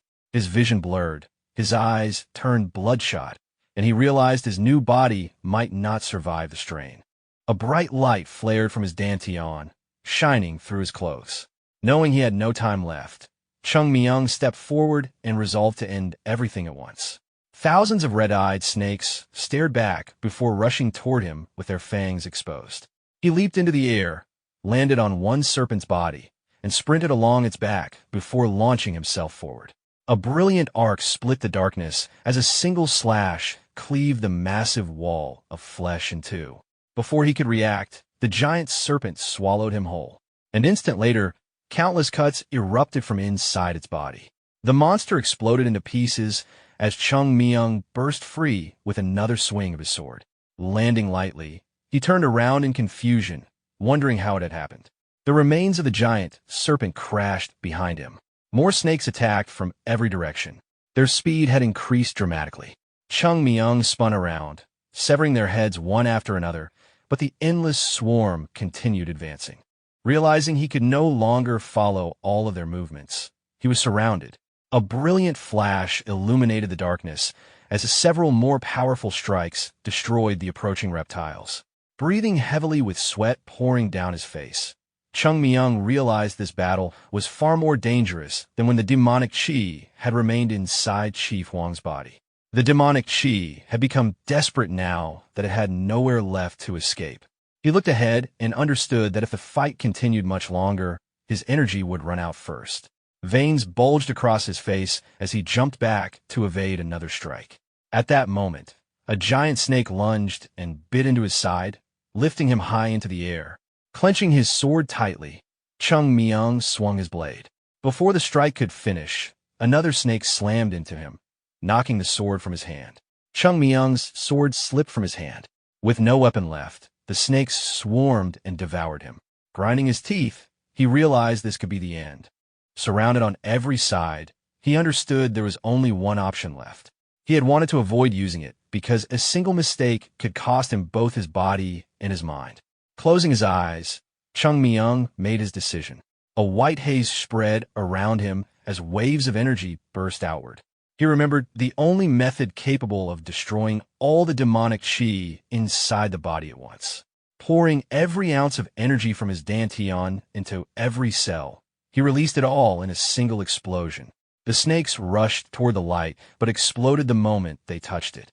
Brilliant flashes erupted from Chung Myung's body. He clenched his teeth against the unbearable pain as his body felt like it was falling apart. The skin on his hands peeled away with the crimson marks while the demonic chi evaporated from his fingers. The crimson aura finally left his body. Collapsing to the ground, Chung Myung lay there as white smoke rose from him. Sweat poured down his face. After a long moment, he gasped for air and clutched his chest before slowly forcing himself back up. Frowning, he admitted he had truly believed he was going to die. Grabbing his robe, he swore never to use that method again. Looking at Chief Huang lying on the bed, Chung Myung realized the demonic chi had been far beyond what his current level could safely endure. A moment later, Chief Huang opened his eyes. Surprised, Chung Myung looked at him. The old man turned his head and asked who he was. Smiling, Chung Myung asked if he was feeling all right. Chief Huang could barely make out the boy and wondered if he was a celestial being. Looking up at the drifting clouds, he assumed he had already died and reached the afterlife. Outside, the sun shone over the Yuna Trade Guild. After Chief Huang regained consciousness, the guild quickly restored order. Jabok confessed everything. Without Chung Myung exposing him, he would have taken control of the guild's entire fortune. Standing before Chief Huang, he admitted he was the son of a business rival and told a long, tragic story to explain his actions.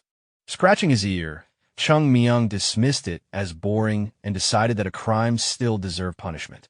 He also concluded that if the Heavenly Demon Sect had truly been involved, they would never have remained so quiet. With the crisis resolved, Chung Myung became the benefactor of the Yunha Trade Guild and was treated as an honored guest. At dinner, he happily stuffed himself with countless delicious dishes while drinking from a bottle. Behind the door, Zhangyi tried convincing his father to remain in bed. Instead, Chief Huang walked into the room, declaring that he felt stronger than he had before falling ill. Chung Myung turned toward them with a smile. He joked that they had already met when Chief Huang first woke up and guessed the old man had not recognized him because he had eaten too much. Chief Huang silently noticed that his guest seemed to have doubled in size over the past 3 days. When Chung Myung asked whether they needed something, Chief Huang stepped forward. Lowering his head, he bowed deeply before Chung Myung. He declared that Chung Myung had saved his life and that such a debt could never truly be repaid. Still eating, Chung Myung casually told him to stand up.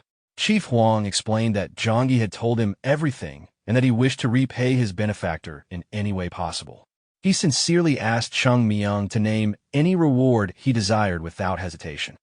Chief Huang raised his head, but Chung Myung quickly stopped him, saying a Taoist could not accept payment for saving a life.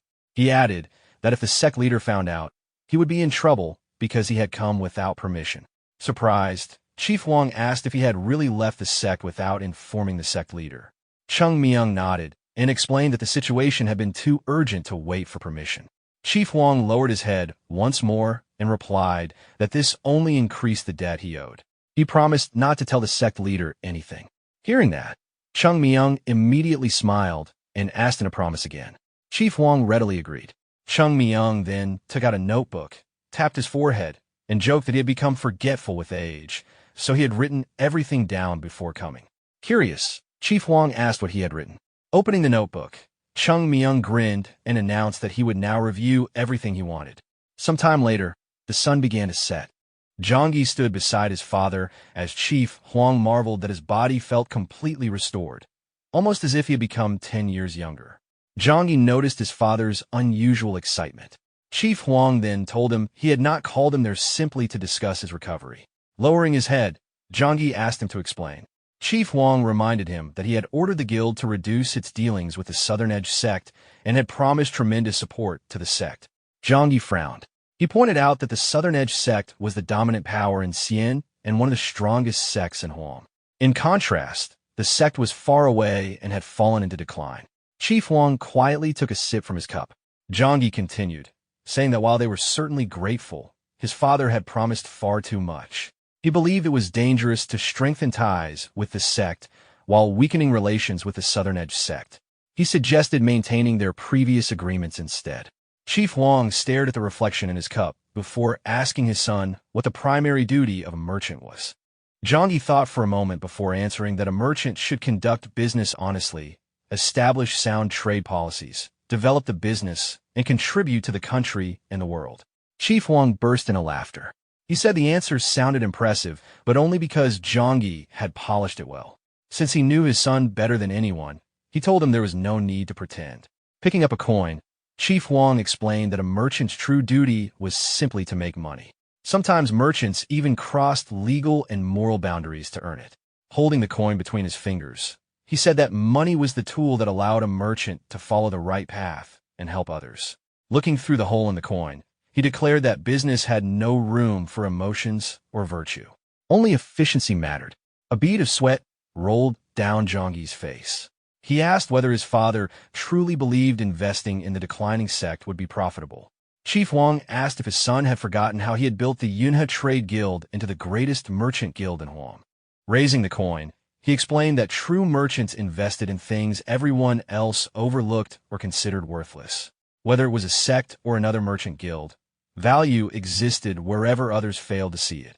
Even after hearing that, Zhang admitted he still could not see any reason to invest in the sect. Chief Huang quietly sipped his tea and asked Zhang if he had truly not seen it for himself. Zhang looked silently at his father. Closing his eyes, Chief Huang said that the current sect could not compare to the Southern Edge sect. Looking at his reflection in the tea, he continued that if his judgment was correct and the sect rose again, establishing a strong relationship with them now would bring benefits beyond anything they had ever imagined. Zhang stared at his father in disbelief. He replied that he understood even less now. If the sect failed, the Yunhe Trade Guild would suffer enormous losses as well, and there was no guarantee the sect would ever rise that high. Chief Huang dismissed the concern, saying Zhang was thinking like an ordinary man. A true merchant does not wait for the right opportunity to appear. He creates it. Placing his hand on the table, Chief Huang said he had no intention of waiting for the sect to rise on its own. He would help make it happen.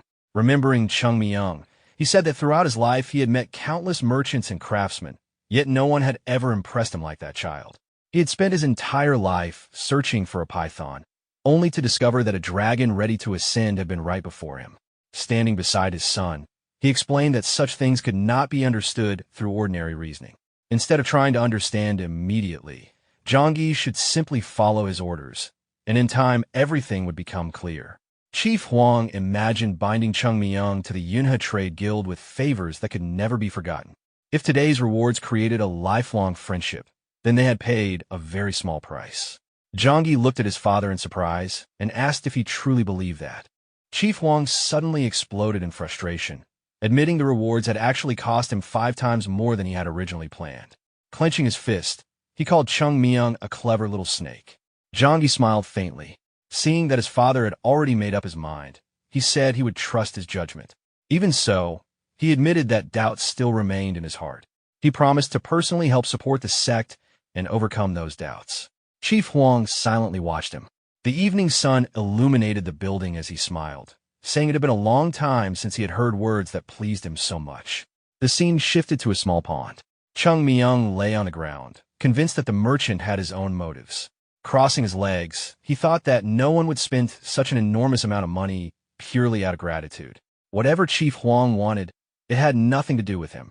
Smiling, Chung Myung thought that if necessary, he could simply refuse. Looking up at the golden sky, he reflected that an ordinary child might have felt responsible.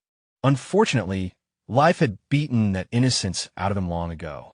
Footsteps approached. Chung Myung looked over and saw Song standing before him. The two faced each other alone in the courtyard. Chung Myung asked what he wanted. Song extended a wooden sword and said he had no ill intentions.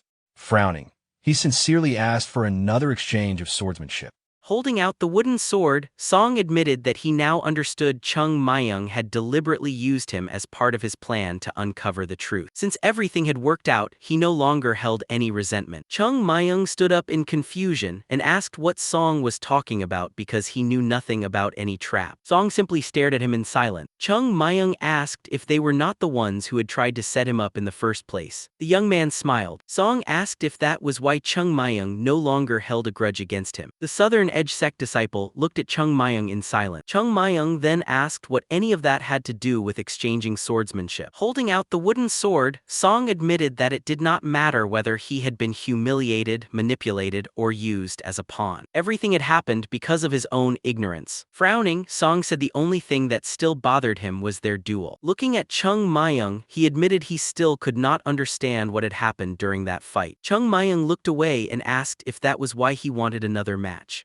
Song nodded, saying that although it was difficult to believe, he knew Chung Myung's skill was above his own. He simply wanted to understand the truth. Chung Myung looked at him and realized that Song knew he had been manipulated, yet still wanted another duel. Since he was not fighting out of pride alone, Chung Myung found the reaction rather interesting. Smiling, he asked whether Song was not afraid he would regret it. Song only smiled and agreed without hesitation. The two soon faced each other in the training arena. Song frowned in anticipation. Chung Myung rested the wooden sword on his shoulder while Song thought about the boy standing before him, someone nearly 10 years younger. As a second-generation disciple, he should have been capable of guiding a third-generation disciple. Yet his hands trembled uncontrollably. Sweat rolled down his face as an overwhelming pressure bore down on him. Faint blue aura surrounded Chung Myung. Song felt as though he were facing the sect leader himself. Unsure whether the pressure was real or simply an illusion, he resolved to confirm it with his own sword. Chung Myung noticed Song's keen instinct. Even though he showed no visible killing intent, Song could sense the danger before him. Chung Myung thought that such intuition allowed a swordsman to perceive what ordinary eyes could not and helped unlock true potential. Smiling, he concluded that Song would become an outstanding swordsman. With enough training, Song would surpass most of his peers, and Chung Myung would not be surprised if he one day became the greatest swordsman of the Southern Edge Sect. Amused, Chung Myung wondered if he should give him a few pointers. He casually gestured for Song to attack. Gripping the wooden sword tightly, Song spun it in circles, creating countless illusions. A moment later, the blade began to shine. Chung Myung frowned, wondering when the Southern Edge Sect had started using such an illusion sword technique. Song warned him to be careful before launching his attack. Claiming he had already discovered Chung Myung's weakness, he attacked with everything from the very beginning. Despite the countless illusions, Chung Myung immediately recognized the real blade. Song unleashed a relentless series of strikes with the Southern Edge Sect's new sword technique. Watching the attacks, Chung Myung's expression darkened. He immediately criticized the technique. Song leaped forward again. In the next instant, Chung Myung struck once. The wooden sword shattered. Song was knocked unconscious before he even realized what had happened. As he fell through the air, Chung Myung rushed forward and caught him by his clothes before he hit ground. Blood spilled from the Southern Edge Sect disciple's mouth. Chung Myung caught Song with one hand before he hit the ground. Frowning, he called him a fool. His eyes burned with anger as he demanded to know where Song had learned that sword style. Still gripping his clothes, Chung Myung noticed the technique felt strangely familiar. Clenching his fist, he recalled the movements and realized he knew them better than anyone. A whirlwind of plum blossom petals flashed through his mind. It was one of the forms of the 24 plum blossom sword palm technique. Standing in the arena, Chung Myung realized that the original 24 plum blossom sword palm had long been lost, even within the sect. His anger flared. He could not understand why someone like Song would be using that technique. Song breathed heavily, barely conscious. His hand trembled uncontrollably as fear filled his heart. The gap between them was simply too great. A crimson aura surrounded Chung Myung, making Song feel as though he were facing an evil spirit. His vision faded, and he finally lost consciousness. By the time he awoke, night had fallen. He slowly opened his eyes in another room. His body was wrapped in bandages, yet he felt almost completely recovered. Raising his hand in surprise, he looked at Chung Myung standing nearby. Chung Myung calmly explained that he had stabilized Song's rampaging internal energy and that his injuries would heal quickly. Still confused, Song asked what had happened. Chung Myung turned around and asked whether that had truly been the new sword style. Song hesitated before confirming that it was called the 12 snowflake style. Veins bulged across Chung Myung's forehead as rage surged through him. He realized they believed no one in the sect remained who remembered the original 24 plum blossom sword palm, allowing them to alter enter it without consequence. To him, it was nothing less than an insult to the sect. Lowering his head, he asked who was taught the style. Song answered that every second-generation disciple learned it. Chung Myung immediately asked whether the first-generation disciples and the sect leader also knew it. Song explained that he had heard the sect leaders themselves had never learned the technique. Only the first and second generations had mastered it. Hearing that, Chung Myung let out a slow breath. If one of the sect leaders had created the 12 snowflake style, it made sense that it would first be passed down through the first generation before reaching the second. Clenching his fist, he realized that the person who had created the style was still alive within the Southern Edge sect. His thoughts drifted back to the past. A village burned before his eyes. He remembered how, after the Heavenly Demon sect invaded the sect, most of it had been destroyed, while the remaining disciples were wiped out at Huashan-Sekte's hand. The disciples of the sect had fought desperately against the invading enemy. Flames raged behind the disciple. One of them shut his eyes in fear, while most of the survivors were only children. Suddenly, a man shouted that they had to help the sect and stop the Heavenly Demon sect. The young disciple looked up and saw streaks of blue aura crossing the sky. It was the warriors of the Southern Edge sect. Chung Myung lowered his gaze, knowing they had come because the sect would never stand by while the Heavenly Demon sect destroyed a neighboring sect. His thoughts shifted to the sect's stolen martial arts manual. Someone had stolen them while pretending to be righteous. Looking at the sect's crest engulfed in flames, Chung Myung began to doubt that the sect's destruction had been caused solely by the Heavenly Demon sect. He remembered the battlefield covered with corpses. 100 years earlier, the disciples of the sect had sacrificed their lives to protect the Southern Edge sect from disaster. Yet the Southern Edge sect had repaid that sacrifice like an enemy. Grinding his teeth, Chung Myung thought that even if someone had been blinded by greed and made a mistake, it was the duty of a sect to correct. Instead, they had renamed the stolen technique and presented it as their own, mocking the sect in the process. Song looked at him in confusion. Chung Myung suddenly turned to him and firmly warned him never to practice that technique again. Surprised, Song asked why. Without another word, Chung Myung smacked him on the head and shouted that if he said not to practice it, then he should simply obey. Silence followed. After calming down, Chung Myung explained that the technique would never allow him to reach the highest level. Holding his head, Song still could not understand. Looking down at him, Chung Myung admitted to himself that although he wanted to beat every disciple of the Southern Edge sect, he could not harm the one who had revealed the 12 snowflake style to him. Song looked at him in surprise as Chung Myung explained that the Southern Edge sect's swordsmanship was built upon laying a solid foundation step by step. Its essence was steady refinement. Although slow and difficult to master, it grew stronger the more it was polished. That was the true path of the Southern Edge sect's swordsmanship. Pointing at Song, Chung Myung explained that the 12 snowflake style violated those principles. Its footwork was inconsistent, its formations shifted chaotically, and it simply did not fit the Southern Edge sect's martial art. The two silently stared at each other. After a long pause, Song frowned in confusion, unable to understand what Chung Myung meant. Looking at him through his fingers, Chung Myung wondered how a disciple of the Southern Edge sect could fail to grasp the very foundations of his own swordsmanship. He could not understand why anyone would pursue such an unstable technique. Then a sudden realization struck him. Sweat formed on his forehead. Looking at his own hand, he remembered how mercilessly he had hunted the Southern Edge sect's disciples in the past. By constantly driving them into a corner, he might have been the very reason they abandoned their original path and created the 12 snowflake style. As one of the 10 great sect, the Southern Edge sect had always placed absolute confidence in the strength of its sword. Then Chung Myung appeared and defeated them again and again, shattering their confidence in their own swordsmanship. Clutching his head, he realized that if he had been in their position, he also would have tried to strengthen the sect's swordsmanship. In the end, people did not value martial arts for their traditions, but for the power they provided. Opening his eyes, he wondered whether Song had been practicing the new style without ever questioning. Song quietly looked at his own hand. Chung Myung thought there was no point blaming him. He had never been the one responsible for any of this. Taking a step away from the bed, Chung Myung said he was leaving. Song quickly reached out and asked him to stay. Without turning around, Chung Myung told him to forget everything he had said. No one could force another person to walk a certain path. Advice could only point the way. The choice had to be Song's alone. Whether he followed his sect leader's teachings or Chung Myung's words was entirely up to him. Song stared at him in surprise as Chung Myung told him to find his own answer and discover the path that would truly make him stronger. Immediately getting out of bed, Song followed him. He clasped his fist into his palm, bowed deeply, and thanked Chung Myung for his guidance. Chung Myung simply smiled, let out a quiet sigh, waved his hand, and walked out, closing the door behind him. Song remained bowed for a long moment. When he finally straightened up, he felt an indescribable sensation. Looking ahead, he quietly wondered if he had just met a celestial. Outside, Chung Myung stopped near the entrance. Frowning, he thought about marching straight to the Southern Edge sect and tearing it apart. He remembered the sect leader's face and angrily thought that those ingrates had repaid kindness with betrayal, stealing the sect's legacy instead of honoring it. Then he remembered the sect leader asking what he could accomplish through anger alone. Lowering his head, Chung Myung admitted that rage by itself would solve nothing. Clenching his fist, he resolved to grow stronger even faster. In Murim, only the words of the strong carried weight. Looking up at the sky, he swore that the Southern Edge sect had chosen the wrong enemy. For what they had done to the sect, he would make them pay without mercy. As the sun disappeared behind the mountains and night approached, the scene shifted back to the sect. Someone tapped their foot anxiously. Ghoul nervously bit his fingernails, insisting that Chung Myung was not the type to disappear without a reason. Jong clutched the note in his hand and said he was certain Chung Myung had a very important reason for being gone for 7 days. Ghoul replied that whatever the reason was, it had better be convincing enough for the mentors to believe it. He added that Mentor Angam had already been summoned by the sect leader again, which could lead to serious trouble. Meanwhile, Angam sat in the conference hall. Hyeon angrily declared that a third-generation disciple disappearing without permission for an entire week was completely unacceptable. Hyeonjang listened in silence as Hyeon insisted that the matter could not be ignored, especially now that the sect had only just begun rebuilding its foundation. Hyeonsen calmly raised his head and asked everyone to remain patient, reminding them that they still did not know whether the child had encountered some kind of danger. The teacher raised his hand and argued that even if Chung Myung had been in trouble, he should have informed the elders instead of making everyone search for him. Hyeonsen replied that Chung Myung might have simply injured himself on the mountain. Turning to the sect leader, he asked whether they should organize a search of the mountain. Hyeonjang answered that they could not rule out the possibility. Hunan then questioned why a third-generation disciple had been granted permission to travel freely to Hyeon. The sect leader calmly replied that he had a good reason. Hunan slammed his hand on the table, insisting that anyone could come up with a reason. Standing up, he argued that the rules should come before personal judgment. Frowning, he declared that granting special privileges to a third-generation disciple would shake the foundation of the sect. Such exceptions should never be made, especially for someone so young. Hyeonjang quietly closed his eyes. After a long silence, he opened them and said it was enough. The teacher froze in surprise. He slowly sat back down and apologized, admitting he had gone too far. Taking a deep breath, Hyeonjang wondered whether he had misjudged this child. Remembering Chung Myung, he thought that the boy he knew would never have caused trouble without a reason. Angam then suggested gathering a search party to search both the sect grounds and Hyeon for Chung Myung. At that moment, everyone turned toward the entrance as someone shouted that Chung Myung had returned. The sect leader immediately rushed outside. His eyes widened when he saw Chung Myung standing there. The elders hurried toward him, relieved to see he had returned safely. Unum remained where he was as the sect leader rushed past him, determined to check on the boy himself. Before he could reach him, Hunan raised a hand and asked him to wait. The sect leader stopped and asked what was wrong. Hunan respectfully said he understood how much Hyeonjang cared about Chung Myung. The sect leader looked at him in confusion. Hunan asked him not to spoil the child with excessive concern. Reward and punishment according to merit were the foundation of managing a sect, and proper discipline was what allowed disciples to grow. Hyeonjang silently smiled as Hunan continued. If a child made a mistake and was never punished, he would never understand his own faults. The more a sect leader cared for a disciple, the stricter he should be. Hyeonjang let out a quiet sigh. Seeing this, Hunan relaxed slightly. The sect leader replied that he already understood. He asked Hunan not to worry because no one wished for Chung Myung's growth more than he did. If the boy had returned unharmed, he intended to confine himself in seclusion for half a month instead. Hyeonjang's eyes widened. Before anyone could respond, Unum interrupted, saying that would not be appropriate. Angam stepped forward and declared that Chung Myung had disobeyed orders by leaving the sect and remaining absent without permission. It was a serious offense. He insisted that Chung Myung should be confined to the Repentance Hall for at least 6 months. The sect leader argued that Chung Myung was only a third-generation disciple. Angam calmly replied that if he had been a second-generation disciple, the punishment would have been even harsher. The elder frowned and urged the sect leader to punish Chung Myung according to the severity of his offense. Otherwise, Angam declared that he would discipline the boy himself. A bead of sweat rolled down the sect leader's cheek as he asked the other elders whether they agreed. All three nodded without hesitation. The sect leader slowly closed his eyes before looking ahead in silence. Unum quietly watched him, then lowered his head. He wondered what could have driven Chung Myung to disobey orders. Just then the sect gates opened. Chung Myung walked inside and immediately froze. The sect leader and the elders were waiting for him. He respectfully bowed and greeted them. The sect leader silently observed him before calling his name. Smiling calmly, Chung Myung raised his head. Standing before him, the sect leader asked why he had left the main mountain without permission. Chung Myung answered that the situation had been urgent. Hyung immediately exploded in anger, shouting that Chung Myung had better provide a proper explanation or face a severe beating. The sect leader remained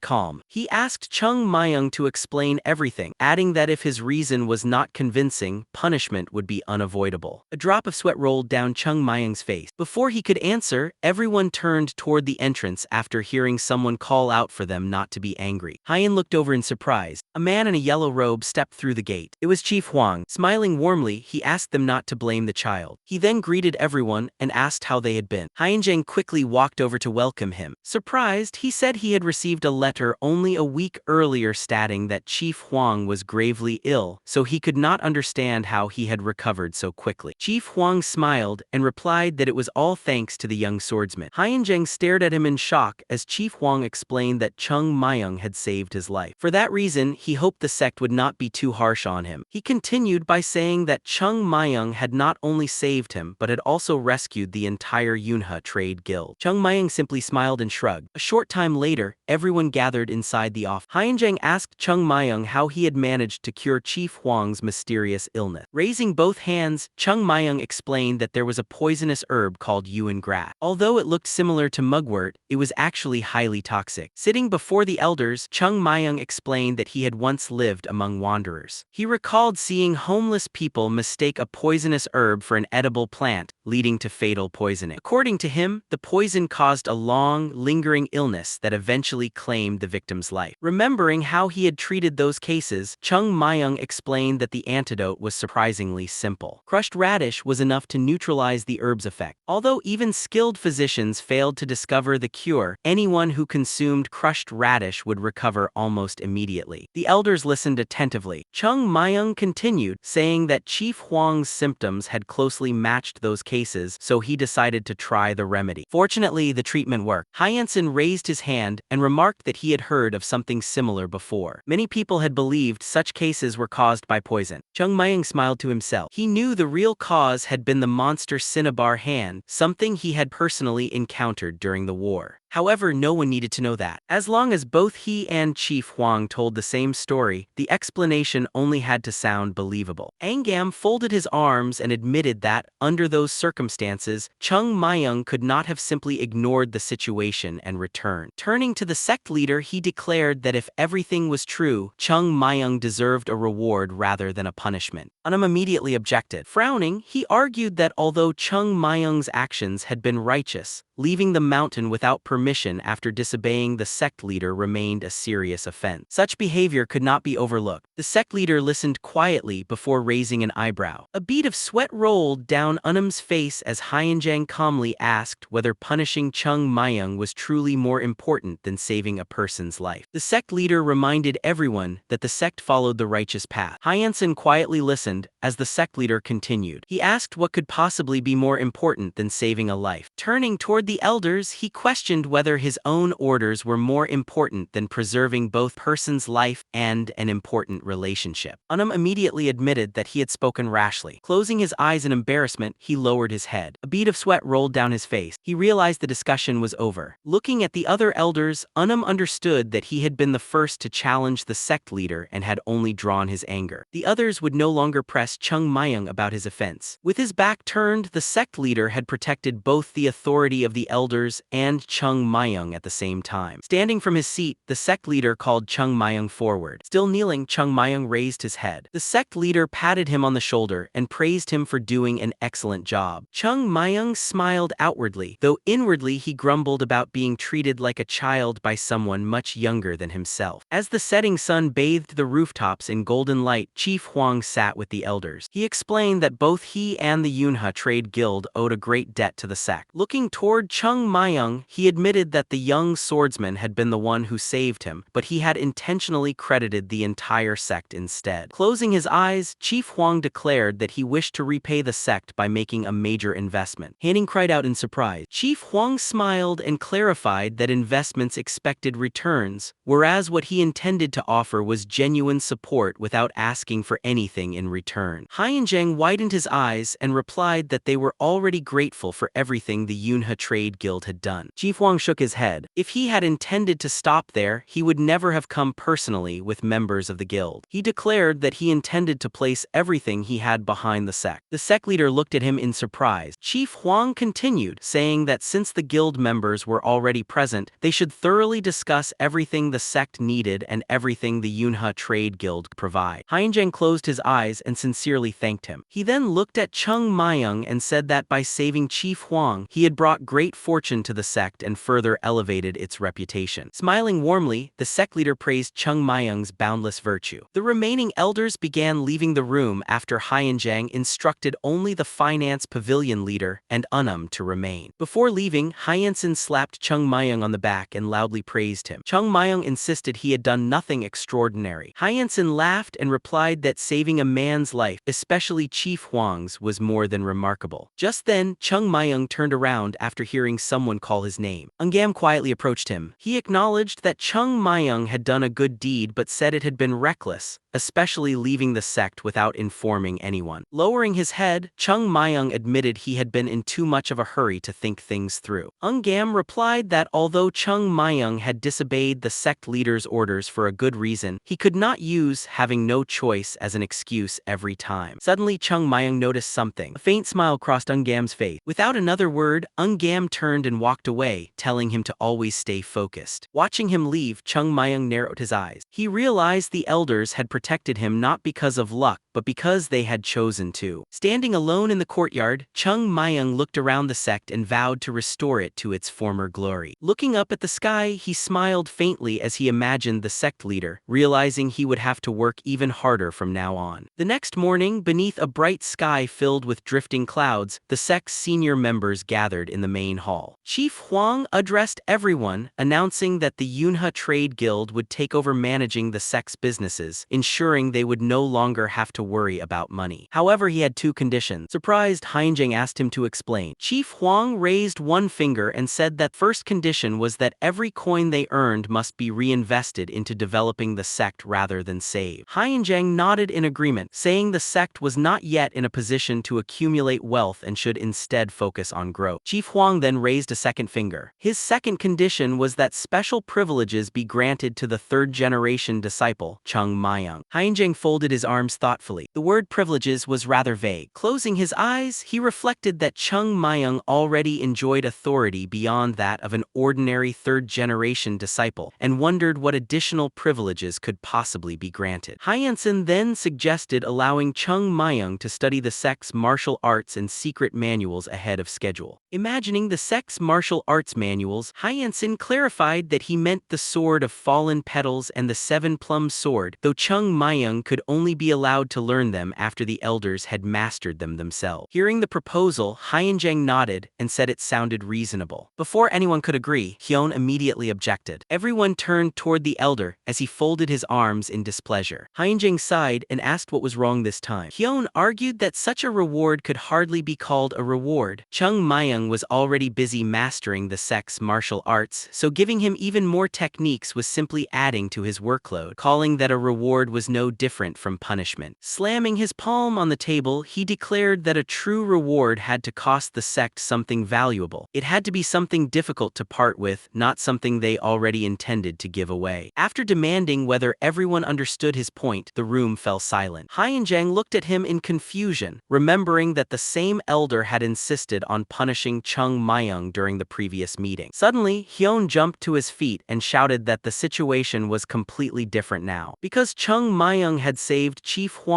the sect had received financial support beyond anything they could have imagined. Not only had they secured enormous backing, but Chief Hwang had even volunteered to manage the sect's businesses free of charge. Watching him, Hyeonjang finally understood. As the head of the finance pavilion, Hyun carried the burden of the sect's survival. For years, the finance pavilion had been nothing short of a living hell. Every day, Hyun sat buried under endless reports while his disciples constantly asked where more money could be found, how expenses could be reduced, and how they were supposed to pay the growing mountain of overdue debts. Dark circles hung beneath his eyes as he stared at the ceiling, long resigned to the fact that the sect had been completely broke. The sect's main gate was covered with cracks, reminding Hyeonjang how difficult it had been to manage the finances of a sect on the verge of collapse. He knew the sect had survived until now only because of Hyun, the head of the finance pavilion. For years, Hyun had endured endless hardship with a single dream, that one day the sect would finally have enough money left after paying its monthly expenses. Now that dream had become reality, all because of Chung Myung. Watching Hyun wave his arms and shout, Hyeonjang recalled Chung Myung casually shrugging as though it were nothing. Returning to the present, he listened as Hyun insisted Chung Myung deserved a proper reward. He argued that rewarding him would inspire him to accomplish even greater feats. Slamming his palm onto the table, Hyun declared that Chung Myung was the sect's god of wealth. If properly rewarded, he would keep bringing prosperity back to the sect. He shouted that no one understood how much wealth Chung Myung had earned this time. Unlike everyone else who couldn't even earn a few coins, this remarkable disciple had transformed the sect's future. Before he could continue, Hyeonsen wrapped his arms around Hyun and carried the still shouting elder out of the hall. A moment later, the door slammed shut. The room fell silent. Hyeonjang sighed, hoping everyone understood what Hyun had endured over the years. The other elders nodded, agreeing that although Hyun had overreacted, he was right. Eungam added that Chung Myung should be rewarded properly. Doing so would also show the other disciples that the sect rewarded merit fairly. When Hyeonjang asked what reward would be most appropriate,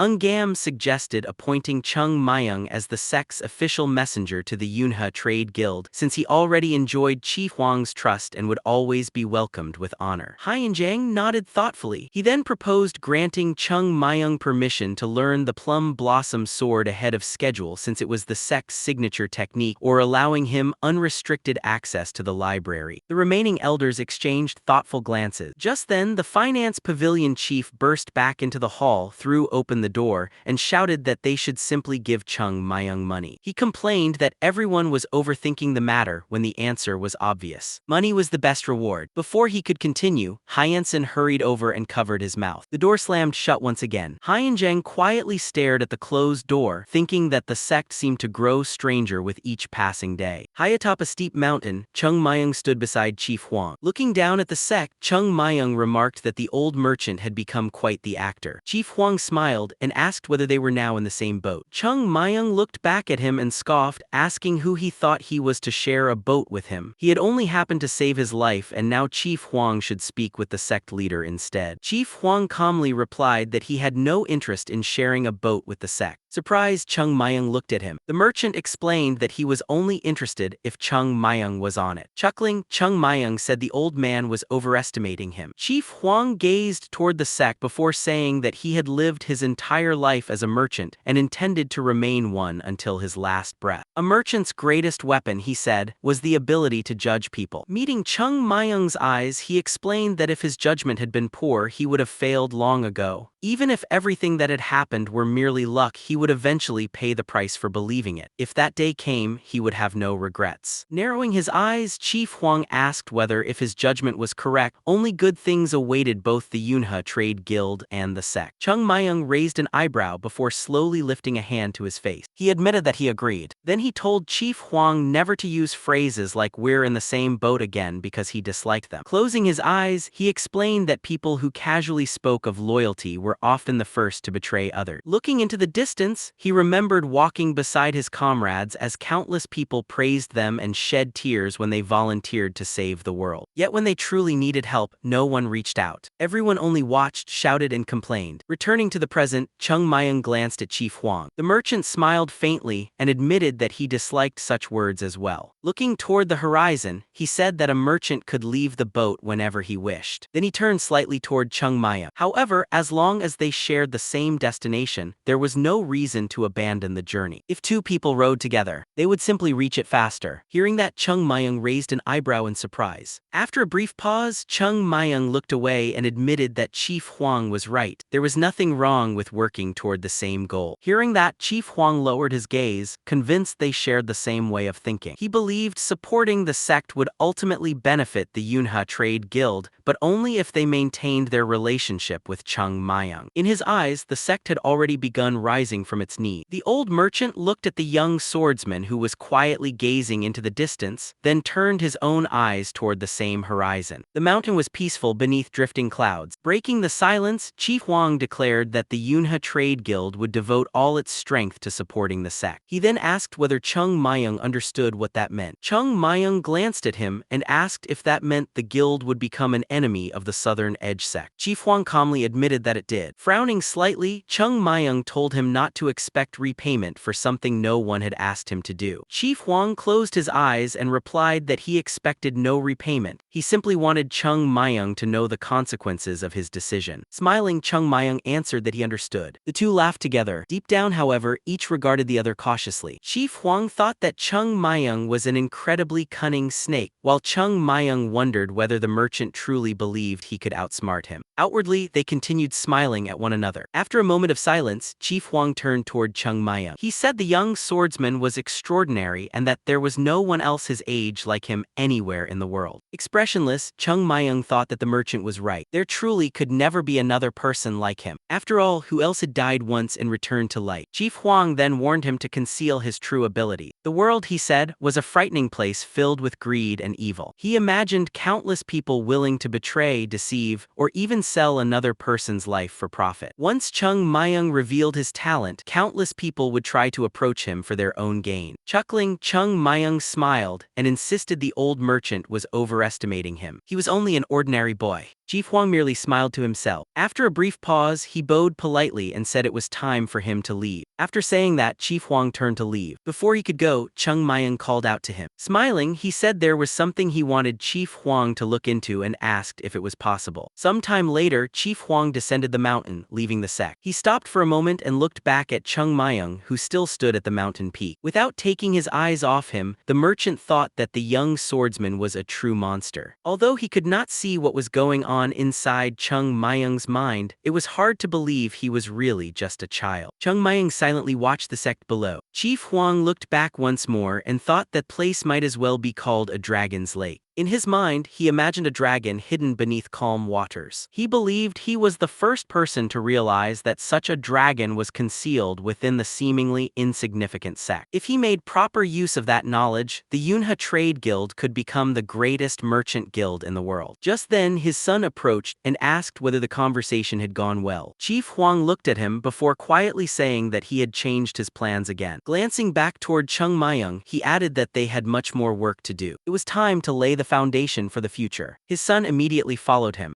Chief Huang entered his palanquin, and soon he and his attendants departed from the sect. Watching them leave, Chung Myung thought that the old merchant was far sharper than he appeared. Dealing with him was completely different from dealing with Hyenjang and the other elders of the sect. Keeping his eyes on the departing palanquin, he reflected that the world of merchants was filled with endless schemes and rivalry. Anyone who had survived in that world for a lifetime could never be as straightforward as a Taoist. Even so, he let out a quiet breath. The greatest obstacle to reviving the sect, poverty, had finally been removed. There was no longer any reason to waste time dwelling on the Southern Edge sect. If they had forgotten the foundations of their own swordsmanship while coveting that of others, then the sect would surpass them by preserving its own. With that thought, Chung Myung looked up at the sky and quietly closed his eyes. After a brief pause, Chung Myung opened his eyes and decided it was finally time to focus on martial arts. The streets were soon bustling with activity. The influence of the Yunha Trade Guild was astonishing.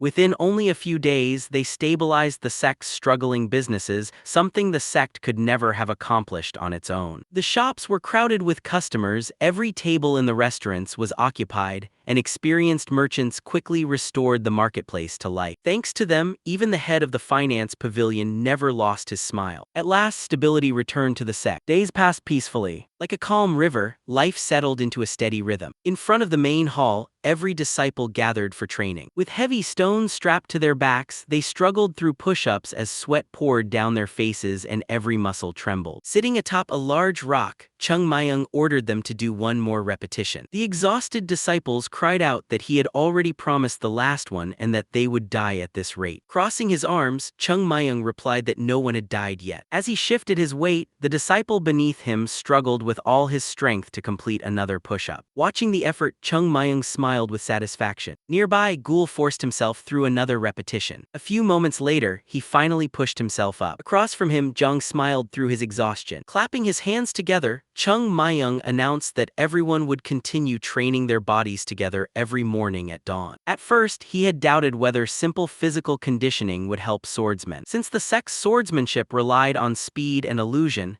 he had feared that building raw strength might only hinder their techniques. Instead, the results had exceeded his expectations. As their bodies grew stronger, their sword strikes became faster, sharper, and more powerful. The disciples gripped their wooden swords with renewed confidence while Zhang unleashed increasingly powerful attacks. Even while carrying heavy stones, the disciples ran through the forest, their steady improvement visible with each passing day. Before, everyone counted the minutes until dawn training ended. Now, some of them voluntarily stayed behind to train even longer. The disciples, carrying buckets filled with weights, raced up the stairs before challenging each other to sprint to the summit and back before breakfast, all competing for first place. By the time the sun rose, they had changed completely. Their bodies had become lean and muscular. They flexed their biceps proudly, laughing that it was all thanks to their training and even asking for heavier boulders. Watching them, Zhang wondered whether this was still a sect or a band of outlaws. He told everyone to clean up, eat breakfast, and then return for morning training. The disciples quickly agreed and hurried off. Zhang then asked Gul if Chung Myung had shown up that morning. Gul replied that Chung Myung had rarely attended training lately and had not appeared today either. Zhang said he had expected that. Ever since everyone started training voluntarily, Chung Myung had stopped joining them. Even so, he never overslept. Instead, he always woke up before everyone else. Zhang recalled checking Chung Myung's room early one morning only to find his bed empty, wondering where he kept disappearing to. Gul guessed he was probably at the Yunha Trade Guild, since he had been visiting it frequently after things settled down at the sect. Carrying a sack of stones over his shoulder, Gul remarked that Chung Myung was probably the busiest person in the entire sect. As lights shone from the nearby buildings, Gul asked Zhang if he could tell how much stronger they had become. Zhang admitted it was difficult to judge. Strength was relative, and since everyone had improved together, there was no clear standard for comparison. Still, ever since Chung Myung arrived, they had become at least twice as strong. Gul frowned and asked if it was really only twice. Zhang smiled and said that twice wasn't an exact measure. What he did know was that he could now defeat 3 versions of his former self. Gul listened carefully without taking his eyes off Zhang. Then Zhang quietly said that it still wasn't enough. Surprised, Gul looked at him. Zhang frowned, knowing the upcoming gathering was approaching. Tightening his grip on the bag over his shoulder, he said they needed to become much stronger. He looked at Gul for a moment before smiling. Zhang said he finally understood. As soon as Chung Myung returned, they would ask him for even harsher training. Dark clouds drifted across the sky. Chung Myung slowly opened his eyes, sat up, and let out a long yawn. A short while later, he walked alone through the forest with his sword on his back. Even if it was all for the sake of growing stronger, he wondered why he had to avoid everyone every morning. As he climbed higher, he reflected that this training wasn't even part of his responsibility. All he was doing was reducing the imbalance between his body and spirit through endless sword sword practice, using the simplest possible method. Moonlight illuminated his path as strong winds bent the treetops. He continued thinking about the state where swordsman and sword become one. Although his sword was already perfectly synchronized with the body he had possessed in his previous life, his current body still couldn't fully match it. Leaping onto a cliff, Chung Myung realized that while his movements looked complete from the outside, they were still imperfect compared to the past, and forcing them had already caused side effects. If he wanted to regain his former strength, he had to train relentlessly until he truly became one with the sword. Landing on the mountaintop, he thought the biggest problem was that he couldn't train at full power in front of the others. If he did, he would turn the entire sect upside down. That was why every morning before sunrise, he climbed Fallen Leaf Peak, trained alone, and returned before anyone noticed. Just then he stopped. Someone else was already there. In the distance, a lone figure was practicing with a sword. Surprised, Chung Myung wondered who could possibly be training at such an early hour. The swordsman had long hair, and each swing left a brilliant trail through the air. The blade moved so quickly it seemed to shine beneath the moonlight. After completing another strike, the figure finally stopped. Watching from afar, Chung Myung realized it was a young woman. Standing quietly beneath the moon with her sword drawn, she moved with a style that was both gentle and powerful, graceful yet unwavering. Her sword dance flowed as softly as falling plum blossom. Chung Myung's eyes widened. Within her movements, he recognized the ancient swordsmanship of the sect. It was a technique he had believed no one else in the world still remembered.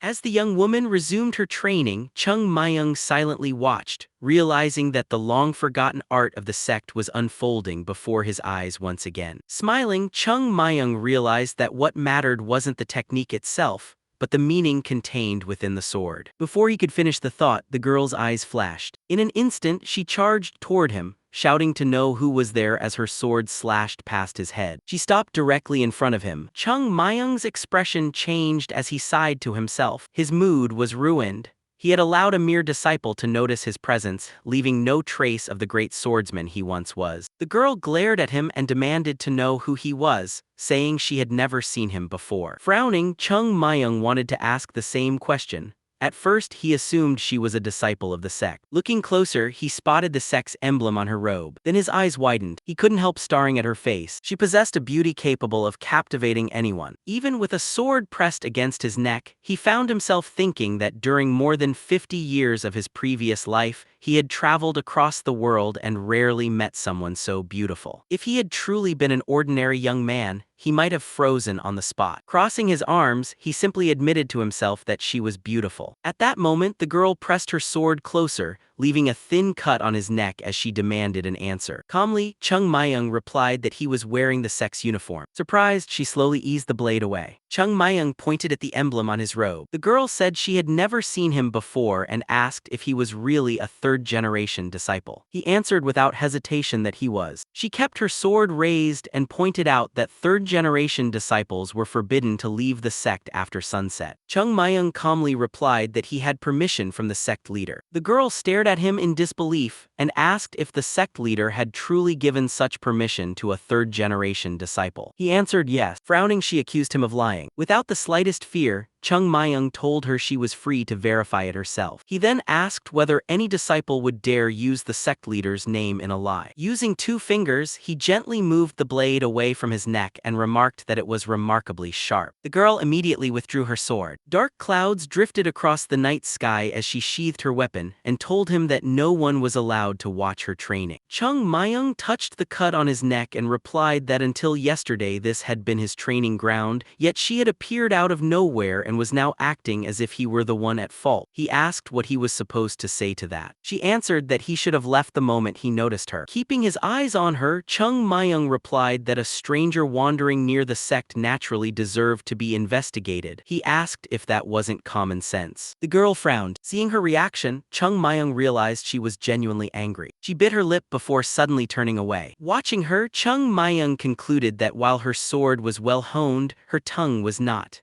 With a face like hers, she probably had little experience arguing with anyone. After a moment of silence, she turned back and asked for his name. Chung Myung answered. Hearing it, she asked in surprise whether he had already received a courtesy name. He shook his head and replied that his name was simply Chung Myung. She then asked if his real name was Chung, nodding that it was now the third generation's turn to inherit the Chung generation name. He confirmed it, adding that his courtesy name would naturally follow later. She nodded thoughtfully before quietly remarking that it made sense. Watching her reaction, Chung Myung couldn't help thinking she was a little slow. After a brief silence, she looked at him and introduced herself as Beek Isal. She explained that she was a second-generation disciple, making her his martial aunt. Chung Myung raised an eyebrow. He recalled the generation order Yoon, Myung, Hyun, and Beek, and realized he hadn't met anyone from the Beek generation since returning to the sect. Given the sect's decline over the years, it wasn't surprising that an entire generation had rarely appeared. Beek Isal then asked if that was all he had to say after the introduction. Chung Myung felt slightly annoyed,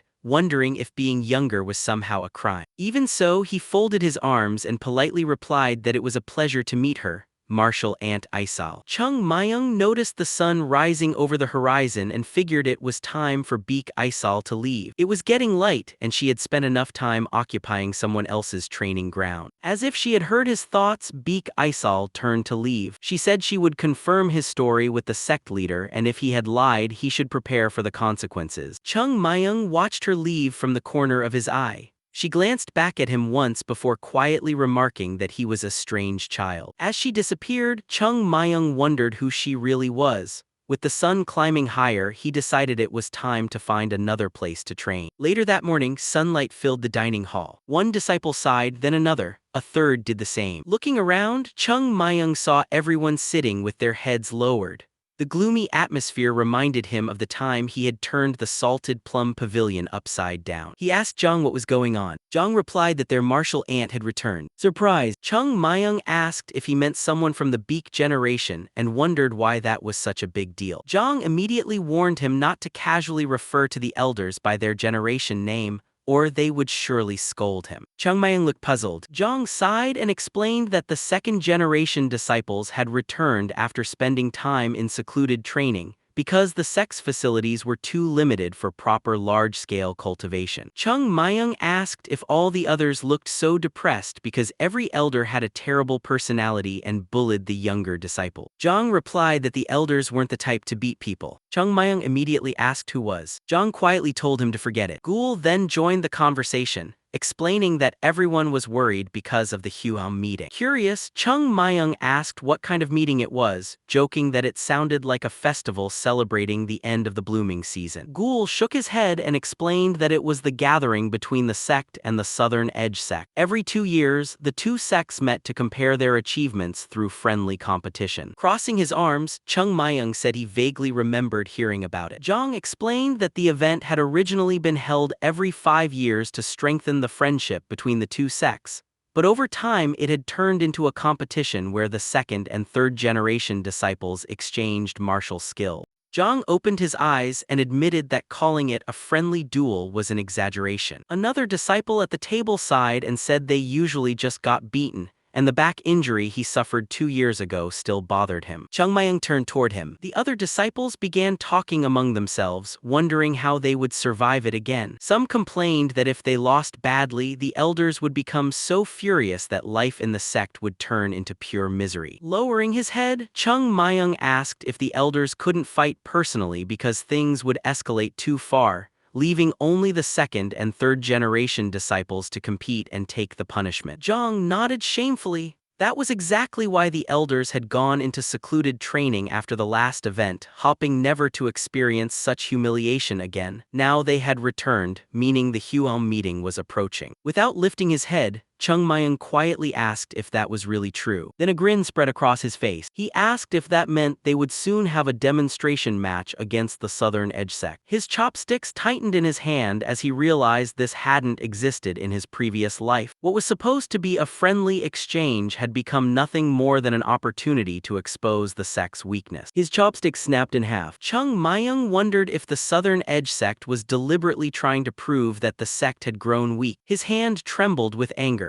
No matter how much the sect had declined, he couldn't tolerate watching its disciples be humiliated. He looked up and asked whether the seniors who had returned from secluded training could finally win. Zhang shook his head. The very fact that they needed secluded training just to prepare for the match showed the gap between the two sides. Even after all that training, there was no guarantee of victory. After hearing that, Chung Myung stood up. Clenching his fist, he declared that if the seniors couldn't guarantee victory, then they would have to win as well. He turned to the others and asked whether they were willing to do whatever it took to win, even if it meant enduring poison or breaking their arms and legs. The disciples turned toward him one after another. With burning determination, Chung Myung declared that they would defeat the Southern Edge Sect, restore the sect's honor, and that he would personally lead them to victory. High above them, birds drifted peacefully across the clear sky. The sun shone brightly over the buildings of the sect as an announcement echoed through the main hall that the second-generation disciples were returning. Some had already arrived in Huam, while the rest were on their way. Inside the main hall, Unum frowned and asked why the Huam meeting, which was still 6 months away, had suddenly been moved up. The sect leader set down his cup and explained that the Southern Edge Sect had requested an earlier meeting. Unum asked whether it truly couldn't be postponed. Closing his eyes, the sect leader quietly replied that it would be difficult. Unum also fell silent. After a moment, he pointed out that the sect had finally regained some stability. Their major problems had been resolved, and for the first time in a long while they no longer had to worry about food. Compared to just a few months earlier, that alone was a tremendous improvement. The sect leader nodded in agreement. Even so, Unum admitted they still couldn't be called a true martial arts school. Although they had recovered new martial arts manuals and everyone was training diligently, it was still too early to expect meaningful results. Even with their progress, they were nowhere near ready to compete with the Southern Edge Sect. His expression filled with concern as he worried that another crushing defeat would destroy the hope the sect had only recently regained. He feared disciples like Chung Myung, Jang, Gul, and the others would begin believing they could never succeed. The sect leader lowered his head before asking whether Unum really thought he hadn't considered that possibility. Looking at him, he asked whether the disciples would truly gain confidence if they avoided the meeting instead. Wouldn't they simply conclude that even their own sect leader had no faith in them? Unum paused, realizing he hadn't thought of it that way. Before he could respond, the sect leader continued. He knew the odds were against them because the Southern Edge Sect had advanced far beyond the sect. Even so, there was nothing shameful about losing. If they fought with everything they had and still lost, then they would simply train harder and come back stronger. With a calm but firm expression, he added that avoiding a battle simply to escape defeat was something he could never accept. Seeking temporary peace through fear would only leave deeper scars than any loss on the battlefield. After hearing the sect leader's reasoning, Unum lowered his head and admitted that he had been thinking too narrowly. The sect leader replied that the disciples had already endured enough hardships, so they should prepare a proper feast and bring out the wine to welcome the returning second-generation disciple. As evening approached, Unum assured him everything would be ready before leaving. Once the hall was empty, the sect leader walked to the window and opened the shutters.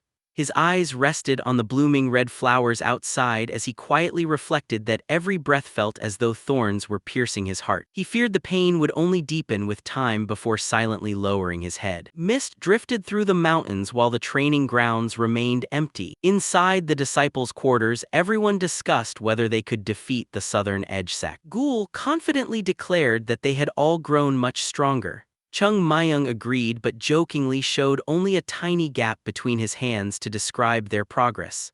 After the room fell silent, he laughed and widened the gap by only a few more millimeters. Gul protested in frustration, arguing that they had nearly trained themselves to death yet had improved so little despite how much stronger their bodies felt. Chung Myung explained that a few months of training could never erase such a massive gap. Even if an acorn grew several times larger, it still could not compare to a fully grown oak. His expression turned serious as he evaluated everyone. The third-generation disciples were improving at an astonishing pace, faster than any previous generation, but they were still nowhere near the level of the sect's former disciples, let alone the Southern Edge Sect. Jang and Gul lowered their heads in disappointment. After judging everyone's abilities, Chung Myung concluded that if the Southern Edge Sect's strength had remained the same, none of the third-generation disciples could reliably defeat them. Gul might stand a chance against the right opponent, and Jang could also win with favorable circumstances, but beyond those two, the gap was simply too great. Gul finally asked how they were supposed to win. Chung Myung answered that there was only one solution: they had to become much stronger. Zhang reminded everyone that the Huo meeting was only about 2 weeks away. If months of training had not been enough to catch the Southern Edge sect, it seemed impossible to close the gap in such a short time. Smiling, Chung Myung explained that this was exactly why he had gathered them. He then asked whether they were prepared to risk everything for the sake of victory.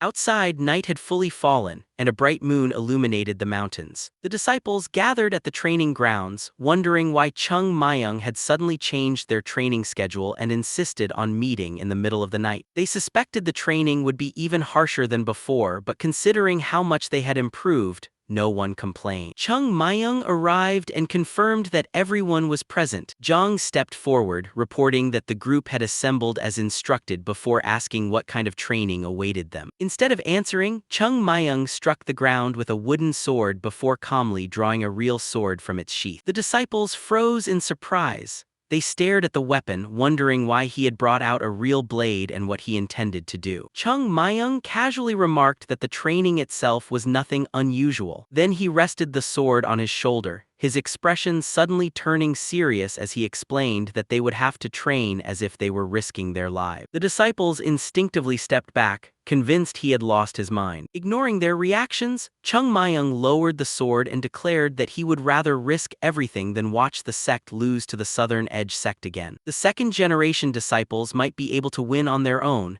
but the third generation also had to claim victory, and he intended to make that happen. Ghoul nervously stepped forward and admitted that he was willing to endure any training if it meant becoming stronger. Even so, he couldn't understand what Chung Myung meant by risking their lives. Chung Myung called him forward. Ghoul looked helplessly at Zhang and the other disciples, but they all quietly avoided his gaze. Feeling completely abandoned, he reluctantly stepped toward Chung Myung. Stopping a few steps away, Ghoul confirmed that he truly wanted to become stronger. Chung Myung replied that, strange as it sounded, all of them had already become considerably stronger. None of their previous training had been wasted. Confused, Ghoul reminded him that he had also said they still couldn't match the Southern Edge sect. Spreading his arms, Chung Myung admitted that both statements were true. The disciples had grown stronger, yet they still weren't strong enough. He compared them to Sunbeak, judging that Ghoul could only compete on equal footing with the right opponent, while Zhang would still need favorable circumstances to win. As for the rest of the third-generation disciples, victory would remain impossible unless fortune was entirely on their side, and even then, defeating the Southern Edge sect would be unlikely. Looking across the group, Chung Myung explained that their problem was not simply a lack of strength. Even after improving their bodies, they continued training with the same mindset and methods. Ghoul looked puzzled and asked what was wrong with the way they trained. Instead of answering directly, Chung Myung asked why they had chosen to learn the sword. While Ghoul searched for an answer, Chung Myung reflected on the sect's original philosophy. To the sect, the sword had never been the ultimate goal but merely a tool for cultivation and for walking the path of Tao. However, he knew such an explanation would mean little to them. After a moment, Ghoul answered that he trained to defeat his enemies. Chung Myung laughed, remarking that such thinking was more fitting for practitioners of the demonic path than followers of Tao. Even so, he admitted it wasn't entirely wrong because it reflected the most straightforward answer. He then explained that defeating an opponent was ultimately about achieving victory. Raising his sword, Chung Myung asked what was required to win through swordsmanship. After a brief hesitation, Ghoul concluded that the answer was becoming stronger. Satisfied, Chung Myung confirmed that this was correct and explained that victory belonged to the one whose strength surpassed their opponents. Chung Myung suddenly turned the blade and explained that becoming stronger did not mean exactly what they thought it did. Ghoul looked confused, unable to understand the difference. Without another explanation, Chung Myung tossed him a wooden sword and told him they would settle it through a spar. Ghoul caught the sword in surprise. Chung Myung instructed him to use every technique at his disposal, while he would do nothing but defend. Holding the wooden sword with both hands, Ghoul hesitated. He knew defeating Chung Myung was impossible, but if his opponent only intended to parry, then perhaps he had a chance. He tightened his grip, adjusted his footing, and settled into a proper stance. Before they began, Ghoul asked if Chung Myung truly intended to fight with a real sword. Chung Myung confirmed it without hesitation. Cold sweat rolled down Ghoul's face.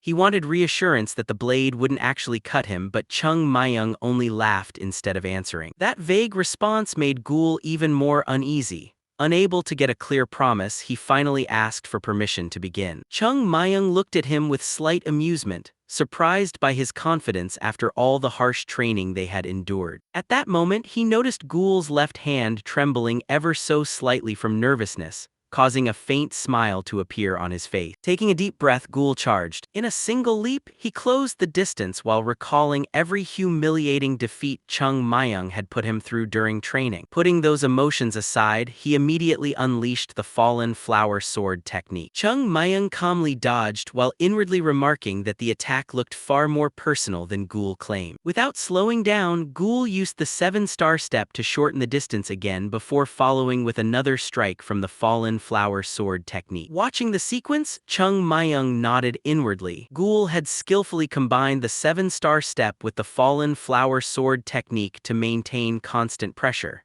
It was an intelligent combination that revealed genuine talent. Judging purely by natural ability, Ghoul was every bit as gifted as Sunbeak, giving him every reason to be confident. Even so, there was still one decisive difference between talent and victory. Chung Myung effortlessly avoided every strike as Ghoul continued his relentless assault. The other disciples watched in silence. One of them quietly remarked to Jang that, despite attacking alone, Ghoul seemed to be performing better than expected. Jang agreed that Ghoul had improved considerably, but pointed out that he still hadn't managed to touch even a single hair on Chung Myung's head. Chung Myung evaded every attack with simple, precise movements. He wasn't relying on an extraordinary footwork technique. Instead, he merely stepped back at the perfect moment and shifted his body just enough to avoid each slap. Watching closely, Jang felt as though Chung Myung wasn't escaping the sword but dancing around it. It almost seemed as if he already knew where every strike would land. Although Chung Myung had returned to the sect several months earlier, this was the first time Jang had truly watched him fight. Even without launching a single counterattack, the gap between them was painfully obvious. The disciples stared at the duel without blinking. Jang wondered just how far Chung Myung could read an opponent's movements. Ghoul then unleashed a powerful horizontal slash, but by the time it arrived, Chung Myung had already moved far beyond its reach. Breathing heavily, Ghoul realized every attack had missed by the smallest margin. He recalled how Chung Myung had avoided one strike by leaning left, another by leaning right,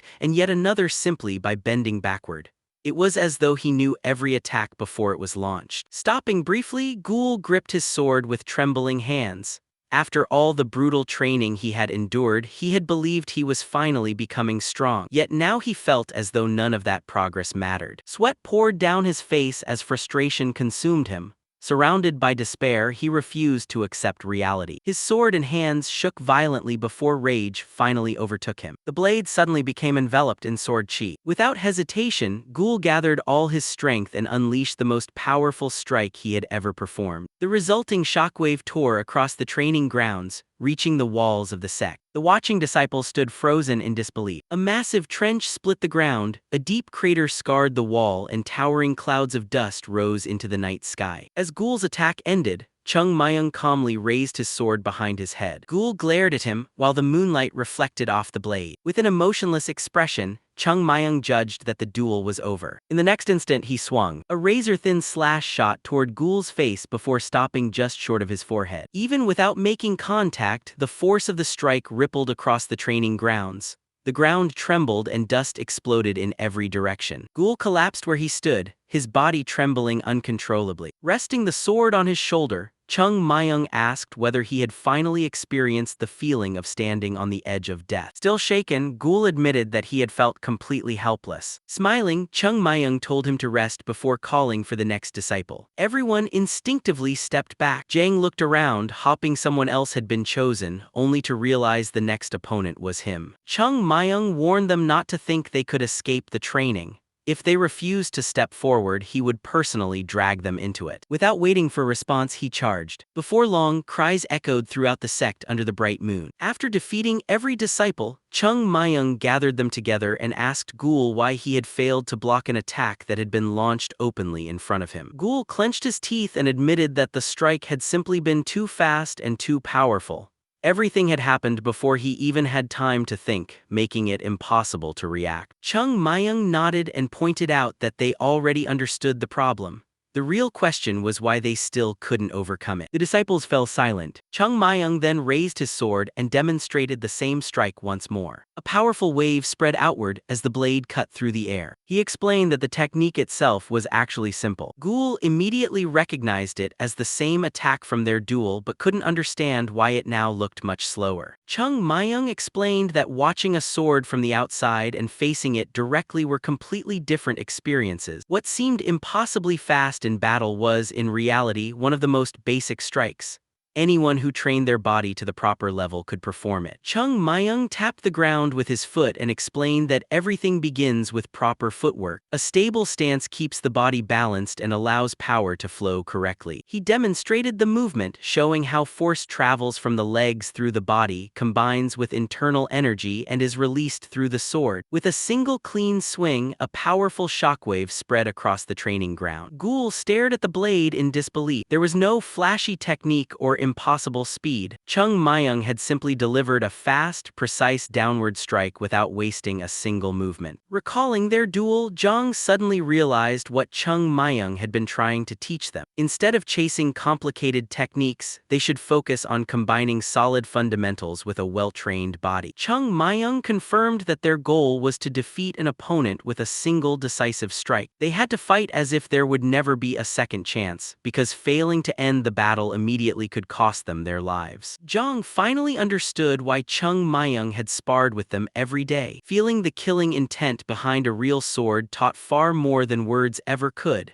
If they had only listened to explanations, they would never have grasped the lesson as clearly. Still, Zhang wondered whether, as disciples of the sect, they shouldn't rely on the sect's own swordsmanship. Chung Myung remained silent for a moment before asking about the first form of the Sword of Six Harmonies. Zhang hesitantly answered that it was a simple downward slap. Chung Myung nodded and reminded everyone that the Sword of Six Harmonies was one of the sect's core techniques. Its principles formed the very foundation of the sect's swordsmanship, with every technique beginning and ending from those fundamental. He planted his sword into the ground and explained that they had not even mastered the Sword of Six Harmonies yet, so there was no point in chasing advanced techniques like the Fallen Petals Sword or the Seven-Star Step. Gripping the hilt firmly, he compared swordsmanship to a building, explaining that without a solid foundation, everything would collapse. Every sword art of the sect was built upon the principles of the Sword of Six Harmonies, so mastering those fundamentals had to come before anything else. The students silently accepted his word. Ghoul stood up and admitted that he finally understood why Chung Myung kept emphasizing the Sword of Six Harmonies. However, he also confessed that only Chung Myung could display such overwhelming power with it. What they truly wanted was enough strength to avoid another humiliating defeat against the Southern Edge sect. Hearing this, Chung Myung looked at him in surprise. Ghoul asked whether following his training would at least spare them from that humiliation. Without hesitation, Chung Myung grabbed Ghoul by the front of his clothes. As Ghoul panicked in confusion, Chung Myung rebuked him for already assuming they would lose, declaring that anyone who accepted defeat before the battle did not deserve to call themselves a swordsman. Chung Myung's eyes blazed with anger as he rebuked the students for already accepting defeat. He declared that the disciples of the sect would never lose to the Southern Edge sect and reminded them that he had promised to lead them to victory. Still holding Ghoul by his clothes, he made it clear that there was no such thing as an honorable defeat. On the battlefield, victory was everything, and if winning required fighting with every trick and every ounce of determination, then that was exactly what they would do. He threw Ghoul to the ground and dismissed any talk of cowardice, reminding everyone that those who had survived real battlefields had no right to be concerned with appearances.